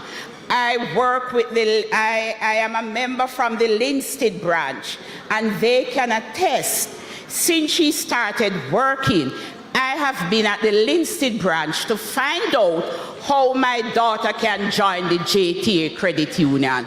I was told that she would have to apply for membership, associate membership of the credit union, of the JTA, so as to be a member of the credit union. We're in the process of doing that, because in all honesty, I really want her to join the JTA Credit Union. So once she can get the associate membership from the JTA, I know she will be a member of the JTA Credit Union. I go for that. Thank you. So the person in the middle. Good afternoon. State your name, please, for the records. Good afternoon. I'm Tarika Grant principal of the Paradise Street Basic School. So I'm one of the few persons who moved from government to basic school. And I'm here to say I agree with your resolution. I used to be a JTA member, and due to having to resign from that job, I love my JTA. But we have issues. So as the lady said, some persons moved their membership. I had no choice but to move mine, but I stayed with my credit union. I want my staff. And every time I go to a cluster meeting, trust me, no matter how it come up, I have to talk about my JTA. However, we cannot join because our rules are closed. Yes. All right. That's it.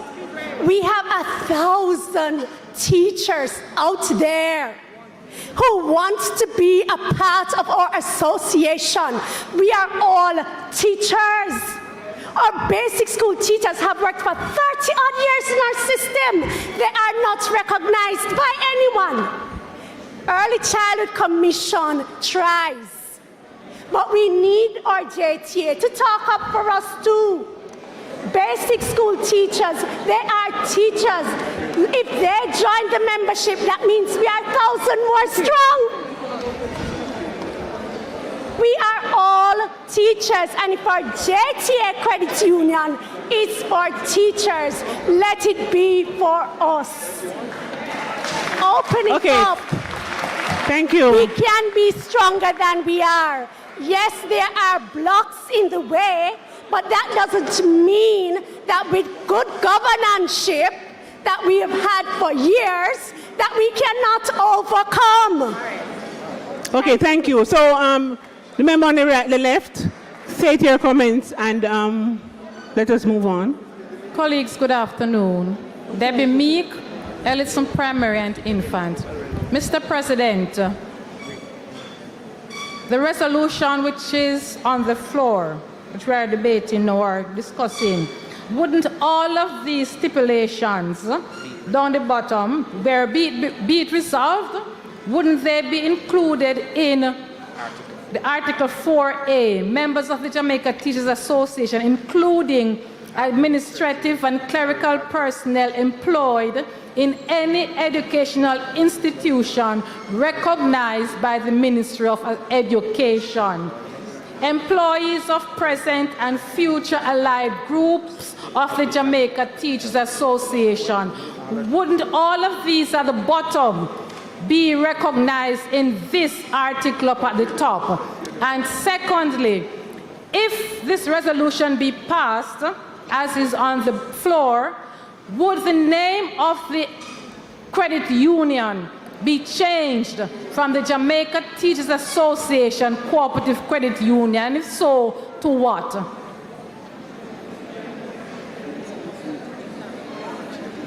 Let him turn out the mic.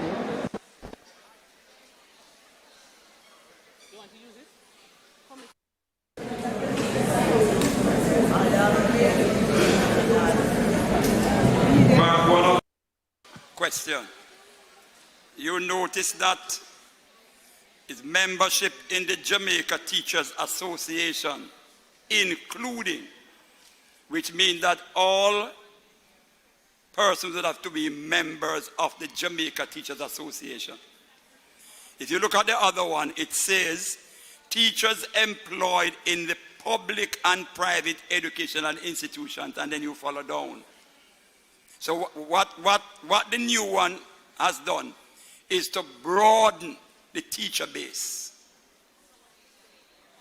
So, Mr. President, in a sense, what we're doing is to be moving away from the JTA. No, we are adding more. I'm asking a question. No, I can answer you right there. Yes, sir, please. Because unfortunately, I'm hearing this. I mean, sometimes we mustn't feel too threatened. This is not moving away or moving out. This is broadening so that we can get more teachers in. I understand that point very well, Mr. President. However, My concern is that, for example, they say 2,000 teachers who are coming out of Teachers College now. There would be no need for them to become a member of the JTA, to become a member of the credit union. And I think that is where the concern is for a number of us who are JTA members and members of the credit union. So that's why I need some clarity right there, sir. I want to respond to you right there. Okay. I want to respond to you right there. Mm-hmm. I'm a two-time president of the Jamaica Teachers Association. I know that. And in those two instances, I did a very good job. Mm-hmm. I'm also a trustee. Mm-hmm. At no time should the JTA, as a professional organization, should get the feeling or even express it that in order to retain membership, the dependency must be. It can't work. And I need not say, and I never wanted to say that, because I know the JTA was never ever about that. The JTA is about professional representation, union representation, defending the teachers of Jamaica. So you don't have to put on the chain of Amistad to lock them. Let us not create like you're creating a punitive environment. We must not do that. I can speak for the JTA. The JTA on its own can go there and recruit and represent and defend. Very true, sir. And if I want to say that, I can say more. I can tell you more. The JTA does not need the Ministry of Education, nor the JTA Credit Union to stand on its own, representing teachers with its members. All right, Mr. President, I hear you. Let me move on to your next Second question. Right. Let me move on to your next question. We have to be very careful about fear. Your next question was about changing the name. Right. Notice that it is not in the resolution. Okay. Okay. Please note that every reference that is made at the Jamaica Teachers Association Cooperative Credit Union. Okay. And I can tell you, Grace Kennedy does not own Grace Kennedy again. And KF's Kentucky Fried Chicken is not Kentucky Fried Chicken anymore. And Mother's Party is not Mother's Party anymore. All right. So, thank you. Sagicor, let us just be real. Let us stick to the business. Let us look at the business and the improvement of the business. The resolution is what the resolution is. Okay, so we will take our last question, comments, and we'll give the preference to that lady at the back. That member at the back. Good afternoon. My name is Amoy Bernard Morrison, former member of JTA, former teacher. However, there's something else that I'm going to say, and I must categorically state that I'm not here representing the department. I now work at the Department of Cooperatives and Friendly Societies. I am not here in that capacity. I'm here as a member of the JTA Cooperative Credit Union. Why did I preface my introduction as former teacher, former member of the JTA? Having left university and started my master's, I taught for 4 years. And while teaching, I became a member of the JTA and also the JTA Credit Union. Having left after I completed what I was studying, my pursuit, I retained my membership at the JTA Credit Union. Now, at one instance, I needed to do some transactions with the JTA. I'm here to speak about the limitations. I went to do some transactions with my credit union. Now, one of one of the provisions was for me to go and get associate status with the JTA. I'm no longer a teacher, I'm in another profession, but I needed to maintain that associate membership, pay a fee in order for me to benefit from the credit union.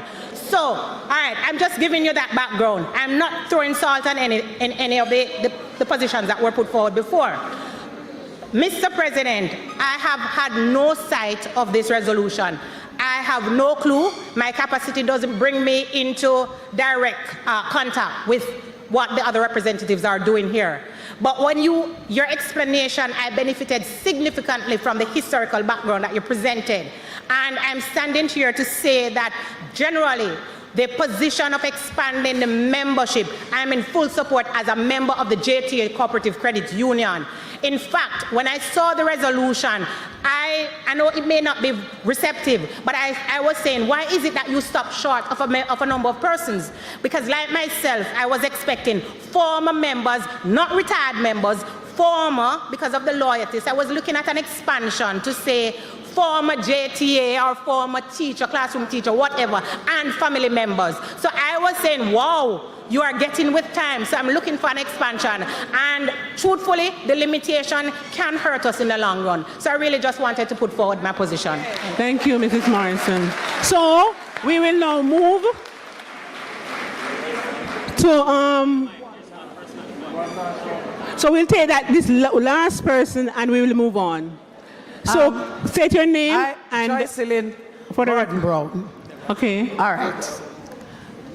Olaba Primary.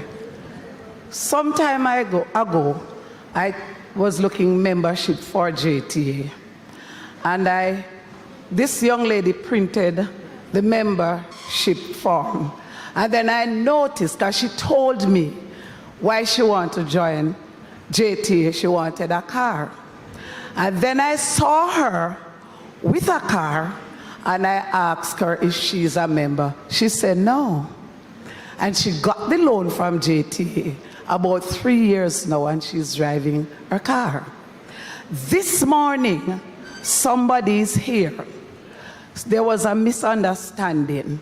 We didn't go too personal in this thing.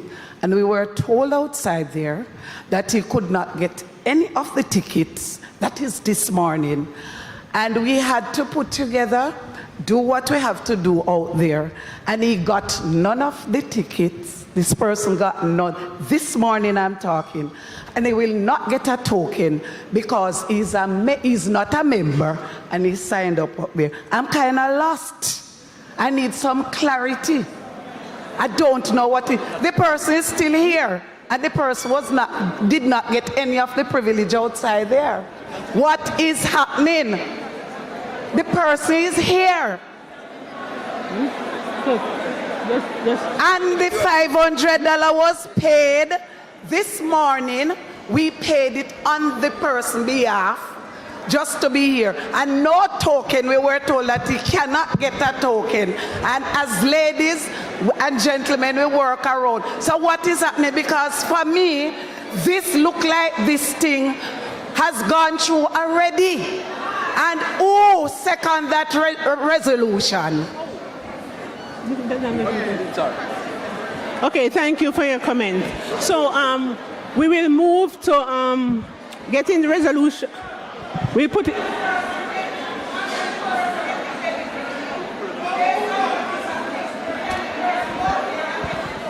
I'm going to ask that I'm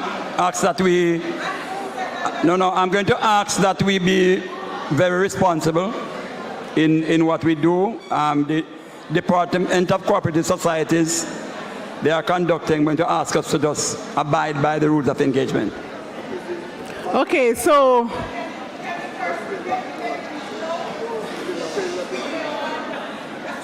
I'm going to ask that we operate accordingly. If there's an individual case, as usual, it can be referred to Mrs. Taylor, and I think Mrs. Taylor gave out the number. Okay, so that was the response from the chairman. So the resolution was moved by Mr. Patrick Simit, the board secretary. May I have a seconder to adopt the resolution? May I have a seconder to adopt the resolution before we move to the counting? I, Debbie Meek, do second the motion.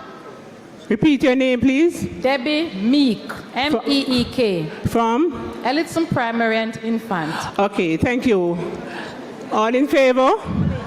Anyone against? Okay, so the ayes have it. Mr. Hall? Okay, so before we vote, we have to establish the amount of persons in the room. So we need to get the numbers of the persons present, because we need to know the total number of persons present, and then 75% of that total number is what we need to pass the resolution. So we will, can I get some assistance? Can we get the numbers?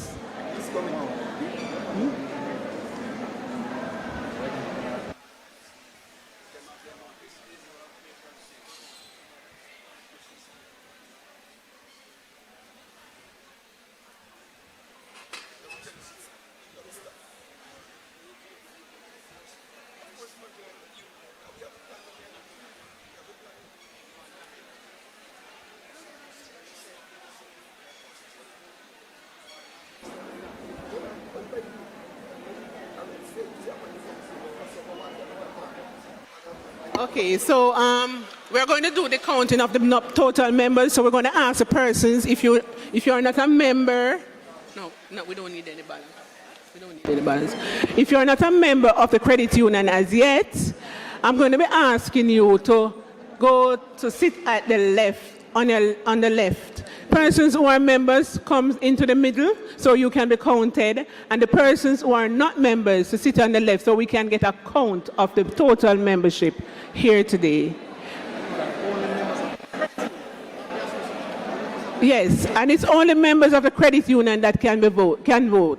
So the persons who are not members, I'm going to be asking you please to sit on your left. Persons who are members, sit closer to the middle and on the right. My right, your left. Can I get that cooperation, please, quickly? Quickly, persons who are not members, sit on your left. On my left, your right. And the persons who are members, sit closer to the middle and on my right.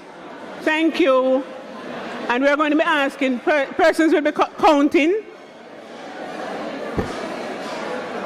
And we want to do this process, we want to go through this process quickly, so I'm going to be asking for cooperation. Thank you.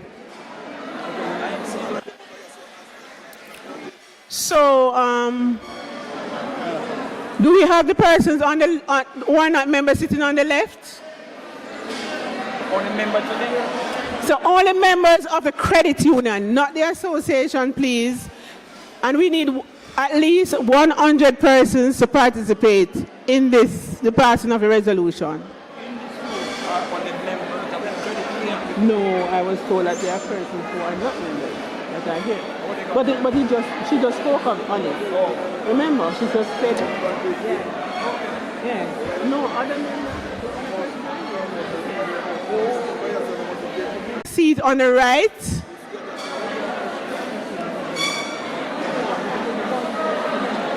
If you're not a member of the credit union, sit on your left, on my left, your right.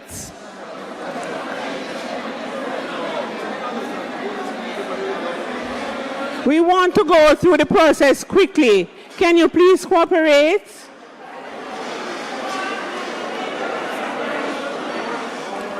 If you are not a member, you will not be counted on that side. Only the persons that are on this side will be counted.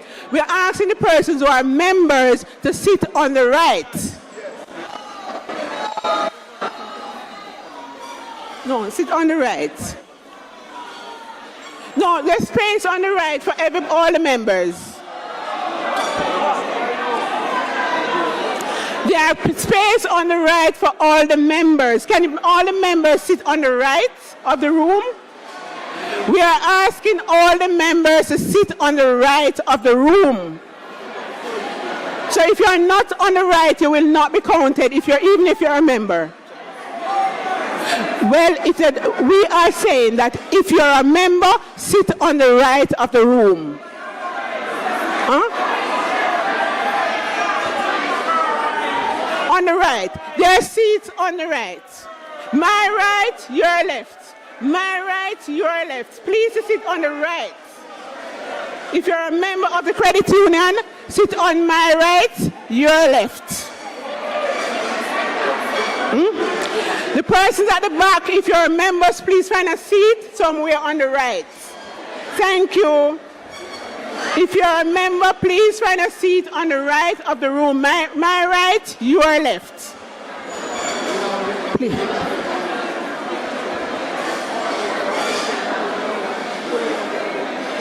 It's working?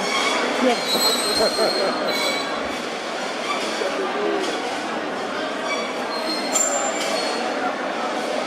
If you're not a member, please sit on my left, your right. And we want to go through this process quickly, so we're asking you to just move speedily. Thank you, thank you.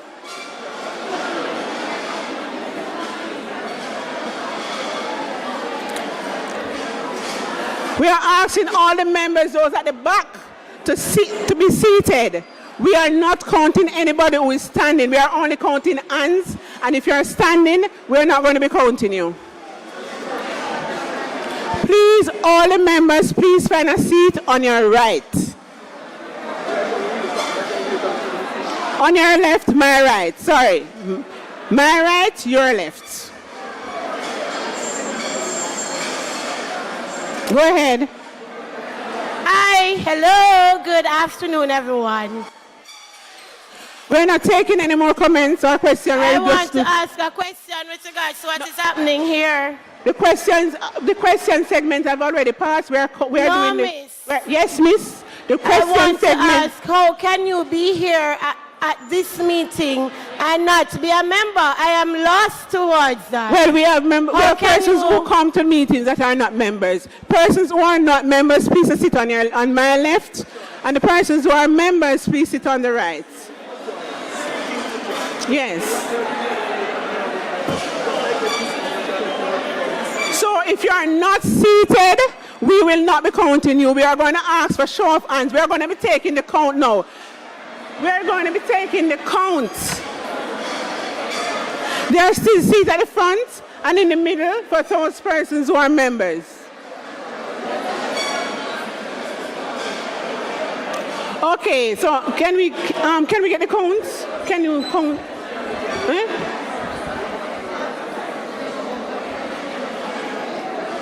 Miss Error. All right. We want to do this a way that we capture everybody. So what's it?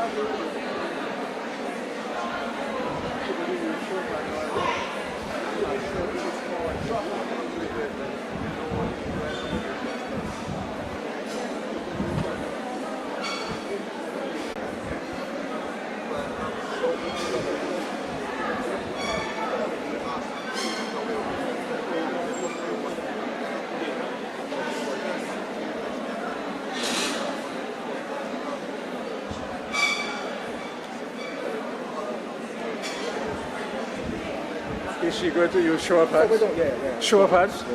Yes, please.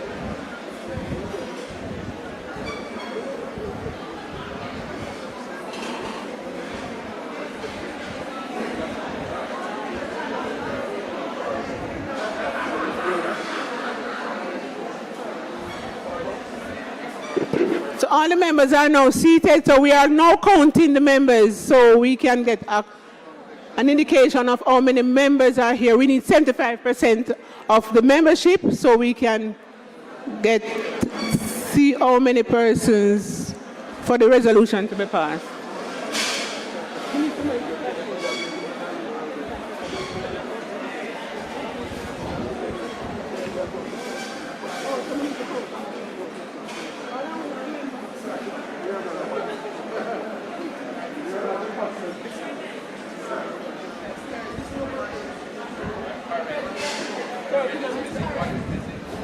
Who is missing?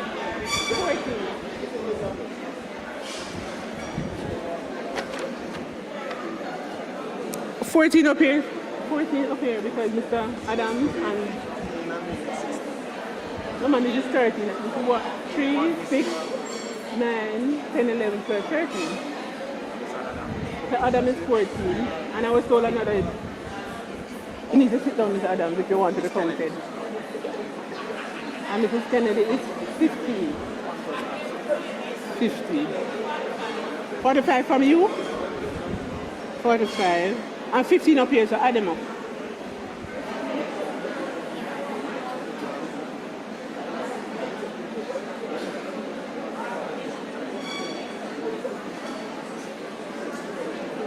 Nikki, where you count? Nikki, Nicole, where did you count? Where did you count?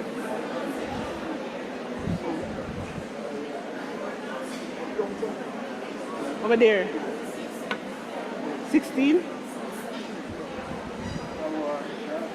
A 60, yeah. So I'm waiting on the other. So Mr. Levy and the other person.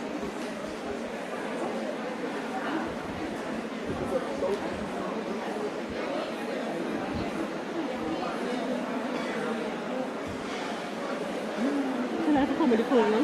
I'm going to hear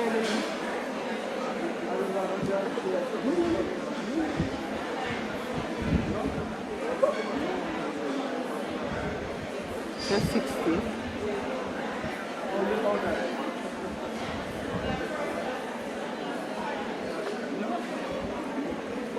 Miss, tell her that you count over this already, no? Mr. Levy. Oh, how much is...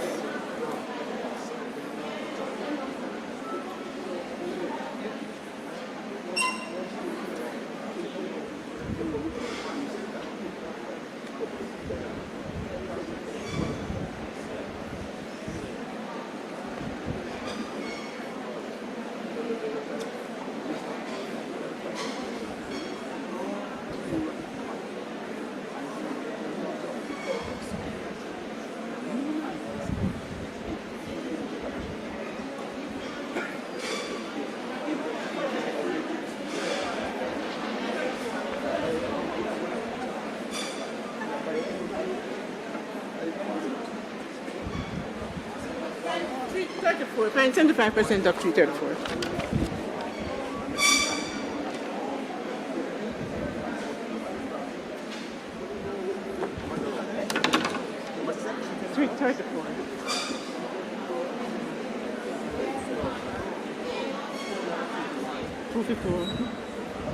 Eh? 251.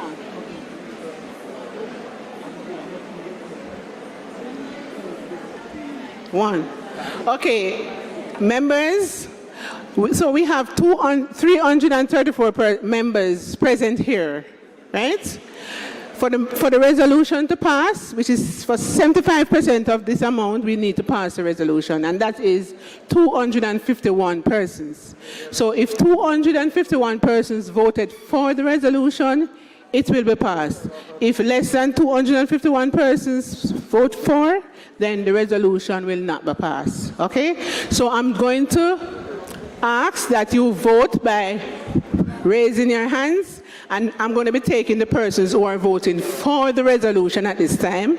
So if you're voting for the resolution, please indicate by show of hands. When the individual comes around and count you will lower your hand so that she will not count you twice. So the persons who are voting for the resolution, can I see you indicate by a raising of your hands? And this is what, 15? 15 up here. Okay.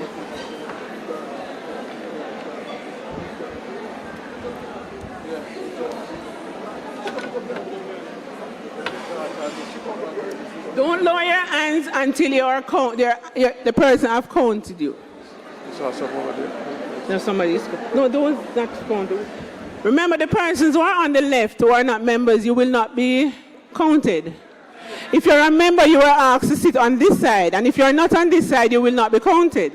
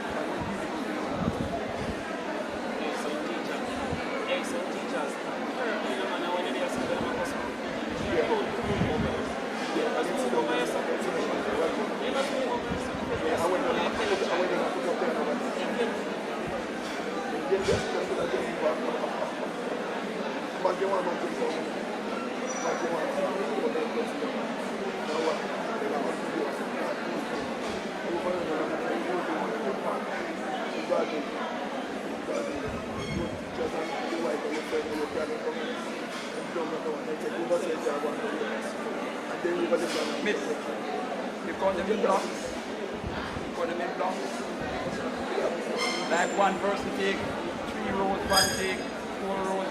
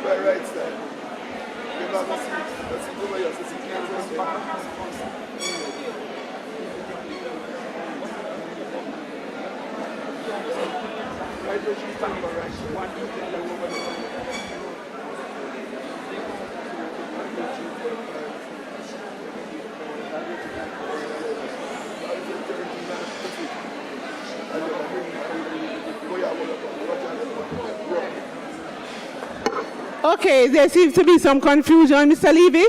All right, so I'm going to be asking, be patient with us. Mr. Levy, And Ms. Herrera. All right. So let us establish a pattern. Mr. Levy.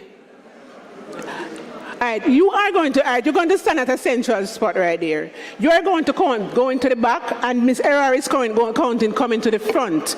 Ms. Scott is going to count on this little side, on this side over here. So we're going to ask you again, the persons who are voting for the resolution, can you show your hands? Indicate by showing your hands again for the second time. I'm sorry about it.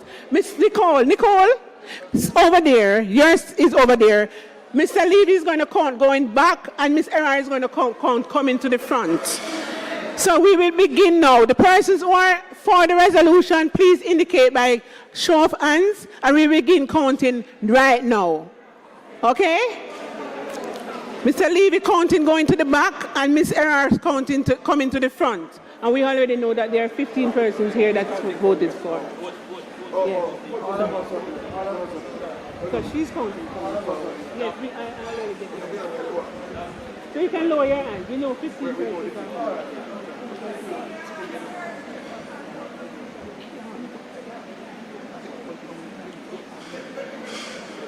No, he's counting going back and she's counting coming forward.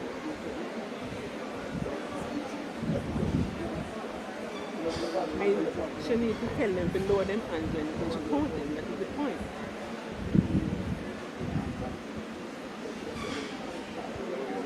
That's what she's doing. She's counting her own.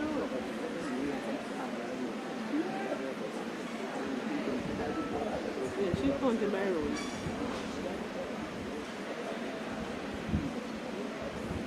But what I do when I'm counting is tell her, as a phone, so I don't come in twice.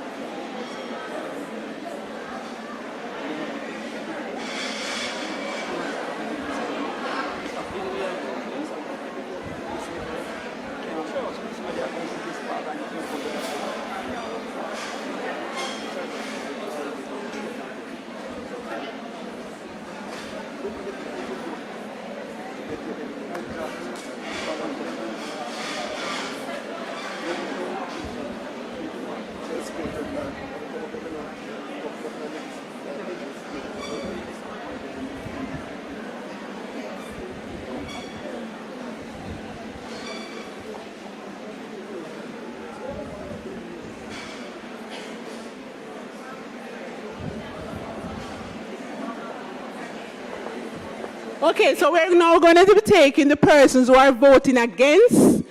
If you are voting against the resolution, indicate by showing of hands.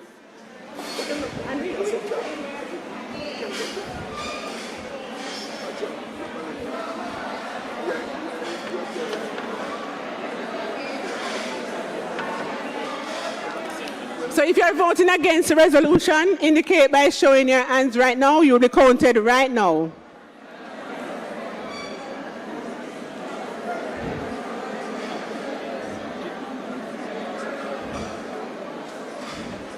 Mr. All, did you vote before? Okay.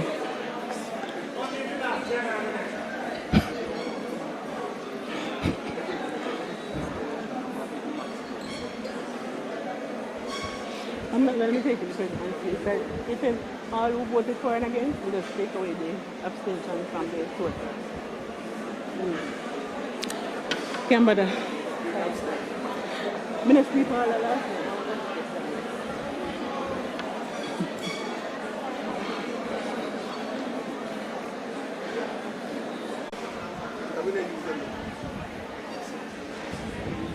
It is 334 before.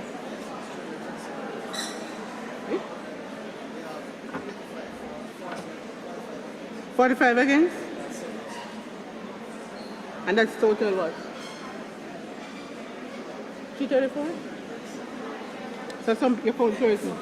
Okay, so the result from the voting, let me tell you. Okay, so we have 285 persons voting for. So that means that the resolution has been passed. Can we give ourselves a round of applause? Okay, thank you very much and congratulations.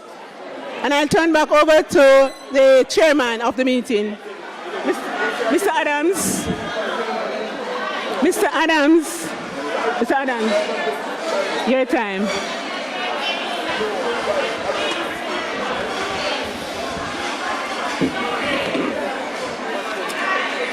Okay, just let us close off. So we have only 45 persons voting against. And the difference from the 45 and the 85 voted abstained. Thank you. Okay. Any other business? No other business? Closure. Let me thank you for your time. Chair. Yes? Chair, sir. Chair. Yes, sir. Mr. President. Yes. Quick before I lose my quorum. Mr. President, sir. Yes. I am very disappointed with the manner in which the voting was done. I think that something of this monumental proportion that goes to the heart of the operation of both the association and the credit union should have been done by secret ballot. It should have been done in a manner that was properly supervised, preferably by the EOJ, and done in a way that would dispense any doubt that the process was clean, clear, and fair, sir. So I trust that in the future, we might seriously consider, Mr. President, the procedures that we take, especially when it comes on to voting of this sort. I'll pass that on to the respective body. Yes, madam. The President and the head table, Diana Beswick, retired teacher. Let's not be captured by the excitement. The meeting is still in progress. Yes, madam? Yes, retired teacher from Kingston and St. Andrew chapter. Today I would like to... Name and school? I did. Diana Beswick, retired teachers from Edith Dalton James High School, member of the Retired Teacher Association, Kingston and St. Andrew chapter. Today I would like to invite the newly retired teacher to join our organization. We need you. Thank you. We are there to help each other, and we also thank the JTA for also assisting us when we have events to be taking place. Thank you. Okay, newly retired teachers who are retired and not a member of one of the associations, please, it's nice to be a part of one, putting up on cheer for that organization. The prize? Did I hear prize? Did I hear Mrs. Kennedy?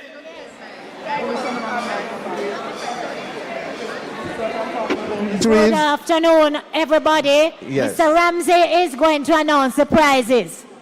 What a precare, my girl child. JTA Credit Union Annual General Meeting, temper swirl. Things start calm, sweet, borrow and borrow. Supervisory committee say, make sure things right, or the whole of win up your sorrow. Me not like the watchdog mentality though, you know, because me not want nobody bite me. Auntie Roaches say, don't throw away the bath water with the baby. What a fuss. Can you imagine that the president said in this violent country, him want the league to come execute us? What we want, brothers and sisters, is baby, bath, water, and every teacher you can find, as long as them serve Jamaica, to become a member of the JTA Co-operative Credit Union, and then try influence them to join the JTA. God bless you all. All right, thank you very much, Mrs. Kennedy. Thank you very much. We have 3 prizes to give. 3 prizes to give. I know we want to run to lunch, but we have 3 prizes to give. You would have had your tickets put in this basket here, right?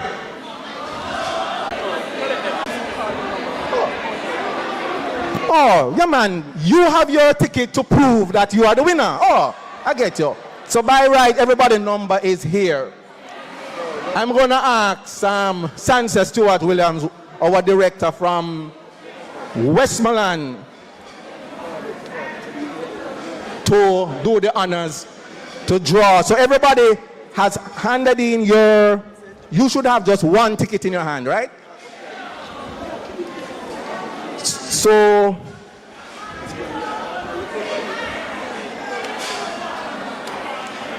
the first of 3 prizes, we have a 31-inch breakfast oven. Mrs. Stewart, you can put your hand deep in that box and pull out a number for me. All right, hold on. Let's everyone shake it up more. See?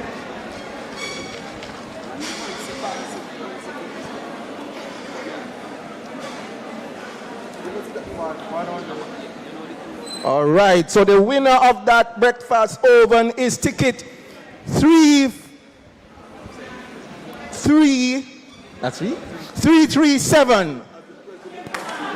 337. I'm going to give them a chance. 337.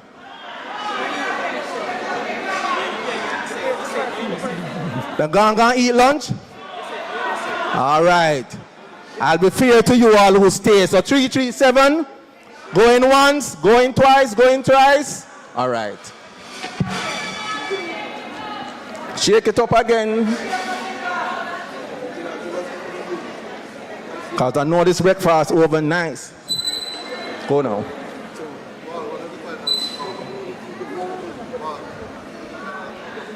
Okay, the other person, I will love this person to win. Because you have ticket number 10. One of the early birds. 10, yes, and you are here. You don't run down to lunch yet. Come for your prize. Ticket number 10. Wow. We love that.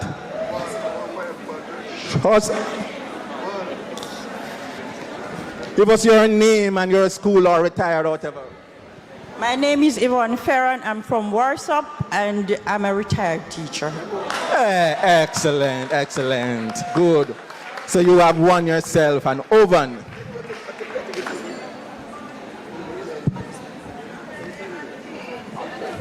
Second prize now is a 32-inch television set. 32-inch television set. Shake it up, shake it up, shake it up. Let me pick that one. Oh.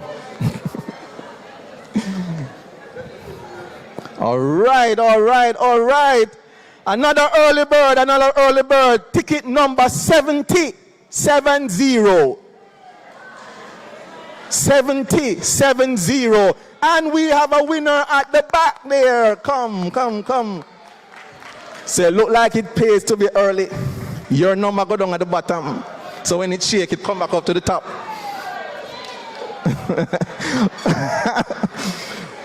All right. Give us your name and your school or... Nikisha Johnson, Seaforth High. Great, Nikisha Johnson, Seaforth High, the winner of a 32-inch television set. And the big prize, because all of us stress and we want some nice rest and peace and quiet, right? A weekend for two. A weekend for two. A weekend for two at the Holiday Inn Hotel. Shake it up good and good and good. Here we go, here we go. The lucky winner is ticket. 1, 2, 5. 1, 2, 5. 1, 2, 5. Wow, you are the lucky one. You are the lucky one. A weekend for 2 at Holiday Inn. Give us a name and your... Verona Barrett Brown, Bethesda Primary and Infant. All right, great. So those are our 3 main prizes. Thank you very much. Winners, enjoy your prize, and it pays. Oh, and it always pays to come to the AGM of JTA Cooperative Credit Union. I know what? I have a surprise. So everybody, check under your seat, check under your seat, check under your seat.